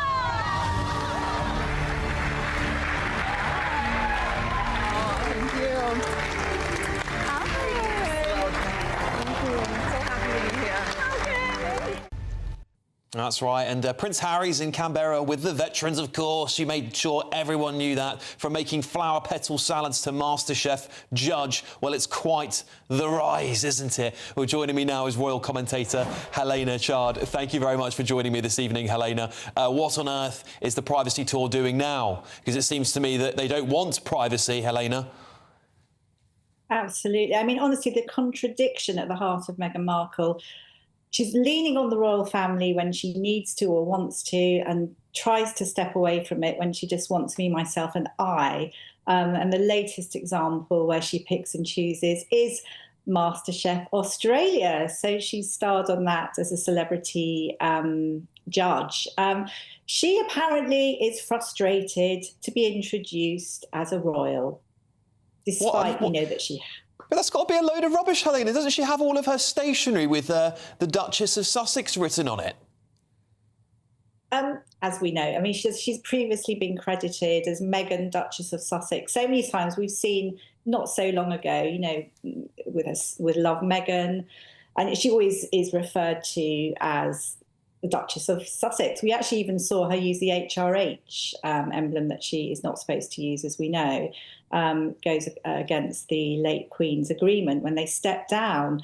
You know, this whole thing about being frustrated, and she wants to obviously concentrate on Meghan, the lifestyle brand, etc. But, you know, it's the unspoken always that I find astounding, because obviously she's known as Meghan Markle, but obviously known as royalty. Prince Harry pops up, obviously, Prince Harry. And let's be honest, it's a headline, isn't it? The reason that she got this position is the royal connection.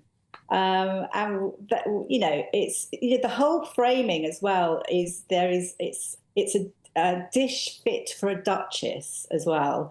I mean, goodness me, there would not be that headline if it wasn't for the royal connections. And, you know, actually I think it's the unspoken, I think, that is quite important in a way, because, I mean, going slightly sidetracking, we've got the recent photos of their children at the late Princess Diana's ancestral home, and obviously launched on the Instagrams and all the socials, but again, a clever in a sense, because nothing is just a gamble. Well, in that obviously there's emotional ties there without using the titles. So without having to say anything, you know, the royal history is very useful there. And that's it, Helena, isn't it? And I think that to me is the whole charade laid bare for you. Thank you so much for joining me this evening. That's Helena Chard there, royal commentator. Look, coming up, I'm going to bring you an exclusive update with that American hero who protected an innocent woman in Germany from knife-wielding migrants, and we'll talk about that Labour MP who was called, basically said, we're the problem here. We'll find out about that next. Expect warm spells with the odd rude interruption. Box Boiler sponsors the weather on GB News. Hello there, good evening. Welcome to your GB News weather update from the Met Office. Showers soon easing away overnight, turning warmer again tomorrow, and through the early part of this week we are going to be seeing that summer heat returning. For the time being though, we've got some slightly fresher air, a northwesterly flow across the country, a slight ridge of high pressure building towards the west. That's going to settle down a lot of the showers through the overnight period, and we'll see a mix of some cloud, also some clearer skies, particularly across Scotland. A fair few clear skies here, so temperatures dipping away. We could see the mid-single figures around rural spots, though many areas in the mid to low teens. So as we head into Monday, it's actually going to be a much drier start across Scotland, brighter with some sunshine, certainly across eastern areas of Scotland. In the west, perhaps a bit more patchy cloud, some showers just drifting through, fairly similar across Northern Ireland, cloudy with the odd shower or two around coastal areas. Still some spells of rain pushing into northwest England, northwest Wales, but otherwise for many areas it is certainly still going to be very dry, and still quite a dry day ahead on Monday. A few showers filtering through across parts of the west, mostly in the morning, before easing their way eastwards in through the afternoon. But for many areas, it's going to be dry, a return of the bright, if not sunny spells, especially across parts of southern areas of England and also Wales. Temperatures starting to creep back up again, highs between 22 to around 26 degrees Celsius across parts of the south, more towards average elsewhere. A north-south split in the weather on Tuesday, another wet day ahead across much of Scotland, northern England, some showers across Northern Ireland at times. Some of this could be a little bit heavy, and still temperatures remaining around average here, but elsewhere across much of England and Wales, another dry day ahead. The north-south split in the weather continues into next week, and through the early part of next week, the heat is going to rebuild. Expect warm spells with the odd rude interruption. Boxed Boilers sponsors the weather on GB News. Britain is not just a geographical expression. We are a people bound together by history and culture that are distinctively British. Join me to celebrate our music, theatre, artworks and literature, which we can explore and enjoy together. Everybody's welcome. Sunday with Michael Portillo. Every Sunday at 11 a.m. on GB News, the People's Channel, Britain's news channel. Hi, I'm Michelle Dewberry, and my show is your opportunity to cut through all the noise and dive in headfirst to some robust debates. Ideas clash. Situation, No, isn't it? no, Because the failure is you're deliberately avoiding my point. Nothing's held back, And if you think this is the end of it, wait for more. and we do not shy away from the difficult stuff. Sometimes I want to shake people and say, if only you understood. So join me on Jubes and Co weeknights at 6 p.m. only on GB News, Britain's news channel. Join me, Nana Akwe, for an informative, interactive news programme with a difference. It's fun. No, he didn't say that, Dave. I'm so surprised. I think there's an element of truth to that. Join me from 3 p.m. every weekend, only on GB News, Britain's news channel. At GB News, we love to hear from you, our loyal community.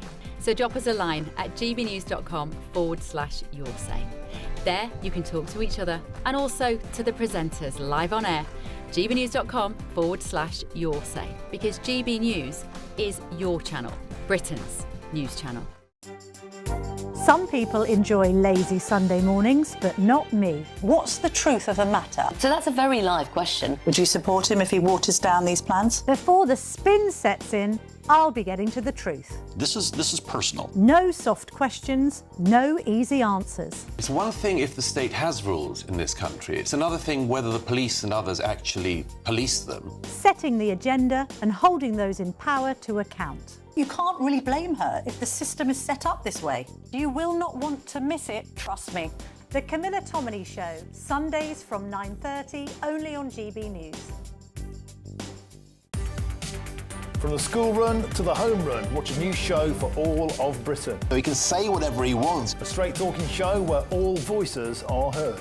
And, when are we going to stop talking about smashing the gangs and actually do it? With the stories that matter from every part of our country. There's a bit of a crash landing there for your Chancellor. Bold, fearless and standing up for you. That's me, Martin Daubney, 3 p.m. till 6 p.m, weekdays, here only on GB News. The People's Channel, Britain's news channel. I'm Tom Harwood. This is GB News, Britain's news channel.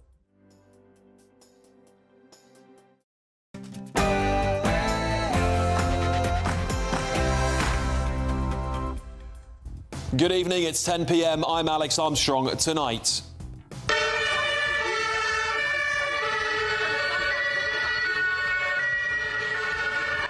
well, breaking in the last few hours, the Berlin Pride attack suspect has been shot dead by police after a 20-hour manhunt. However, there are some people on the left, not all of them, but some of them, do you think they're blaming for this horrible attack?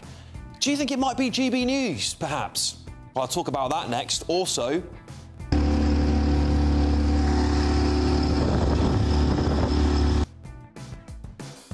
Well, illegal migrant murderers who are suspected of stabbing a man in his 20s to death in France are now suspected to have been on a mega dinghy to Britain.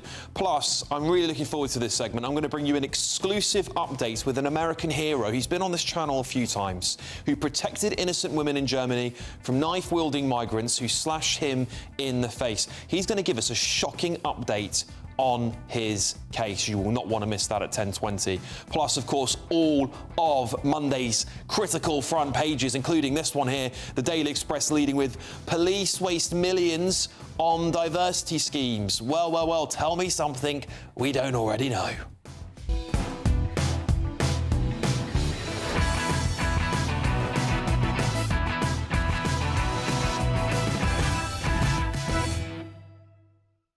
And joining me tonight, former Police and Crime Commissioner Festus Akimbosoye, GB News contributor Paul Cox, and political commentator Judita De Silva.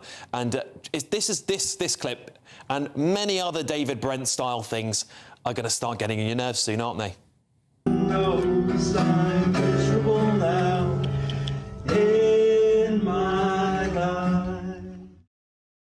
Oh, just make it stop, please. We've got to endure at least 2 years of this. Trust me, stories you've not heard anywhere else on this show, as always. But first, we're going to get your news with Sophia Wensler.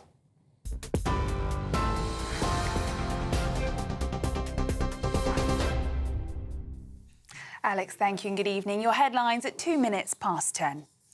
The terror suspect in the Berlin Pride attack has been shot and killed by police. It's understood officers fired at 21-year-old Abdul Balau after he ran towards police with a weapon at an allotment garden complex in the city's Spandau suburb, and he died at the scene. The suspected Islamist is accused of driving a van into a crowd and stabbing multiple people in an attack that left one woman dead and at least 29 others injured. The German Interior Minister says everything so far indicates to this being an Islamist terror attack and that other copycat attacks couldn't be ruled out, as he raised the country's threat level. The German Chancellor Friedrich Merz urged Germans on to protect liberal values, saying these attacks only want to divide us. Do not be intimidated. Meanwhile, the organisers of the Pride event have said, we do not want this deed to be used for political ends. Around 300,000 people across France and Spain have been forced to leave their homes as wildfires continue to burn. Tourists are being warned to stay away from southwest France, where flames are now just 9 miles from the city of Bordeaux, and officials are considering a total evacuation of the city. More than 1,000 military personnel have been deployed to help with the response. And in Spain, where a state of emergency has been declared, the Prime Minister said they're facing complex hours ahead as crews continue to tackle fires outside Madrid. Andy Burnham is reportedly planning a crackdown on youth sickness benefits in a bid to find billions of pounds for spending on social care and defence. It's understood young people are facing being stripped of welfare payments unless they do training or voluntary work as part of measures aimed at reducing the country's £333 billion welfare bill. It comes as the Prime Minister is set to unveil plans to encourage more young people to take up training courses such as plumbing, bricklaying and nursing. A 33-year-old man has been arrested on suspicion of causing death by dangerous driving after 4 people, including a baby girl, were killed in a crash in Derby. Emergency services were called last night to reports a car containing 5 people had left the road and crashed into trees on the A38. 2 women aged 18 and 30, along with a 36-year-old man, were declared dead at the scene, while a baby girl sadly died in hospital a short while later. Gatwick Airport says it is starting to see its water supply return after passengers were left with no working toilets or running water as the airport has been hit with a major outage. Both terminals at the UK's second busiest airport lost running water this morning after a power failure at a treatment works that serves the area. The toilets could not be flushed and hand-washing facilities were not working. Passengers posted online saying they were also unable to get coffee or fill up their bottles from water fountains, and restaurants were also closed. Staff have been handing out bottled water and flights remain unaffected. The airport says they are working closely with SES Water to fully restore the supply as quickly as possible. Those are the headlines for now. Now it's back to Alex. Take the GB News family with you on any device. As long as you have an internet connection, tune into GB News anywhere on the planet or beyond.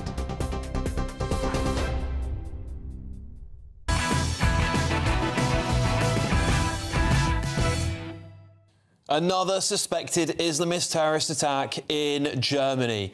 But some on the left are trying to blame people like me and even GB News. Can you believe it? I'll get into that in a moment, but first, let's not forget, last night, a man drove a white van at high speeds into crowds at LGBT Pride in Berlin, killing one woman and seriously injuring over 29 people. The suspect was Abdul Balot, who German police say appeared to be a radicalised Islamist.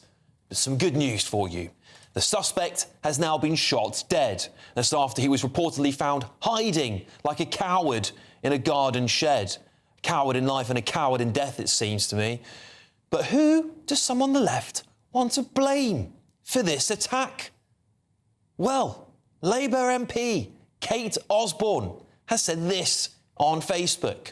From Oradea, I think I pronounced that correctly, formally banning the 2026 Pride March with homophobic rhetoric to reform here in the UK, to GB News, spouting nonsense, broadcasting content and language that attacks and vilifies the LGBTQ+ community, to the attack on Berlin Pride that has left 1 dead and 16 injured. We see these patterns emerging across Europe. An escalation of hate, verbal attacks online act as a catalyst for real-world physical violence.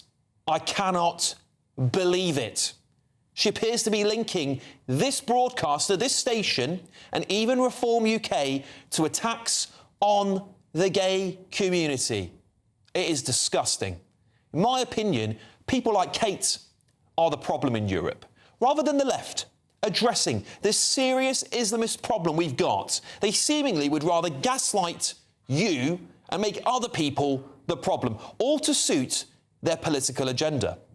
Well, I know what the problem is, and so do many of you at home. It's radicalised Muslims, many of whom have been imported into Europe thanks to far-left politicians and their ideologies. Perhaps a reminder is needed for those like Kate. In August 2024, a Syrian Islamic State supporter murdered 3 people with a knife at a festival in Solingen, Germany. In May 2024, an Afghan stabbed a police officer to death, protecting a Conservative politician in Mannheim, Germany. In December 2024, a Saudi drove a car into a Christmas market in Germany, killing 6.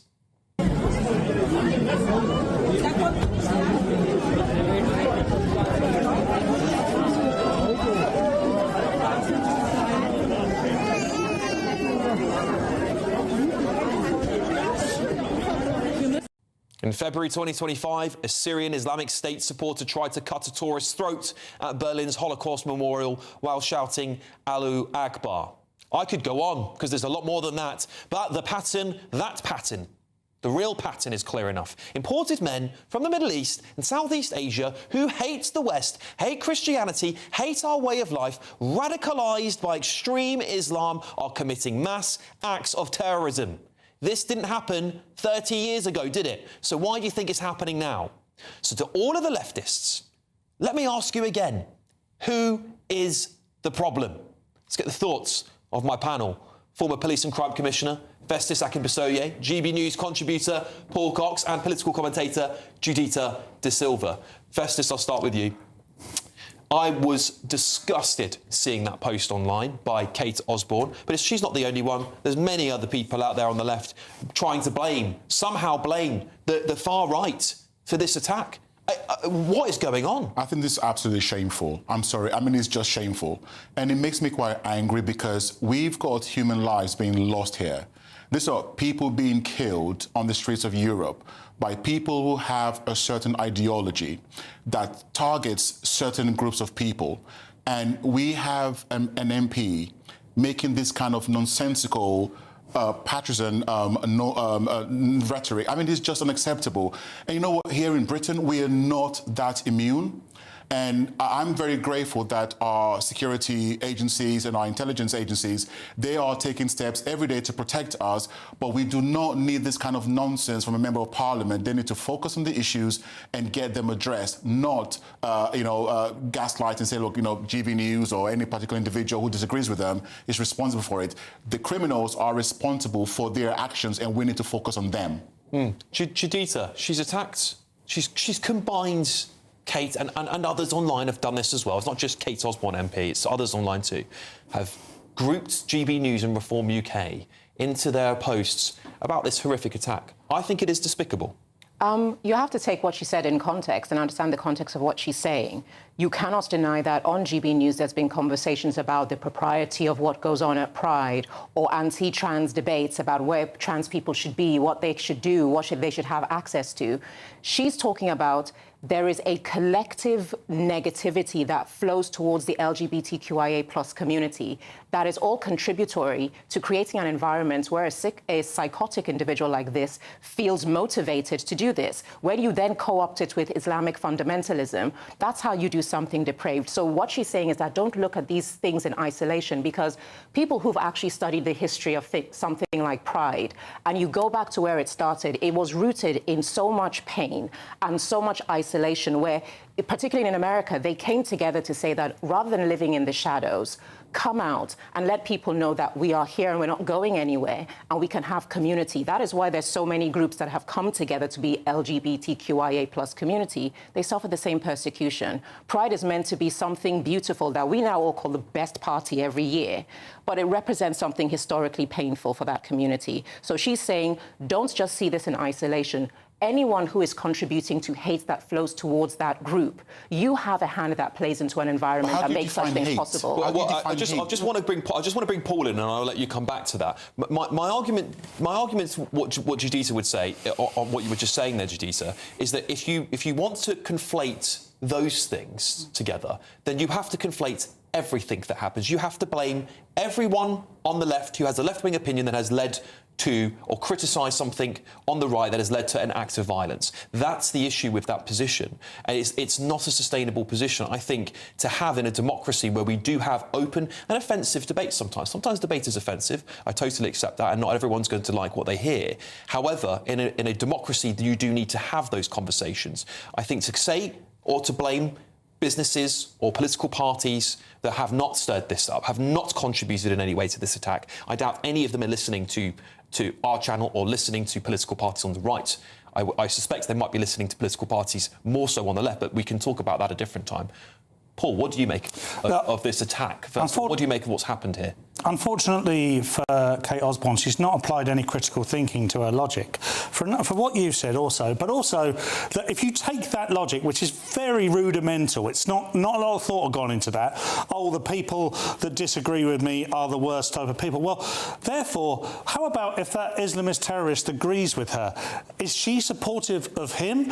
It doesn't really make sense if you follow the logic through to its fruition. It's kind of schoolgirl politics, which I'm afraid Kate has got form on. This is not the first time that Kate Osborne has come out in this way. It's chucking red meat to her base. She's made it incredibly political straight away. This is not helping. It's not just Kate. I want to make this clear. This is an example because I think it's a politician. But there are lots of people online. I had people basically accusing me of being part of contributing to this because of my political opinions. And I think this is what I want to get onto, is that actually the elements of this attack, Paul, in my opinion, is Islamist extremism. Why are we suffering through Islamist extremism in Britain? Because I don't think it's anyone's fault. I know why, and I'm quite happy to spell it out. There is this peculiar arranged marriage between the progressive left and the Muslim community in this country. The Muslim community have identified it's a great way for them to get towards power, and the overly progressive left have decided that is a constituency base that can help them get into power. Obviously, we know with the revolution in Iran what happens when power is achieved. We don't need to go over that history lesson. But because of that, and because of the principles, the woke principles of the left, which says if you criticise this person, you are called this. It means that the Muslim community, good, bad or indifferent, are protected. They have protected characteristics. So if they keep committing heinous crimes, terrorism, they can't be criticised, particularly by someone like Kate Osborne. And look, I'm taking this on here. Kate, get in touch with me. Criticise Islam, say exactly what this was yesterday, criticise the Islamist terrorist, call it out for what it was, then we'll have another discussion. Until she's ready to do that, I'm not going to engage in what she says. I actually find it fascinating that you just did that, because you said, and you said that, oh, you're conflating arguments and you can't be, it's quite rudimentary, you can't focus on this and then conflate that. You've just made assertions about the left, and you've pretty much tarred the entire left with a certain way of thinking, where what I actually... The political establishment left. Saying that there is a marriage between the progressive left and the Muslim community makes no sense at all. Have you seen a Green Party? Yes, I've seen the Green Party is entirely that. The Green Party is building it... You only have to look at Denton and Gordon the other month. The reason that they won is they're able to co-opt the Muslim vote, which is fine. I get it. They didn't co-opt any Muslim vote. If you listen to actually, funnily enough, look at the right-wing populists. If you have a party that happens to have a leader that has a point of view that resonates with people, you can't in the next breath say that when anybody says that about right-wing populists, that is basically being inflammatory. But when you have a Green Party that speaks to people that say that actually want to hear what he has to say, then that's a problem. Let me get Festus back into the conversation. So, Festus, I think that the problem with when something like this happens, nobody wants it to be political. Yeah. But what's happened is, and it seems very clear from what the police in Germany are saying, from this man's background, for what's happened, he's gone to Lebanon. There's a whole list of information about this man available online now. He's clearly been radicalised. Islamism, which is what I'm talking about here, it's not everyday Islam, it's Islamism. It's the political sect of Islam. It's exceptionally dangerous, it's very radical and it's violent. And unfortunately, we're not talking enough about that. And that is why I'm outraged when I see people deflecting this issue rather than focusing on political Islamism and why it is causing, as I read out there, countless attacks across Germany and across Europe. It is the clearly biggest problem we have when it comes to terrorism. You know, the sad part of this is that there are Muslims in this country who cannot stand these sort of radical elements within their own faith. And the fact that someone like this MP would not even acknowledge this is a disgrace. You know, the bottom line is this: we cannot heal our communities by creating more divisions, as is being done by this MP. And I think it's really sad. But the fact of the matter is that we need to realise that there are some dangerous people in our country who do not like Britain, who do not like the British way of life, whatever way they deem that to be, and they want to see the collapse of it. We need to be alive to that. And it's perfectly okay in a free country to be able to speak up about this. And just lastly, I know what you're saying, Judita, about you saying what GB News this, but you know what? This is a free broadcaster in a free country. Having debate is healthy. Having debate, one second, please. Yeah. Having debate is fine, and to just say because someone says something that you don't agree with is a hate speech, that is just a problem. Let me put this to you, Judita. Do you think we need to speak more about the threat of Islamism? And I mean this from all spectrums. I mean from the left and from the right and from everybody. Do you think we need to talk more about the threat of it? I go back to the point I said before, that this is... I'm an equal opportunities critic. There has to be help from within. And I say this directly to the Muslim community as somebody who has Muslim family members, that it has to be seen very publicly that you are proactively trying to work to deal with the negative elements within your community. Because, like many people like me, we know, and as you've said yourself, it isn't the entire community. Yes. What is happening is not representative of the Muslim faith. But there are people who are painting a public perception of the totality of that faith in such a way that it is detrimental to all. The solution has to come with your help. And having that kind of thing that the police department has or other groups have, where there is a wall of silence, it does so to continual deterioration within the relationship between those who are inside the community and those who are outside of it. There has to be collaboration and has to come from the Muslim community first. So just going back to the criticism of GB News, I'm not here to defend GB News News, though I do thank them for all the work. But what I will say is that the reason GB News is successful is for the first time in modern media history, there is a counter-argument news channel giving the perspective of many people out there. And it's not without basis. It's not like we make it up and then talk about it. There are actual crimes going on. Can you imagine if you were going to set up a Islamist terror group? The first thing you would understand is the overly progressive left politicians in this country would be your lobbying base. They would support you throughout, not directly, indirectly, because they will protect you under the guise of ultra-progressivism, because it's them that's protecting. By Kate Osborne only talking about the right, she is protecting the terrorists. That's what I talk about, the logic.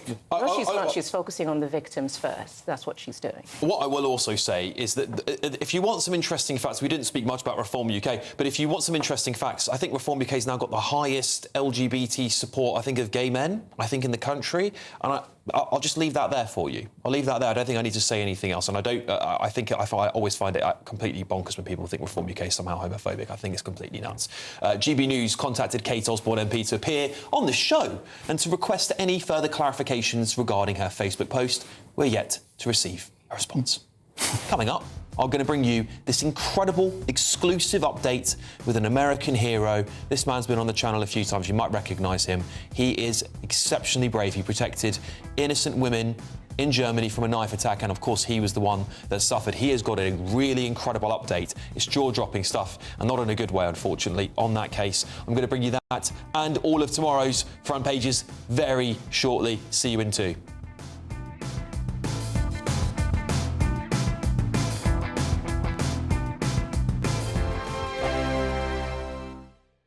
From cold mornings to warm family brunches, from football to tennis, in the car, in the kitchen. GB News Breakfast is there with the stories you need and the conversations that matter. Anyway, let's talk business. Well, it has been a historic night in British politics. It's astonishing, isn't it? We're here again to start your day just right. GB News Breakfast. Every morning from 6 a.m. Only on GB News. Britain's news channel. Breaking news, live updates, stories that matter. From the heart of the GB newsroom to every corner of Britain, with our team of dedicated journalists across the UK. GB News bulletins are there to deliver the latest news that matters to you. Bulletins on GB News, the People's Channel, Britain's news channel.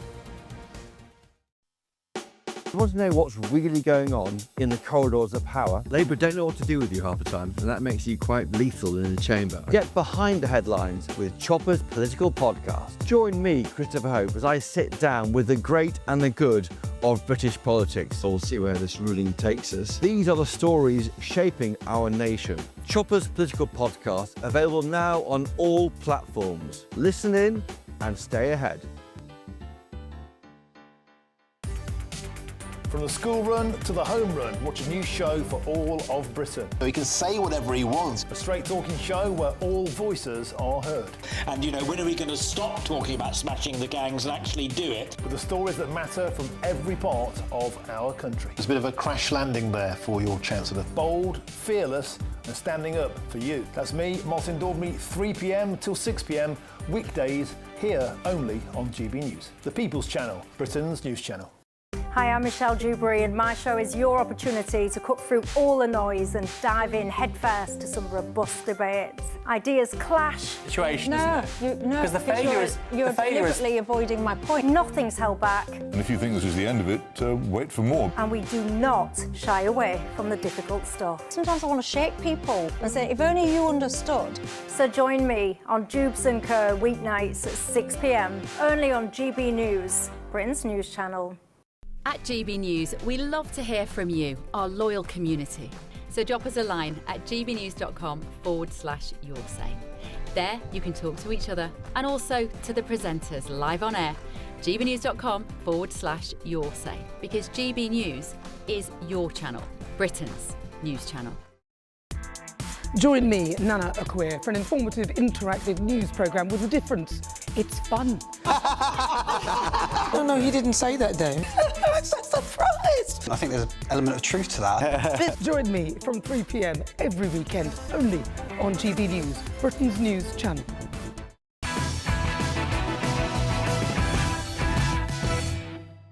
Welcome back, everybody. We're going to return to a story we covered almost a year ago here on my show and, of course, before that too. In August 2025, a New York City model was left severely disfigured by a knife-wielding assailant after protecting 2 women from an attack while visiting Germany. John Rudat, a hero, intervenes on German public transport in the city of Dresden and was, of course, attacked himself. You can see the pictures on your screen of John moments after that attack, I believe. Well, in court in Dresden has now sentenced 2 Syrian migrants over the attack. One of them received just a 3-year youth prison sentence, while another was given 1 year and 8 months suspended on probation. Both were sentenced under Germany's youth criminal law. That's an important detail I want you to remember. John's here now. John, always so good to have you here on the channel. You're a hero to me. You're a hero to so many of our viewers. So thank you for coming back to talk about your case. I've just read a little bit in there. Now, what the audience don't particularly understand is why these men might have been... first of all, what's the controversy around this case? You've made a big statement about it, John. Tell us more. So the controversy around this case is pretty much this important fact. The man who slashed me in the face, that wasn't even involved in abusing the women or the altercation I had with the first assailant, he's 21 years old. And the other guy that was abusing the woman, his own girlfriend actually, as later found out, was also 20 years old. So what everybody's really confused about, and including my lawyer when I went over there to testify back in May, is why these men, these grown men, are being tried under juvenile law. It doesn't make sense. Yeah, it's a completely bonkers decision, John. Did they give you any explanation as to why? And were you told that it was going to be a robust comeback to this? You're a foreigner visiting Germany, right? This couldn't happen to a worse person. A foreigner visiting Germany, right, who is getting an impression of that country, who will, of course, go back to America, tell his friends and family about it. You have been attacked for being a hero. And this is what's happened. They've got often a lenient sentence, in my opinion, which we see happening sometimes here in the United Kingdom too. We spoke about that a lot here. But why is that the case? Why have they been let off on a youth sentence when they're 20 and 21? See, Germans already, for this very reason, do not trust their justice system. And I fully understand why. And it really is a terrible thing to have to watch from a almost separated position where you really can't do anything about it. All you can do is show up and talk. And so many Germans are so afraid of cases like these because, as we've seen in the past weeks with migrant attacks in Trier, killing another 22-year-old young man, we're getting to a point where it's clear that there's a massive problem and the migrants' welfare is being prioritized over the justice of the very justice system that is set up to protect German citizens. They don't feel protected at all. And of course they don't, because when people can get on trams, migrants, and slash German citizens or tourists for that matter, and get off with 3 years, and the other one beat up his girlfriend, a 19-year-old woman, in front of a tram of people, and not even get tried for it, Alex. He didn't even get tried for that. It wasn't even mentioned.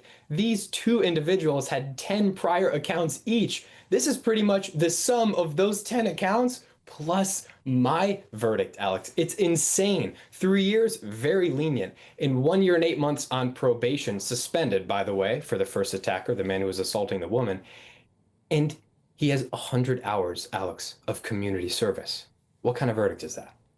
Yeah, it's genuinely shocking, John. And we've obviously, I was speaking to you about this before we knew what happened in Germany last night as well. So I think this just puts another spotlight on the issues facing that country. I think they're quite severe. I think we think they're bad in Britain sometimes, but I think we often forget how bad it is in Germany. John, when you were attacked, did any officials promise you there'd be robust response? Did you have any guarantees that justice would be served in your name? See, Alex, that's a really good point and a really good question, because the day after I got attacked, I woke up one morning to some pretty robust German men in suits and ties outside with earpieces on, and I was shortly after escorted out to speak to the Minister of Internal Defense in Germany, and he spoke to me off the books for about an hour in a private room in the hospital. And throughout that hour, he talked to me about the problem that he was aware of, the clear mishandlement of migration. He's a CDU official, by the way. And he also mentioned to me, he said, John, we're going to give them a hard sentence. Don't you worry. We're going to give them a hard sentence. But here's what I need you to do. I need you to keep quiet about it. I need you to not talk about it. Be very sparing. Stay out of the media light and just let us handle it for you. And in the back of my mind, Alex, I will be completely honest with you. In the back of my mind, I realized, oh no, it's worse than I thought. And it almost seems to me like the government is in on it. And they don't even care about civilians, more or less tourists, American guests. I mean, Richard Grenell, Trump's seat of international affairs, he even made comments on it.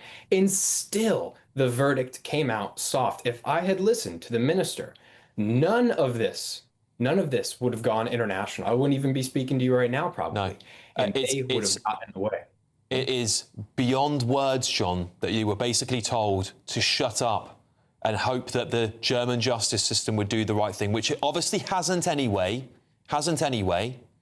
and you were told to be quiet about it. I think that tells people so much what they need to know about what's going on behind the scenes here. John, thankfully, since then, you have done so much good work to put a spotlight on this story and many other things now. Have you been given a hero's welcome? You need to. The thing is, John, what you need is a medal from the Germans. That's what you need for protecting an innocent woman on the train. And this is what we would have done back in the day, right?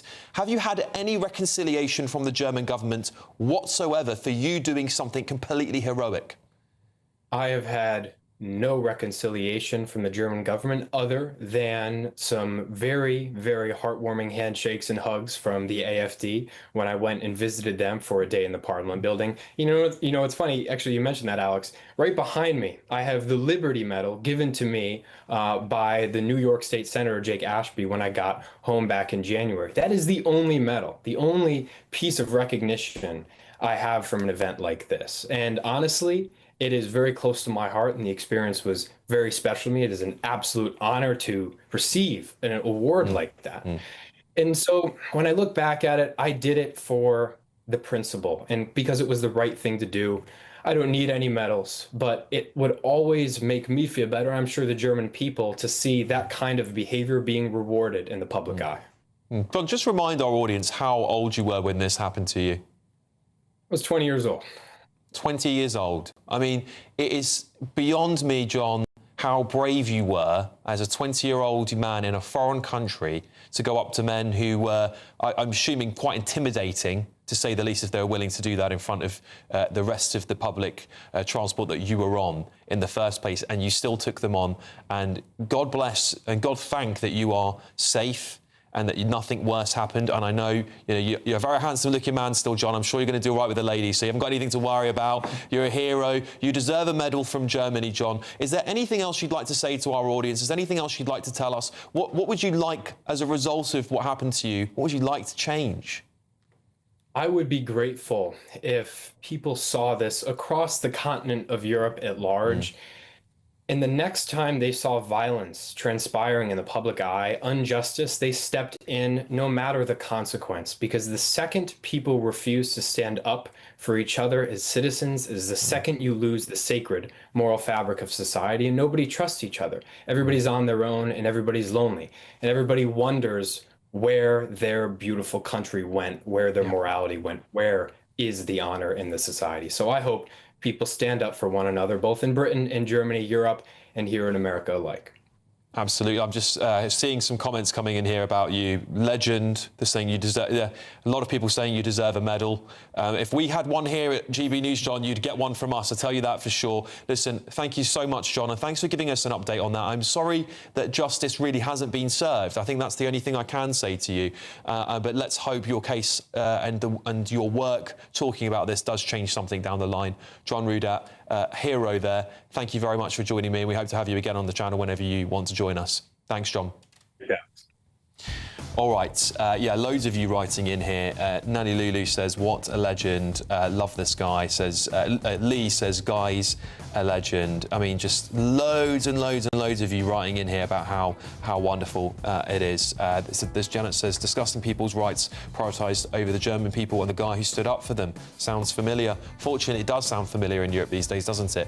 Next, all of your front pages. The Telegraph's leading with this. Prime Minister's to crack down on youth benefits. It's coming up next. I forecast a perfect holiday in the sun. Weather looking good then? For sure, and no worries about our travel insurance. All Clear Travel Insurance sponsors GB News Travel Destinations Forecast. Hello there. Much of Europe still remains very dry with intense sunshine. This heat is enough at times to produce some thunderstorms, but still very dry across the Canary Islands, much of Spain, Portugal, France. No real sign of any significant rain here. We could see some intense downpours and some thunderstorms across northern parts of Italy, the Western Balkans, but otherwise it still remains very dry. And this still is the picture as we head into next week, along with the high temperatures. All Clear Travel Insurance sponsors GB News Travel Destinations Forecast. I've been in Westminster for a long time, but I know that though power may be here, its effect on people's lives is across the whole of the country. We may be where rules are made, but it's where they're implemented that matters. Join me, Jacob Rees-Mogg, for forthright and frank discussion on where Britain has come from, where it's going, and where it will end up. That's State of the Nation, Monday to Thursday, 8 to 9 o'clock. Vox Populi, Vox Dei. Britain deserves a newsroom that puts the facts and your voice first. Well, and that's what you get on GB News. Lively debates, lively conversation. And we're not afraid to hold power to account.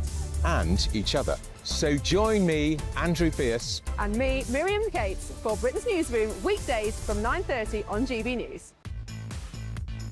5 hosts, 5 opinions, 5 fearless debates, 5 unfiltered takes on the day's news. 5 reasons not to be anywhere else on Saturday night.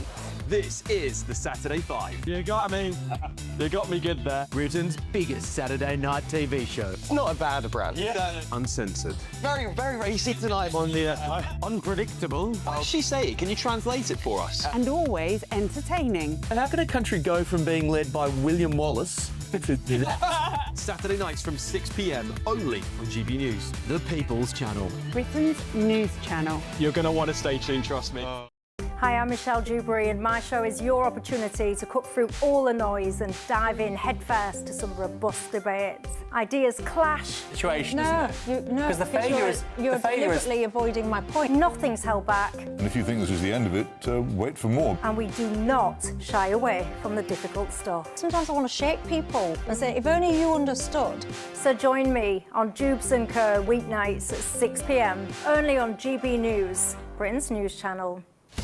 Breaking news, live updates, stories that matter. From the heart of the GB newsroom to every corner of Britain, with our team of dedicated journalists across the UK. GB News bulletins are there to deliver the latest news that matters to you. Bulletins on GB News, The People's Channel, Britain's news channel. Westminster's full of talk, but out here, it's the real world. Am I allowed to talk now? No, that's it. This is where it matters, real people and real lives. That's what politics is all about. In fact, this Trump made a good start. No. Straight answers, no spin, and just a couple of pints. How many fingers have I ever got up? About 10. So join me for Lee Anderson's Real World every Friday at 7 p.m. only on GB News. The People's Channel, Britain's news channel.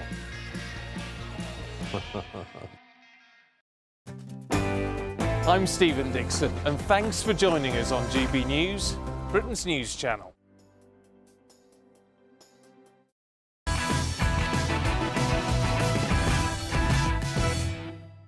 Welcome back, everybody. I've got tomorrow's front pages. Loads in the front pages for tomorrow. Let's start with the Telegraph. Prime Minister's to crack down on youth benefits, apparently. Apparently, he's going to the cost of consumers. Apparently, is just too much.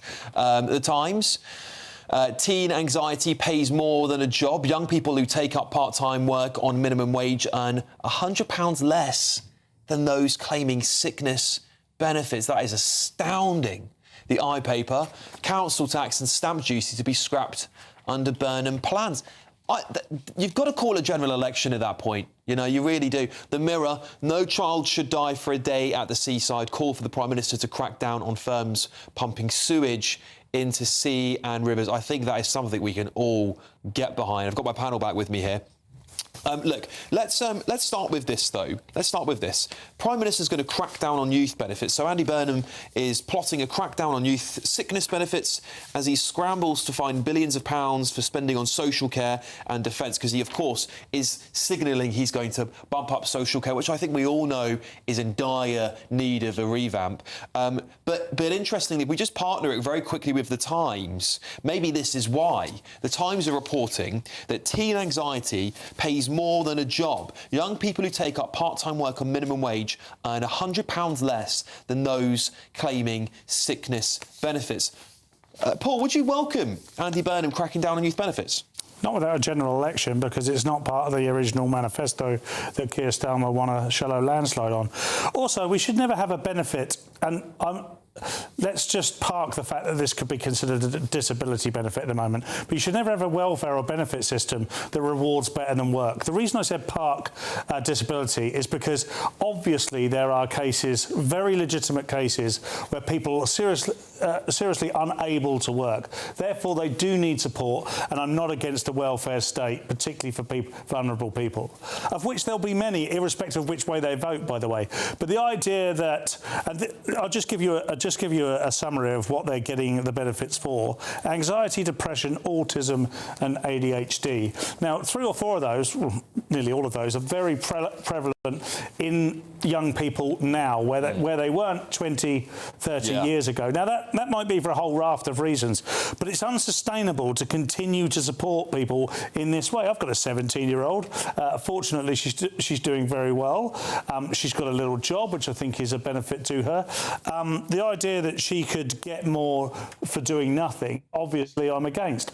However, it always gets mixed in. It's very difficult, this discussion, because you can't throw the baby out with the bathwater. There are some requirements where it is applicable and reasonable for there to be welfare or benefits in this case, but I stand by the fact that in general, you should not have welfare that rewards better than work. You see, the thing is, Juditha, yes, I totally agree. I think benefits should always underplay work. But the problem, there's people who genuinely need benefits. There's people who genuinely need it. And the problem with governments go overboard by giving too much away is that inevitably, when it has to get curtailed back, because it always does, that everyone has to get hurt, including the people that need it. Yeah, I think like the approach is, it is addressing things that everyone said they have problems with while Keir Starmer was in leadership, because you've got a lot of young people that aren't in work. Then when you address why they're not in work, then people complain that, oh, you're being, like, you know, pull yourselves up by the bootstraps. When you look at the list that he gave, where it's anxiety, depression, ADHD, autism, taking anxiety and depression, those are things that are practically workable, that you could address, getting young people back into work with the palliative supports that they require. If Andy Burnham does tackle this, he seemed to be more proactive about issues that people said Keir Starmer was sleeping on. So you need not bring up the point about it's not part of the manifesto. No, it was part of the failing workings of Keir Starmer's government. And I think he should address this, because once you get them back into work, it actually comes under the umbrella of welfare reform.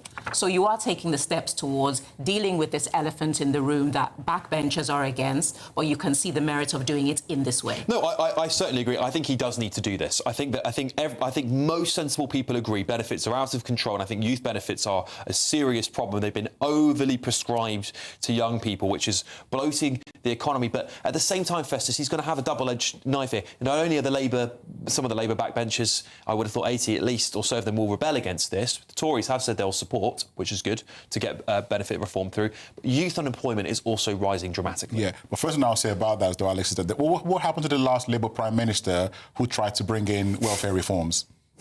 Yeah. Their history. Right. But is that for different reasons? Are you conflating? Because I think Keir Starmer was unpopular for a billion different reasons. I think this is very smart of Andy Burnham to try and get this out of the way whilst he has a honeymoon period going on. So maybe he'll be able to woo a lot of the Labour MPs who he said might probably rebel while he's still got this. But the reality is this. There's a reason why many young people are not able to get a job.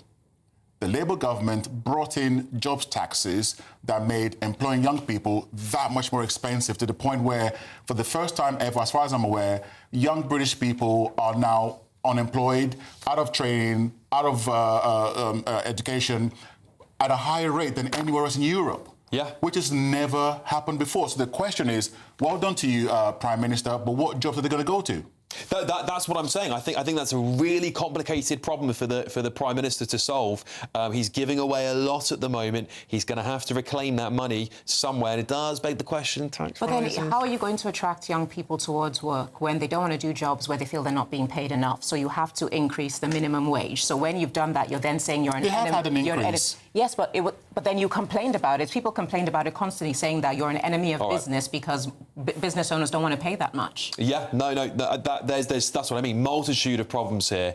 All right, look, when we come back, I want to talk about this. The Times today, the Times newspaper is more like the Telegraph today than I've ever seen in my life. 3.2 billion to switch off wind farms when the network can't cope, including a Cristiano Ronaldo exclusive in The Sun as well, apparently. Stay tuned for that.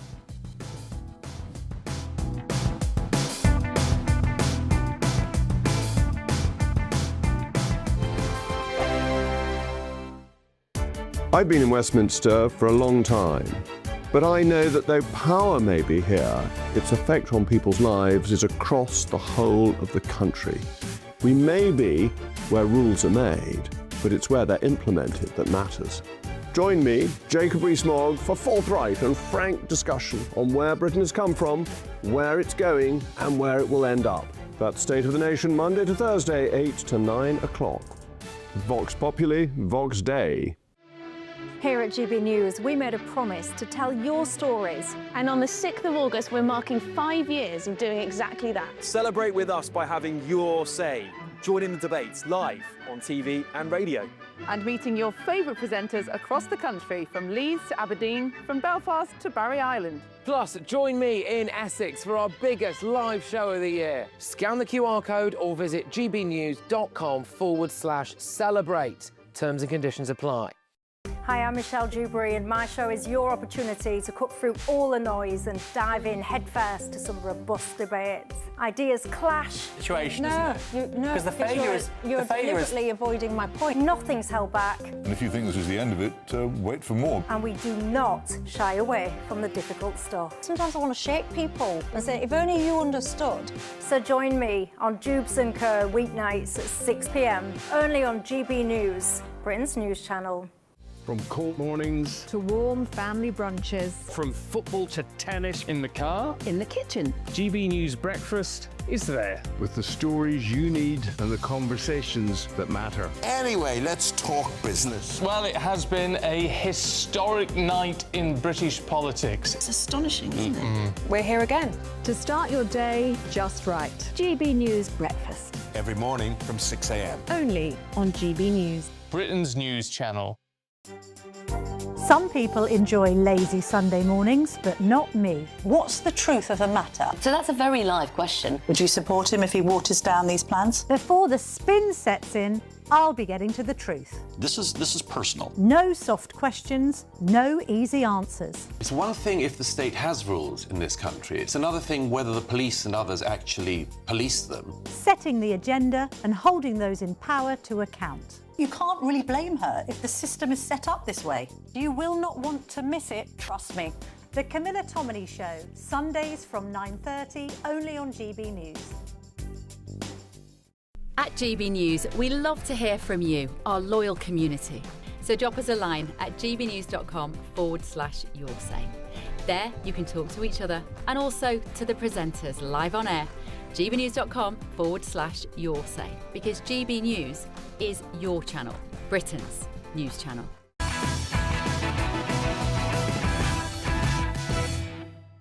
Some more front pages here for you. The Express. The police waste millions on diversity schemes. Yeah, I mean, honestly, I think we know this one already, actually. I think this is there's a lot to probably get into in it, but we do know that already. Metro, fly and dry, no-go at Gatwick for thousands after water outage. And Lewes, blocked up and taps all shut off. That's nasty. That's nasty before you get on a flight, isn't it? That really is. The Sun, lights, camera, act Ron.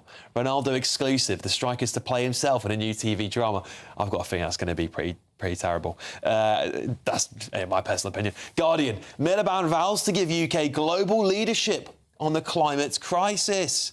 He just can't let it go. He can't let it go, can he? Do you know what? Let's partner that story. We'll talk about Redhead in a second, but let's partner that story with the Times here. £3.2 billion to switch off wind farms when the network can't cope. This is getting ridiculous. The cost to consumers of paying wind farms and other power plants to switch off because there is not enough capacity on the transmission network is set to rise by £1 billion to £3.2 billion over the coming year alone, Paul. Yeah, look, those who have any sort of rudimental understanding of wind farms and solar to some degree know that it's not a universal solution to the fuel issue in the same way that coal power, nuclear power, power plants are. So the fact that they are politically building so much reliance on this is not giving the full picture. So in a way, this is unfair on wind farms because wind farms are like, do you know what? This is not what we're supposed to be doing here. We're supposed to back up the network when the network is low. Yep. And it should always, and I've always had this argument, it should be a smorgasbord available to us and we can pick nuclear, coal, wind, solar, tidal, whatever it might be to maintain our fuel sovereignty. Because right now, it's just one great big hypocritical soup. We get all of our energy. A lot of our energy comes from Russia, by the way. Yes. So indirectly via France, our energy comes from Russia. Yep. Because we don't have any fuel sovereignty ourselves. Juditha? Like I've said it time and time again, the answer is not drill, drill, drill. It's diversify. But I agree, you don't just concentrate on just wind. It's got to be an entire spectrum of renewable energies. That is the way you have energy security long term. It is expensive initially, but the dividends do yield eventually. But then while there's an unwillingness to move from the status quo because you're so concentrated on the traditional form of energies which you're importing overseas, you're just going to stagnate in a situation that will leave Britain behind in yet another arena where tomorrow, in years to come, people will say, why is Britain lagging? That's because you wouldn't invest when you had the opportunity to and when international geopolitical circumstances demanded that you should. OK, what do you think? Well, we actually should be able to drill if we do have the capacity to do so here in Britain rather than importing from abroad. But the wider question that I want to ask is this, is that, you know, the Prime Minister said energy prices are going to go down because he wants to deal with the cost of living. But someone's got to pay this bill. Yes.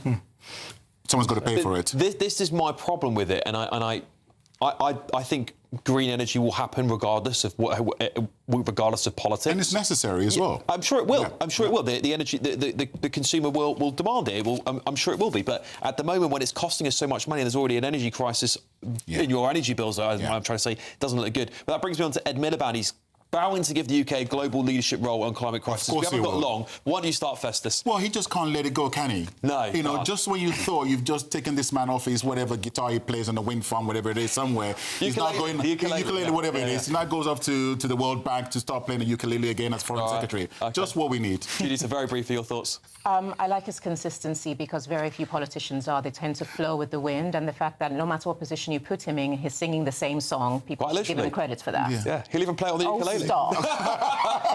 You definitely shouldn't be rewarded for being a consistent Wally. Wow. Ronaldo to play himself in TV, yes or no? They haven't asked me, which would be the obvious choice, but yes. Yes or no? Yes, and he's the real GOAT, not Messi. Oh, Messi is the GOAT. Okay. Come on now. We've got to leave it there. Look, loads more coming up on Alex Armstrong Tonight, late edition. I'm going to bed so I can be up for breakfast. So come and join me tomorrow morning from 6 a.m. with Ellie Costello. But up next, Will Kingston's going to take it from here.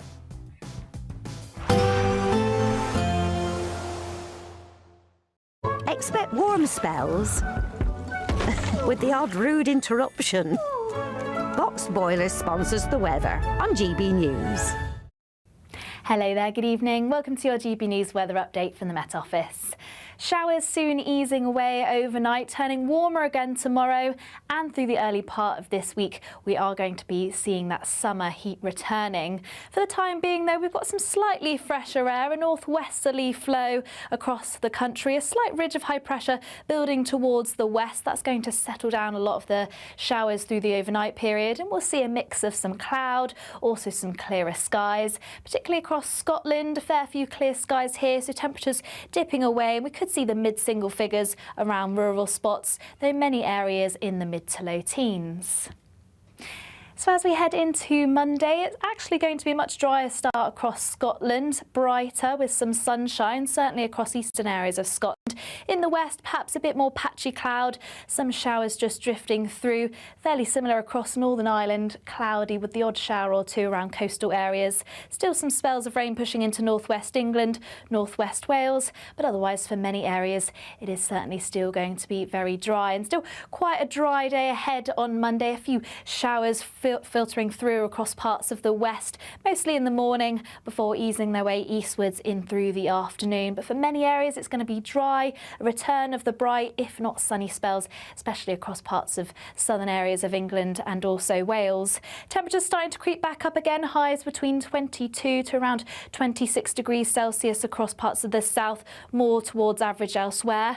A north-south split in the weather on Tuesday, another wet day ahead across much of Scotland, northern England, some showers across Northern Ireland at times. Some of this could be a little bit heavy, and still temperatures remaining around average here, but elsewhere across much of England and Wales, another dry day ahead. The north-south split in the weather continues into next week, and through the early part of next week, the heat is going to rebuild. Expect warm spells with the odd rude interruption. Boxed Boilers sponsors the weather on GB News. Ladies and gentlemen, we've got a big late edition coming your way. After the death of Henry Novak, I really thought we would see cultural change in the police forces of this country, but the front pages of tomorrow's papers may suggest otherwise. You're hearing from Staffordshire Police that are still instructing their people to put men in women's prisons. And then on the Express, we are hearing the huge amounts of money that are being wasted by police on DEI schemes. We'll also go through some of the leaks coming through about Andy Burnham's policies, and shock horror, I agree with a few. That's all coming up next.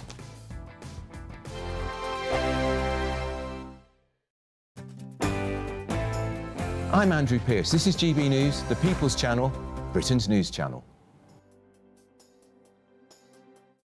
Britain deserves a newsroom that puts the facts and your voice first. Well, and that's what you get on GB News. Lively debates, lively conversation. And we're not afraid to hold power to account. And each other. So join me, Andrew Pearce. And me, Miriam Gates, for Britain's Newsroom, weekdays from 9:30 on GB News. Westminster's full of talk, but out here, it's the real world. Am I allowed to talk now? No, that's it. This is where it matters, real people and real lives. That's what politics is all about. In fact, has Trump made a good start? No. Straight answers, no spin, and just a couple of pints. How many fingers have I got up? About 10. So join me for Lee Anderson's Real World every Friday at 7 p.m, only on GB News. The People's Channel, Britain's news channel. Some people enjoy lazy Sunday mornings, but not me. What's the truth of the matter? So that's a very live question. Would you support him if he waters down these plans? Before the spin sets in, I'll be getting to the truth. This is personal. No soft questions, no easy answers. It's one thing if the state has rules in this country. It's another thing whether the police and others actually police them. Setting the agenda and holding those in power to account. You can't really blame her if the system is set up this way. You will not want to miss it, trust me. The Camilla Tominey Show, Sundays from 9:30, only on GB News. At GB News, we love to hear from you, our loyal community. So drop us a line at gbnews.com/yoursay. There you can talk to each other and also to the presenters live on air. gbnews.com/yoursay, because GB News is your channel, Britain's news channel. From the school run to the home run, watch a new show for all of Britain. He can say whatever he wants. A straight talking show where all voices are heard. And, when are we going to stop talking about smashing the gangs and actually do it? With the stories that matter from every part of our country. There's a bit of a crash landing there for your Chancellor. Bold, fearless and standing up for you. That's me, Martin Daubney, 3 p.m. till 6 p.m, weekdays, here only on GB News. The People's Channel, Britain's news channel. Join me, Nana Akweer, for an informative, interactive news programme with a difference. It's fun. No, he didn't say that, Dave.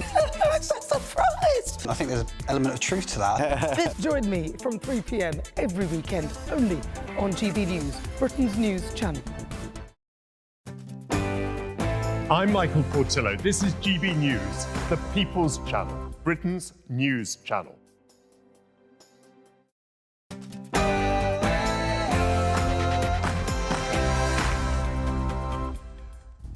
I'm Will Kingston, filling the sizable shoes of Alex Armstrong. This is the late edition.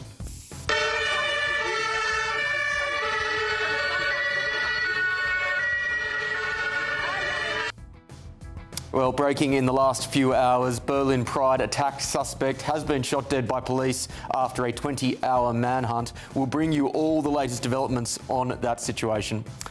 And you must vote. That's the message from Andy Burnham, according to The Times. He's looking at introducing compulsory voting, similar to a system that they have in Australia, and there will be a fine if you don't do it. Also, our new Prime Minister is looking at scrapping council tax and stamp duty, but there's a very big catch that I'll let you know about. Meanwhile, The Telegraph reports he's going to crack the whip with the youth by telling them they have to work. I'm all for it. Meanwhile, police diversity schemes have cost forces across the country £500 million. You could not make it up. The money could have been used to put more bobbies on the beat. Plus, Mick Philpott, the scumbag arsonist who killed 6 of his own children, is making a bid for freedom, spurred on, according to The Sun, by Labor's early release scheme. And I would love reconciliation with my family. Yep, good luck with that, mate. Prince Harry has been handed an olive branch by his father, who will allow him to stay in Buckingham Palace.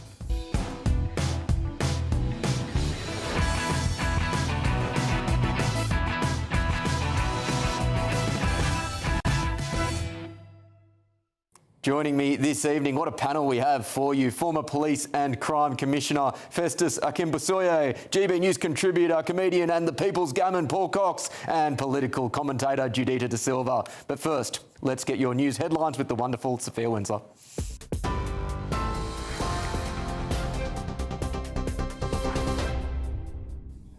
Good evening. Your headlines at 11:01.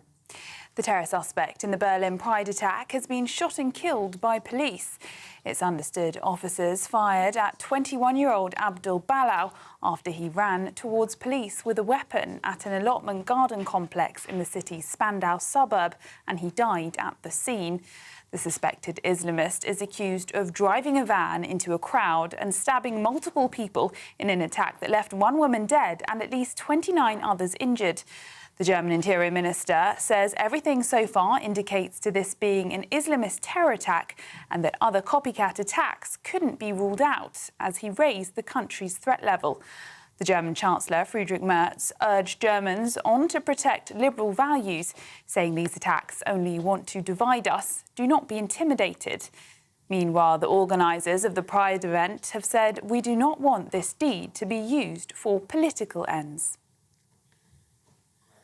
Tourists are being warned to stay away from southwest France, where flames are now just 9 miles from the city of Bordeaux, and officials are considering a total evacuation of the city.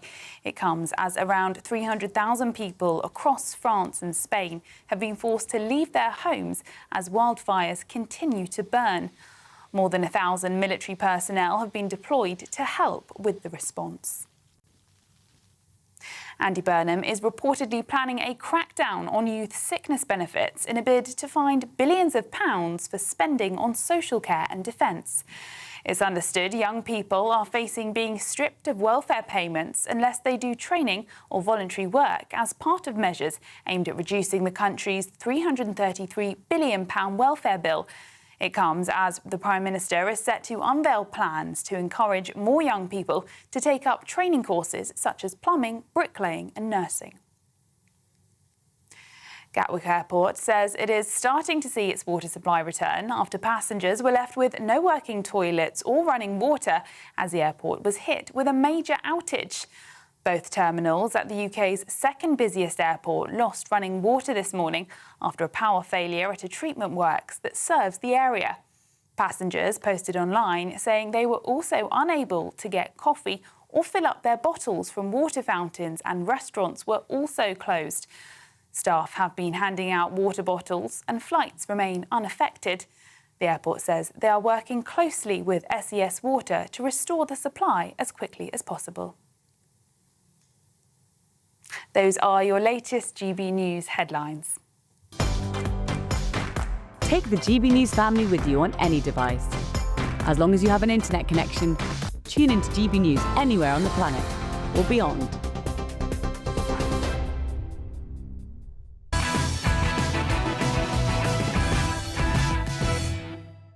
Welcome to Alex Armstrong Late Edition with me, Will Kingston. Remember, you can catch Alex on The Breakfast Show from 6 a.m. Set your alarms. Before we get stuck in with my panel, let's go through what you'll see on tomorrow's papers. The Telegraph is leading with PM to crack down on youth benefits. Sounds good on paper. We'll see whether or not that comes to fruition. The Times, teen anxiety pays more than a job. Young people who take up part-time work on a minimum wage earn £100 less than those claiming sickness benefits. The incentives are well and truly warped in Britain today when it comes to the welfare system. The iPaper is leading with council tax and stamp duty to be scrapped under Burnham plans. But of course, there is a catch. Something will take its place and we'll discuss that. The Mirror, no child should die for a day at the seaside. Call for PM to crack down on firms pumping sewage into the sea and rivers. Of course, something I think we can all get behind. The Express, police waste millions on diversity schemes. After Henry Novak, I really thought we would see an end to this sort of stuff, but perhaps that's not as forthcoming as I would have hoped. We'll discuss that as well over the course of the next hour. The Metro, fly and dry. No-go at Gatwick for thousands after water outage, with loos blocked up and taps all off. Delightful. The Sun, lights, camera, act Ron. Ronaldo exclusive. Striker to play himself in new TV drama. I'd like to think I'm not a judgmental person, ladies and gentlemen, but I will judge anyone who watches that drama. The Guardian, Miliband vows to give UK global leadership on climate crisis. Surprise, surprise. Let's get the thoughts of my panel now. Paul, I'll start with you coming in fresh. And we'll go to what is now a grab bag of policies that are just starting to leak out, which I think probably what Westminster is testing the waters as to what may and may not be popular coming from a new Burnham government. The first I want to start with is council tax and stamp duty to be scrapped under Burnham plans. Let's go to the iPaper here. The government is actively considering options to replace council tax and stamp duty. Now, again, if you just looked at that headline and then nothing else, you'd go, you beauty. Yes. Unfortunately, there are alternative proposals, and this is something that Burnham has been looking at for some time, with one being a land value tax. Yes, there is a word in there that raised an eyebrow, which was replace. Yes. If he just said, I'm going to scrap stamp duty, we'd all go, oh, great idea. That would open up the economy, I think, because that would get the housing market moving. It would probably help bring down house prices ultimately, because people would, the demand would change. And a more mobile labour market as well. Yeah, because people can move wherever they want to now. Lots of people working from home, for instance.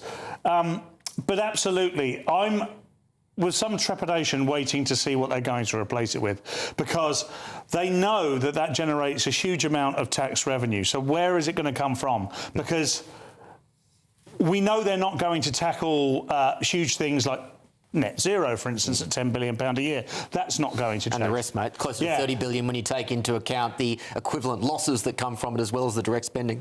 And welfare is untouchable at £333 billion per year. So be very interested to see what's going to happen next. Yeah, Jadita, so what I've heard, and again, these are still whispers that are coming out on social media, but he has spoken about this in the past. He's talked about a 0.48% land value tax on the value of that land.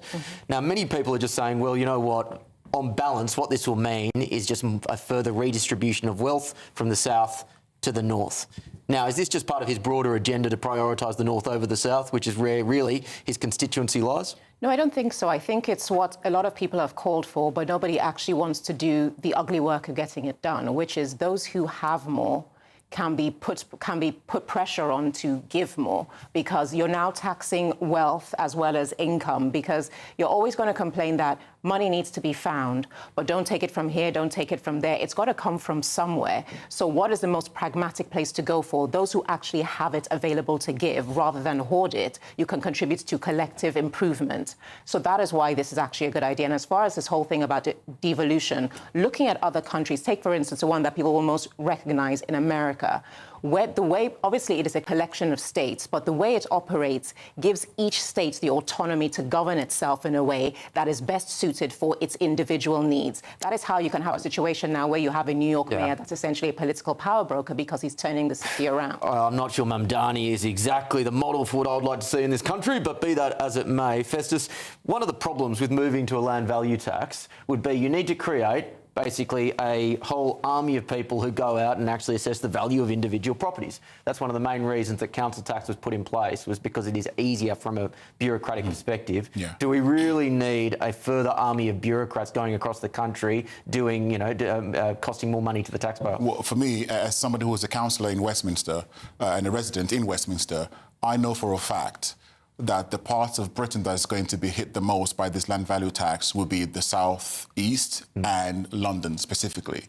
And this idea of redistribution, well, how much more do you want to redistribute? The part of the country that generates the most wealth for the Treasury, without question, as a net contributor to the Treasury, is London and the South East. Okay, so this idea that we're going to somehow magic out more money from land value tax by scrapping stamp duty and council tax is just for the birds. In my opinion, this is more of a political thing because it's about claiming back the Red Wall. Yeah. And also, as he just said, basically, look, London's more or less gone because I think a lot will go to the Greens and the South East won't vote for me anyway. So you know what? I don't really care about political ramifications. So I think a lot of Labour MPs who are in the South East who just won their seats for the first time in rural areas, for example, many of them in London as well. I mean, they probably might as well just say goodbye to their seats at the next general election. What's quite interesting when you actually look at the figures is that across London and the South East, tax pounds per person is about 12 grand a year. When you look at the North East, by comparison, that average is about 14,000 tax pounds per year. So they're getting on average £2,000 per person per year more. So it's not like there hasn't been a concerted effort to channel that wealth around the country. Unfortunately, when you have a power hub like the South East and you haven't got an immediate replacement, you are not going to generate that revenue anywhere else in the country, so you need to focus on that. I don't have any issue with that specifically. I do live in the south, I guess it would be considered the South East. I live down in Hampshire. But I just don't see there's an immediate benefit to this. It feels a little bit like the politics of envy. First of all, when people keep saying politics, everyone plays politics. Whoever is in power or out of power, that is part of the language of the landscape. The fact is, you're dealing with someone who has seen the merit of what comes out of the North and knows that the enablement of the South can make it go even further. The way the system works now and always has done is that there is a bottlenecking that comes to the South East. If you want to have this devolution and redistribution of capacity as well as wealth, you're going to have an upwardly mobile northern part of the country that can contribute even more than it already does. And looking at when it comes to the points you just made, the socio-economic strata that is represented in the North compared to the South, yes, it's very heavy when it comes to the South. That should be changed because the Northerners always have a disdain for the South because they're looked at a certain way as it being a predominantly working class area of the country. That should change. That's not why they hate us. The weather's better down here. Stop it. The women are better. I've got no, and I know this term now has negative connotations associated with it, but I've got no problem with levelling up the North if you're ensuring that the North is becoming more prosperous. But I don't think you do that by artificially, redistributing from the South. And I'm starting to get the feeling with Burnham that he's quite enjoying dividing the country into North and South in a political way, which hasn't been done in recent history. It's a little example, but I think it's indicative that on Twitter a couple of days ago, some random bloke put up a tweet saying, "I'm far from being a Labor fanboy, but the last few days I've enjoyed reading the sneering comments living by those in the southeast bubble." And then he goes on, and Andy Burnham has commented underneath with one of these emojis, and then a winking emoji, and I'm not going to wink to the camera, I've got a terrible wink. And he was forced to then delete that particular comment. But it just was a little thing, Festus, that he's quite enjoying this North v South divide, which apparently, again, perhaps suits his brand and suits, the types of people he is trying to target. At some point, the Prime Minister's got to realise that he's no longer the Mayor of Manchester. He's the Prime Minister of the United Kingdom of Great Britain and Northern Ireland. And I think he is forgetting about that. And also, he has got to realise that you do not make Britain wealthier by making London and the South East poorer. And unfortunately, at some point, he will learn this lesson the hard way. Others have probably tried it and failed. There's a reason why the City of London is the financial capital of the bulk of Europe. But you're not going to move this to Manchester anytime soon. It ain't going to happen. I want to move us on to another policy which piqued my curiosity, and this is now being whispered in the Times. It's not on the front page, but it is an inside story, and that is that Burnham is toying with the idea of compulsory voting. Now, I have an insight into this because Australia is one of the relatively few countries that has compulsory voting. Now, regular viewers would know that I am libertarian by instinct. I don't like forcing people to do things.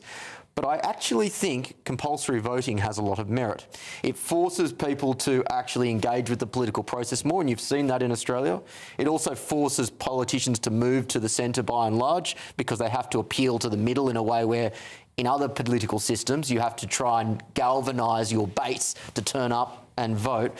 Paul, I actually think, and again I agree, it would have to go to... is this in the... Do you know if this is in the manifesto, compulsory voting? I don't think it is. It was not. It was not. So we'd have to actually put this in the manifesto for a future election. But I think there is some merit in it as at least a debate in the country. Well, two reasons I quite like it. One is that I want as many people as possible engaged in politics. I want them to understand what it means to be engaged in politics and how it can help them. Also, having friends who live in Australia, I understand they give out free food in the queues for people that vote. So these are things that I'm interested in. People getting engaged in politics and food. Yeah, it is a great it's a great Australian political tradition that there's always a barbecue that is running at a polling booth, and you get your slice of white bread and a sausage in the middle, and you have your democracy sausage, I believe is what's called in Australia. I'd love a democracy sausage. I bet you would. Festus, again, I think there is perhaps a more cynical motivation for this at the same time, and that is that compulsory voting systems traditionally favour left-wing parties. Look, as somebody who has spent so many years of my life knocking on doors, campaigning at parliamentary elections, police and crime commissioner elections, recently council elections, and to see the paltry turnout at some of these elections, it does make you think, you know, is this really what our electoral system has come down to, where you're getting 15% turnout, 20%, 30% turnout election, which costs a fortune, by the way, to run, because whether you have a 10 or 15, 20% turnout, the local authority still has to spend the money. Yeah. The same way that they would do with the 40% turnout. So, in principle, I support this, especially if there's free food as well. Judith, what do you make of it? I do support it for the points that, again, it forces politicians to realise very, very quickly that based on the mathematics and statistics of how many people you need to speak to, you cannot just scream into your echo chamber, because echo chamber politics is really driving the landscape currently. And also because you have a lot of people who are what would technically be referred to as swing voters, who are currently apathetics because they don't feel a party exists that speaks to them. Having to re-engage forces those particular people to kick the tires on the policies of everyone to find out who is the best fit politics for you. So it works in both directions. Yeah, I think that makes sense. I do note the irony at the same time of Andy Burnham potentially proposing compulsory voting at the same time that he is ruling out going to an election himself. But perhaps, perhaps that's me being cynical. Time for the Great British Giveaway, ladies and gentlemen. Your chance to win £60,000 in tax-free cash and your very own gold bar worth £5,000. Here's all the details you need to win.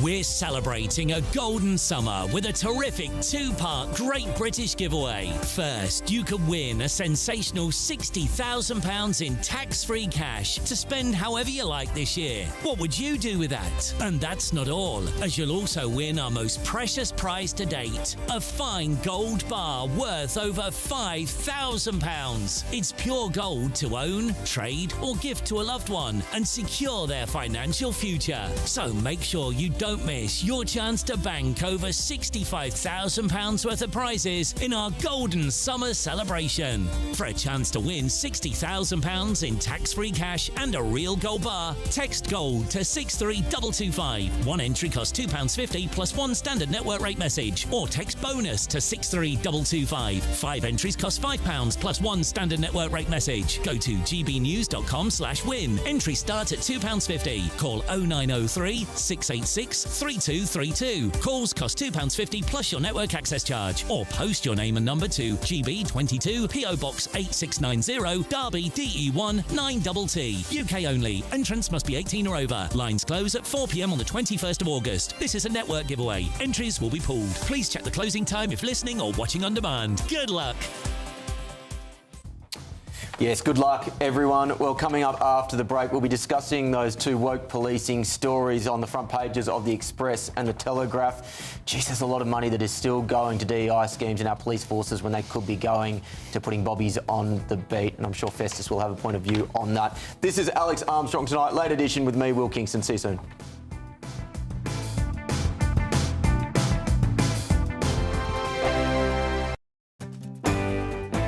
I'm Tom Harwood. This is GB News, Britain's news channel. Some people enjoy lazy Sunday mornings, but not me. What's the truth of the matter? So that's a very live question. Would you support him if he waters down these plans? Before the spin sets in, I'll be getting to the truth. This is personal. No soft questions, no easy answers. It's one thing if the state has rules in this country. It's another thing whether the police and others actually police them. Setting the agenda and holding those in power to account. You can't really blame her if the system is set up this way. You will not want to miss it, trust me. The Camilla Tominey Show, Sundays from 9:30, only on GB News. Westminster's full of talk, but out here, it's the real world. Am I allowed to talk now? No, that's it. This is where it matters, real people and real lives. That's what politics is all about. The fact that Trump made a good start, no. Straight answers, no spin, and just a couple of pints. How many fingers have I got up? About 10. So join me for Lee Anderson's Real World every Friday at 7 p.m. only on GB News. The People's Channel, Britain's news channel. Britain deserves a newsroom that puts the facts and your voice first. Well, and that's what you get on GB News. Lively debates, lively conversation. And we're not afraid to hold power to account. And each other. So join me, Andrew Pierce. And me, Miriam Cates, for Britain's Newsroom, weekdays from 9:30 on GB News. Breaking news, live updates, stories that matter. From the heart of the GB Newsroom to every corner of Britain, with our team of dedicated journalists across the UK. GB News bulletins are there to deliver the latest news that matters to you. Bulletins on GB News, The People's Channel, Britain's news channel. From the school run to the home run, watch a new show for all of Britain. He can say whatever he wants. A straight talking show where all voices are heard. And, you know, when are we going to stop talking about smashing the gangs and actually do it? With the stories that matter from every part of our country. There's a bit of a crash landing there for your Chancellor. Bold, fearless and standing up for you. That's me, Martin Daubney, 3 p.m. till 6 p.m. weekdays here only on GB News. The People's Channel, Britain's news channel. Join me, Nana Akweer, for an informative, interactive news programme with a difference. It's fun. No, he didn't say that, Dave. I'm so surprised. I think there's an element of truth to that. Join me from 3 p.m. every weekend, only on GB News, Britain's news channel. I'm Michelle Dewberry, and this is GB News. The People's Channel, Britain's news channel.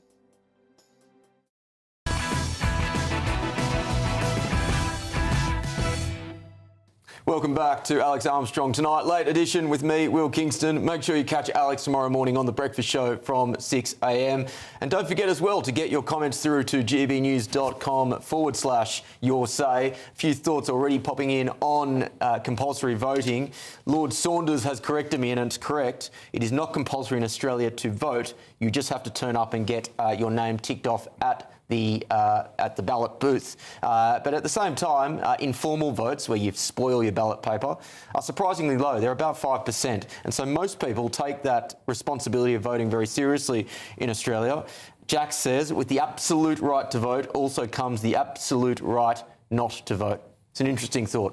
Let's move on to two of these stories that have popped up on tomorrow's front pages. The first is the Express, and that is thousands of new officers could have been recruited since 2020, but instead police waste millions on diversity schemes. So diversity schemes have cost police forces more than £500 million, and that was since 2020.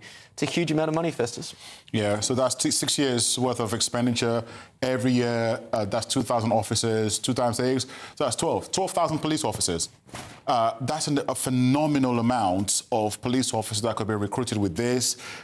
My concern about this, and I spoke quite publicly about this issue when Henry Novak was murdered, was that we cannot have a situation where we're trying to solve one problem by creating another problem.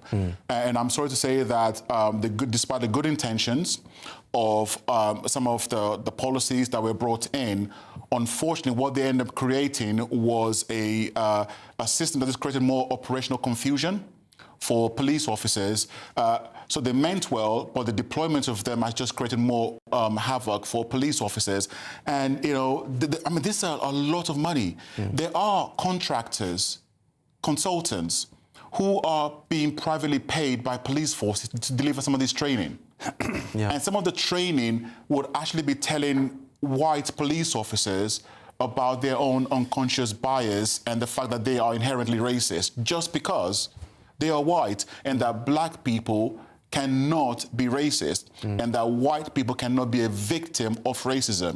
That is completely nonsensical and wrong. We don't need that in policing. We just need them to do their jobs, catch criminals, and put criminals behind bars. That's what we want them to do. I mentioned that the Henry Novak tragedy and the implications of DEI programs changing how the police responded to that crime scene. And some people may say, well, Will, this goes back to 2020. That crime was only months ago. But I saw a tweet that came out from Keir Schwartz, the Deputy Mayor of London recently, only a few days ago. And she has said, could you help shape the future of policing in London? This is the tweet here. Thanks, team. The London Policing Board is looking for new members with expertise in priority number 1 as my addition, equity, diversity and inclusion. So to me, at least when it comes to London, it doesn't sound like, Festus, that the message is really sinking in. So Policing and Crime Board, their job really is to scrutinise the job of the Mayor of London in terms of policing. Their job is to make sure, and the job of the Police and Crime Commission, the person with the Police and Crime Commission for London, is the Mayor of London, like I was in a different area. And the number 1 job of that person is to oversee the delivery of an efficient and an effective police force to cut crime and keep people safe. I'm just not sure if we've got the right balance here at a time where we've got some crimes that are spiraling. The Met itself is losing officers hand over fist. They are on their knees, and I'm just not sure if this is something that any police officer in London has asked for. Paul? Well, as the token whitey on the panel, I'm very... Good on you for breaking the glass ceiling, mate. I'm very appreciative of the GB News diversity programme, I have to say. Teacher's face. All night she's... I literally want to push you off your chair. I'm glad He's you... on the edge, you can push him. You can push him off. I'm glad you went to Festus first. Look, I think this is very tricky because we've totally over-egged the pudding on this, dare I say, on the basis that we no longer need to have this. I don't believe, I'm sure Judita's here for balance in a moment, but I don't believe that we need this any longer. Nobody is unaware of people's colour of skin, and when people ask for meritocracy, that's what people are asking for. I don't care what it is, as long as you are getting the best, particularly in the police force, and I would say airline pilots. I'd like them to be really good as well. But when it comes to our police force, I just want the very best. I don't want people trained in diversity, equity and inclusion. Now, I worked for Transport for London for 12 years, and up until not that long ago, really, and I attended endless courses. In fact, my biggest achievement at TfL was avoiding the unconscious bias training for the last 6 years of my career there, and I'm still incredibly proud of that. And if I was on LinkedIn, that would be on my CV. As well it should. But I just don't go for this anymore. And Festus was absolutely right. We don't need to solve the problem with another problem. Yeah, and Judita, here's the thing. Even if, and I, for the record, don't think that a penny should be spent on DEI schemes, but even if you think that they have value, surely you can't say that they are more valuable than 2,000 frontline police officers every year, which is the trade-off if you are to spend £631 million on DEI schemes? First of all, the theory of DEI I 100% back and believe in. I believe the execution was problematic because they spend so much time on theory and what could be done and should be done and who should advise on what should be done and could be done, as opposed to what actually needed to be done.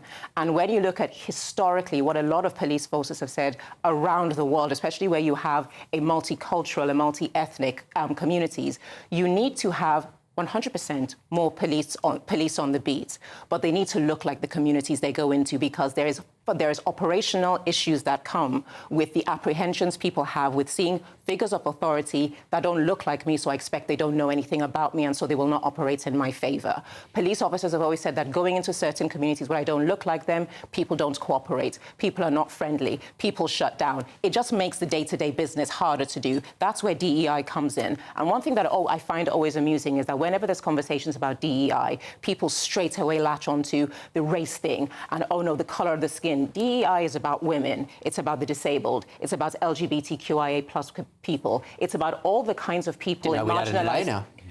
It's about all the kinds of people in marginalized groups that don't functionally always get put at the head of the priority list when it comes to integration into general society. What I would just say to you, Judith, is that, you know, when you look at this amount of... This is a phenomenal amount of money. Yeah. As someone who has had to oversee a police force and its budget, money is exceedingly tight. You are laying off police officers because you don't have enough money. After 6 years, my concern is, what has this done to actually improve the quality of policing that the vast majority of people in this country want, whether they're LGBTQ+, or they're black, white, Christian, Muslim, Jew, whatever it is? Would anyone say that this amount of money has actually delivered better quality of policing outcomes for them? And that's exactly why I said the point that I do agree with you that execution was poor. That's why mistakes were made. That money is gone. And so, we cannot retroactively fix what happened in the past. You can learn from it. The problem still exists today.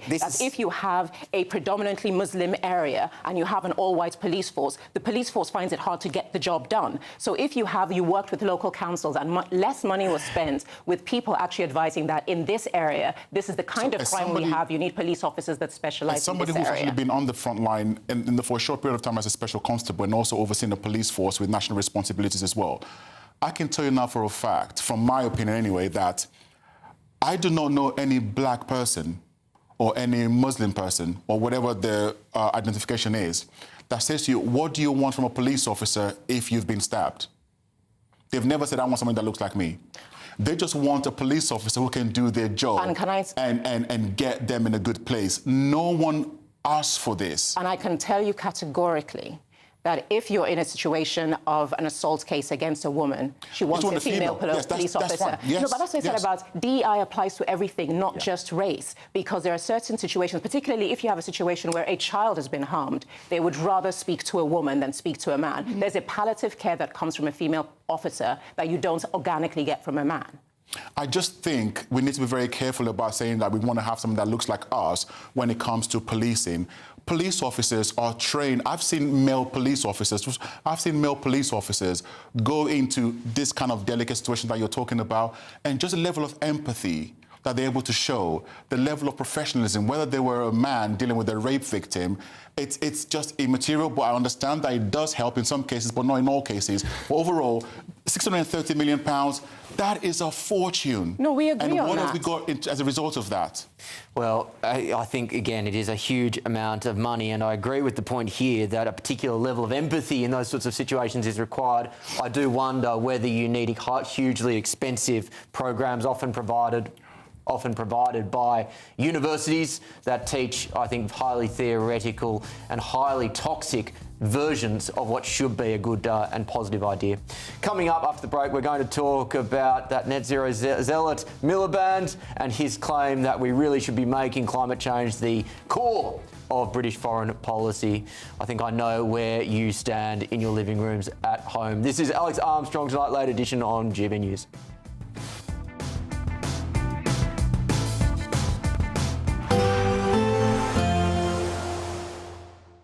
I forecast a perfect holiday in the sun.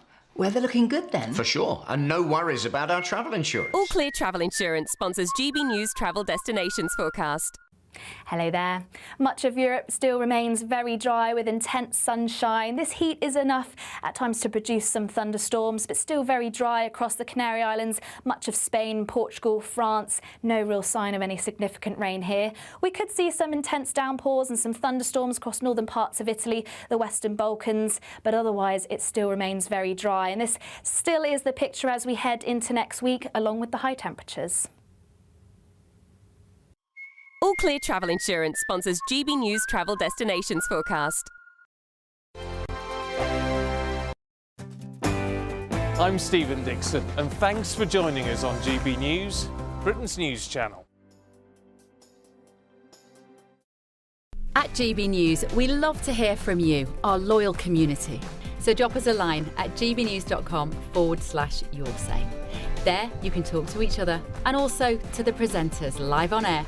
gbnews.com/yoursay, because GB News is your channel, Britain's news channel. 5 hosts, 5 opinions, 5 fearless debates, 5 unfiltered takes on the day's news. 5 reasons not to be anywhere else on Saturday night. This is the Saturday 5. You got me. You got me good there. Britain's biggest Saturday night TV show. It's not a bad brand. Yeah. uncensored. Very, very racy tonight. On the unpredictable. What did she say? Can you translate it for us? And always entertaining. And how can a country go from being led by William Wallace to Saturday nights from 6 p.m. only on GB News, the People's Channel. Britain's news channel. You're going to want to stay tuned, trust me. Some people enjoy lazy Sunday mornings, but not me. What's the truth of the matter? So that's a very live question. Would you support him if he waters down these plans? Before the spin sets in, I'll be getting to the truth. This is personal. No soft questions, no easy answers. It's one thing if the state has rules in this country. It's another thing whether the police and others actually police them. Setting the agenda and holding those in power to account. You can't really blame her if the system is set up this way. You will not want to miss it, trust me. The Camilla Tominey Show, Sundays from 9:30, only on GB News. From cold mornings to warm family brunches, from football to tennis in the car, in the kitchen. GB News Breakfast is there with the stories you need and the conversations that matter. Anyway, let's talk business. Well, it has been a historic night in British politics. It's astonishing, isn't it? We're here again to start your day just right. GB News Breakfast. Every morning from 6 a.m. Only on GB News. Britain's news channel. From the school run to the home run, watch a new show for all of Britain. He can say whatever he wants. A straight-talking show where all voices are heard. And, you know, when are we going to stop talking about smashing the gangs and actually do it? With the stories that matter from every part of our country. There's a bit of a crash landing there for your Chancellor. Bold, fearless and standing up for you. That's me, Martin Daubney, 3 p.m. till 6 p.m. weekdays here only on GB News. The People's Channel, Britain's news channel. I'm Michael Portillo. This is GB News, the People's Channel, Britain's news channel.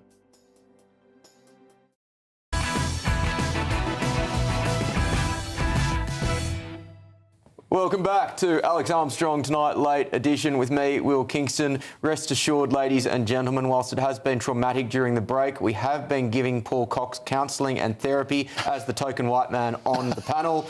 He's been upset. But we have been making sure that this is as easy as possible for him in these trying times.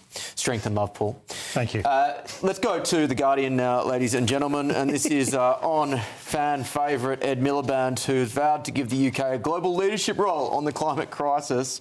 The Foreign Secretary is to indicate, the new Foreign Secretary, I guess, is to indicate he will put the climate crisis and overseas development at the heart of UK international relations by taking up the country's seat on the board of the World Bank. Should be noted, this is generally taken by a junior minister, but Ed Miliband is trying to reposition that as a way to drive global climate leadership. Now, Paul, generally, when you hear arguments for why the UK should go all in on net zero, despite the fact that it doesn't meaningfully contribute to global climate emissions, you hear two arguments. I think I heard one from Judita with Alex before, and that is the economic benefits of the green energy revolution, and somehow those economic benefits are not being recognised by the market. There needs to be government intervention to get there. We've covered that, so I want to go to the second, which is what Miliband is getting at, and that is, well, we need to be a global leader. We've heard this for 20-odd years now. But somehow, if we take that global leadership role, Xi and Modi and Putin will say, good on you, Ed Miliband, what a great idea, let's follow suit. It's a nonsense. By the way, this is 1-0 Andy Burnham. I tell you what, it was a genius move making him Foreign Secretary. Get him out the country. Oh, he's talking about what? I don't care. See you later. Get on that BA flight. Yep. He wants him out of London. He wants him out the way because he's the Machiavellian behind all of the shenanigans that's been going on, and we all know it. And he would have been incredibly annoyed not to get Chancellor. He may well have been conniving in the background, so you're right. Politically, very intelligent move. There is only one world leader on climate change, and that's China. China very quickly and astutely identified that the West in particular were going to become obsessed with this. So they did two things. They bought up all of the materials required to deliver net zero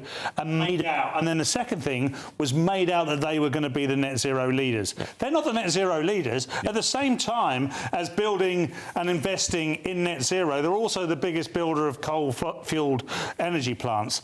They also use those materials to build things like solar panels with quasi-slave labour, right? So it's I mean, but that's absolutely fine as long as you get net zero. Isn't that right, Judith? The ends justify the means for leftists, isn't that right? Okay, so first of the contempt I have for you is immeasurable.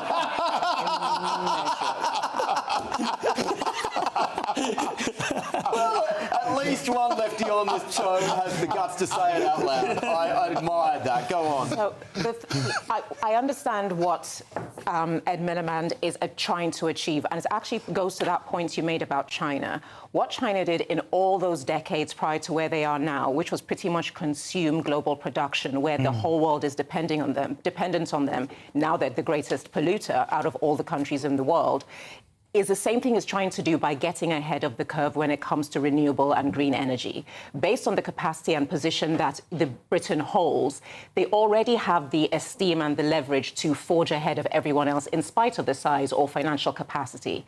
What you're trying to do is, when you're always talking about be ahead of the curve, be 10 years ahead, 20 years ahead, the future is going to be green energy because it needs to be for the sake of the planet. And if you have Britain at the front of that conversation, economically the country will benefit. Nobody is saying it's going to be inexpensive to start with, but what he's trying to do is pave the way for a future for Britain that makes them geopolitically very powerful. So the only three contributors to emissions that really matter are India, China and the United States. What gives you any confidence that Ed Miliband will be able to influence Donald Trump, Narendra Modi or Xi Jinping? He doesn't need to. What he's saying that he needs to be at the forefront of the conversation, because the blind spot that they have based on the arrogance of the position they hold currently creates a vacuum that hasn't been occupied by a world leader yet. He wants Britain to be that position. And because everyone poo-poos the idea of green energy, he keeps on recognizing that. Think about King Charles. For years, he talked about... Do I have to? Yes, you do. Okay. Right. For years, he talked about the climate and everybody thought he was ridiculous. Now he's an influential voice in the conversation. I don't poo-poo the idea of green energy. I just don't think that we should be forced to pursue it whilst banning fossil fuels, which is effectively what net zero is. Festus, your take on this? You know, the UK is already one of the fastest decarbonising country in the entire world, even though we contribute about less than 1% or thereabouts to global emissions. And my view is this, that we cannot decarbonise the global economy on the back of working people in Britain.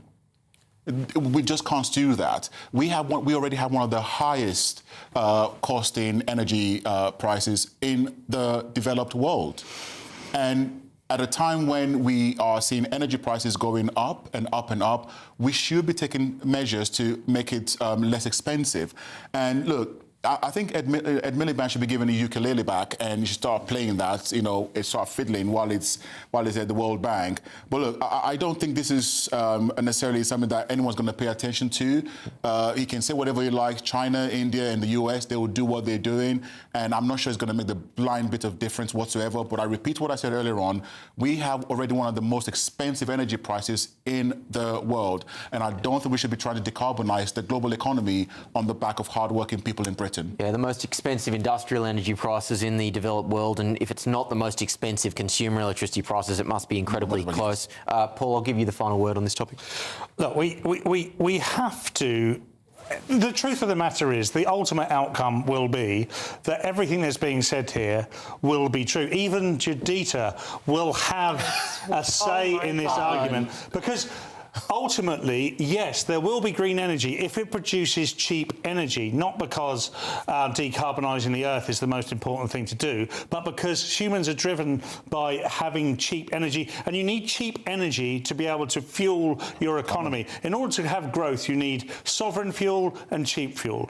So I think ultimately all of these things will come to fruition, but we shouldn't make humans feel guilty for the words of liberal leaders. Well, to that end, there's a really intelligent comment from someone on gbnews.com/yoursay saying we are in the fourth industrial revolution, which is about data centres and AI, all of which cheap energy is required to get ahead of the curve. People who don't even recognise this are a threat to our development as a country, who has led the way in the previous three revolutions.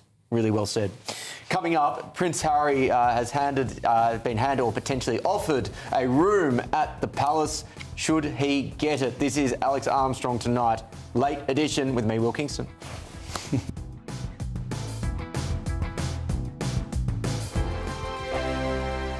Hi, I'm Michelle Dewberry, and my show is your opportunity to cut through all the noise and dive in headfirst to some robust debates. Ideas clash. Situation, No, because the failure is you're deliberately avoiding my point. Nothing's held back, And if you think this is the end of it, wait for more. and we do not shy away from the difficult stuff. Sometimes I want to shake people and say, if only you understood. So join me on Jubes & Co. weeknights at 6 p.m, only on GB News, Britain's news channel. You want to know what's really going on in the corridors of power? Labour don't know what to do with you half the time, and that makes you quite lethal in the chamber. Get behind the headlines with Chopper's Political Podcast. Join me, Christopher Hope, as I sit down with the great and the good of British politics. We'll see where this ruling takes us. These are the stories shaping our nation. Chopper's Political Podcast, available now on all platforms. Listen in and stay ahead. Join me, Nana Akwe, for an informative, interactive news programme with a difference. It's fun. No, he didn't say that, though. I'm so surprised. I think there's an element of truth to that. Join me from 3 p.m. every weekend, only on GB News, Britain's news channel. Breaking news, live updates, stories that matter. From the heart of the GB newsroom to every corner of Britain, with our team of dedicated journalists across the UK. GB News bulletins are there to deliver the latest news that matters to you. bulletins on GB News, the People's Channel, Britain's news channel. From cold mornings to warm family brunches. From football to tennis in the car, In the kitchen. GB News Breakfast is there. with the stories you need and the conversations that matter. Anyway, let's talk business. Well, it has been a historic night in British politics. It's astonishing, isn't it? We're here again. To start your day just right. GB News Breakfast. Every morning from 6 a.m. Only on GB News. Britain's news channel.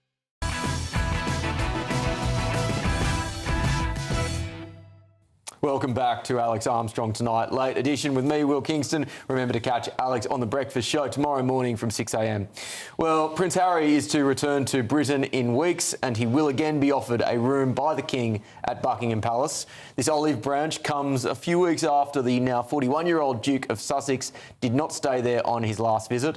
It is understood Harry will be here in September for a string of engagements centring around the annual Well Child Awards. Sources last night indicated he will accept the fresh offer to stay at the palace well in advance this time. It is not yet known if Meghan, along with Archie 7 and Lilibet 5, will come over with him again this time. Paul, for starters, 41 years old. I always forget that he is a middle-aged man now because he so often acts like a child. 41, he's getting on. What do you make of this? Are you supportive of the King's decision here? Look, in terms of the humanity of this and the reconciliation of a broken family, it would be you know, cruel of me to say that I don't welcome that. Look, I've got a whole bunch of opinions on why the split happened and who might be more responsible than the other. But in terms of the actual reconciliation, for the benefit of the wider family, the children, etc., it has to be a good thing. I mean, the fact that he's offered in Buckingham Palace, which is currently under construction and no one's ever going to live there except Harry by the sound of it, I don't know if that's such a good thing. But look, just because I know who's listening, and they want me to lay in. Throw some red meat, mate. No. Throw some red meat. Yeah, no, I think he's got himself in this mess, and he's not doing a great job of getting himself out of the mess. So the fact that the King is going to help is only good for Harry. Judita?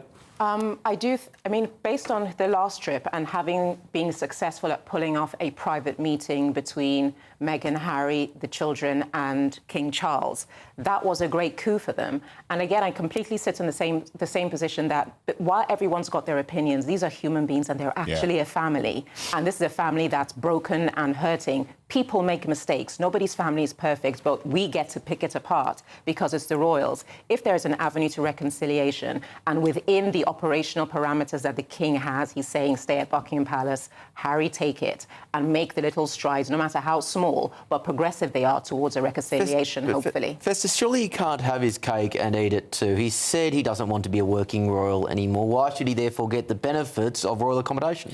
I'm a huge fan of King Charles. I am a recipient of his charity, we call the Prince's Trust. You know, they gave me some money when I was a young man to start my business, which then grew quite a bit over a 10-year period. But despite the fame, despite the privilege, despite the responsibility that King Charles carries, he's still a father. Yeah. He's still a father. And I am a dad to children who are adults. I don't look like children. I know that. But you know what? There's nothing that my sons or my daughter could ever do that will make me never want them to come back home. And I think sometimes we lose sight of this, despite them being a very public family. They did not ask for that as children, to be born into the family they're born into. But this is still a father, and this is still a son, and this is still a father who's got grandchildren. And I think, you know, I just want to stop talking about these guys, even though they don't make it easy for us, and let them just solve their problems and deal with it. But you know what? I still take it from a point of view of a father who just would do anything to have his son back at home. I just want to ask, what pleasure do people get from just this public flagellation of Harry? Yes, you may not like him, but what pleasure comes from it? Well, constantly, relentlessly doing It's so. difficult for us not to talk about them, but... Yeah, I think that's a pleasure that people have got since before the Norman conquest.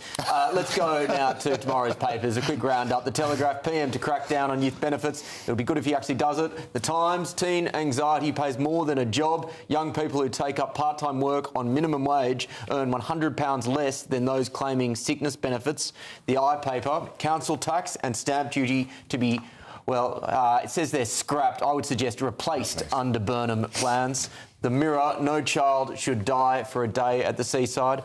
Call for PM to crack down on firms pumping sewage into the sea and rivers. Agreed. Metro, fly and dry. No go at Gatwick for thousands after water outage with loos blocked up and taps all off.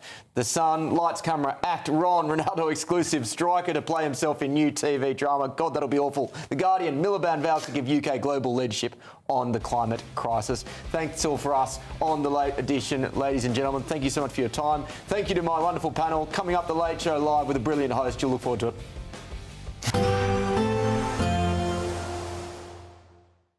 Expect warm spells with the odd rude interruption.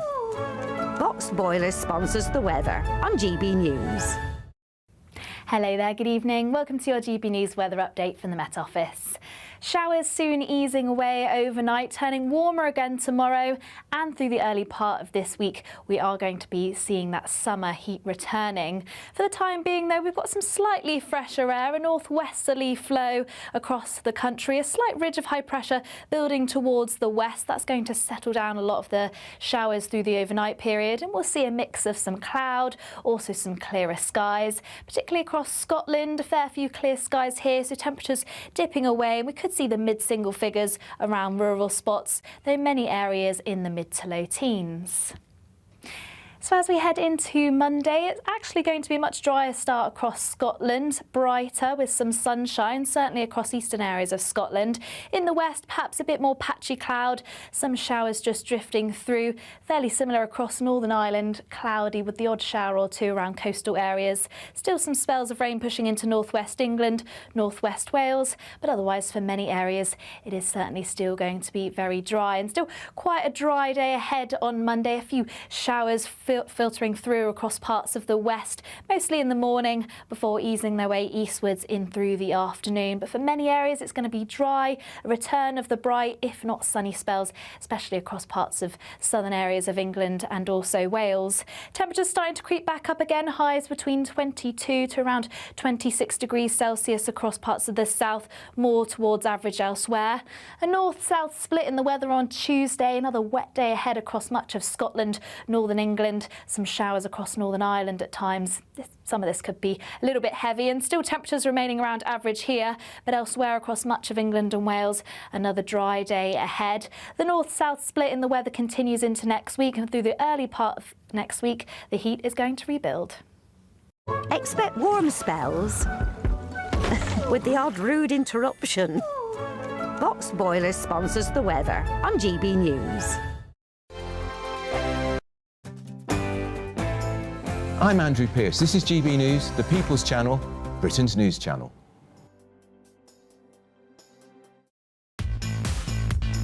5 hosts, 5 opinions, 5 fearless debates, 5 unfiltered takes on the day's news. 5 reasons not to be anywhere else on Saturday night. This is the Saturday 5. You got me good there. Britain's biggest Saturday night TV show. It's not a bad brand. Yeah. Uncensored. Very, very racy tonight. On the unpredictable. What did she say? Can you translate it for us? And always entertaining. And how can a country go from being led by William Wallace Saturday nights from 6 p.m. only on GB News, the People's Channel. Britain's news channel. You're going to want to stay tuned, trust me. Some people enjoy lazy Sunday mornings, but not me. What's the truth of the matter? So that's a very live question. Would you support him if he waters down these plans? Before the spin sets in, I'll be getting to the truth. This is personal. No soft questions, no easy answers. It's one thing if the state has rules in this country. It's another thing whether the police and others actually police them. Setting the agenda and holding those in power to account. You can't really blame her if the system is set up this way. You will not want to miss it, trust me. The Camilla Tominey Show, Sundays from 9:30, only on GB News. Here at GB News, we made a promise to tell your stories. And on the 6th of August, we're marking 5 years of doing exactly that. Celebrate with us by having your say. Join in the debates live on TV and radio. And meeting your favourite presenters across the country, from Leeds to Aberdeen, from Belfast to Barry Island. Plus, join me in Essex for our biggest live show of the year. Scan the QR code or visit gbnews.com/celebrate. Terms and conditions apply. From the school run to the home run, watch a new show for all of Britain. He can say whatever he wants. A straight-talking show where all voices are heard. And, you know, when are we going to stop talking about smashing the gangs and actually do it? With the stories that matter from every part of our country. There's a bit of a crash landing there for your Chancellor. Bold, fearless and standing up for you. That's me, Martin Daubney, 3 p.m. till 6 p.m, weekdays, here only on GB News. The People's Channel, Britain's news channel. Breaking news, live updates, stories that matter. From the heart of the GB newsroom to every corner of Britain, with our team of dedicated journalists across the UK. GB News bulletins are there to deliver the latest news that matters to you. Bulletins on GB News, the People's Channel, Britain's news channel. I'm Bev Turner. Thank you for joining us on GB News, the People's Channel, Britain's news channel.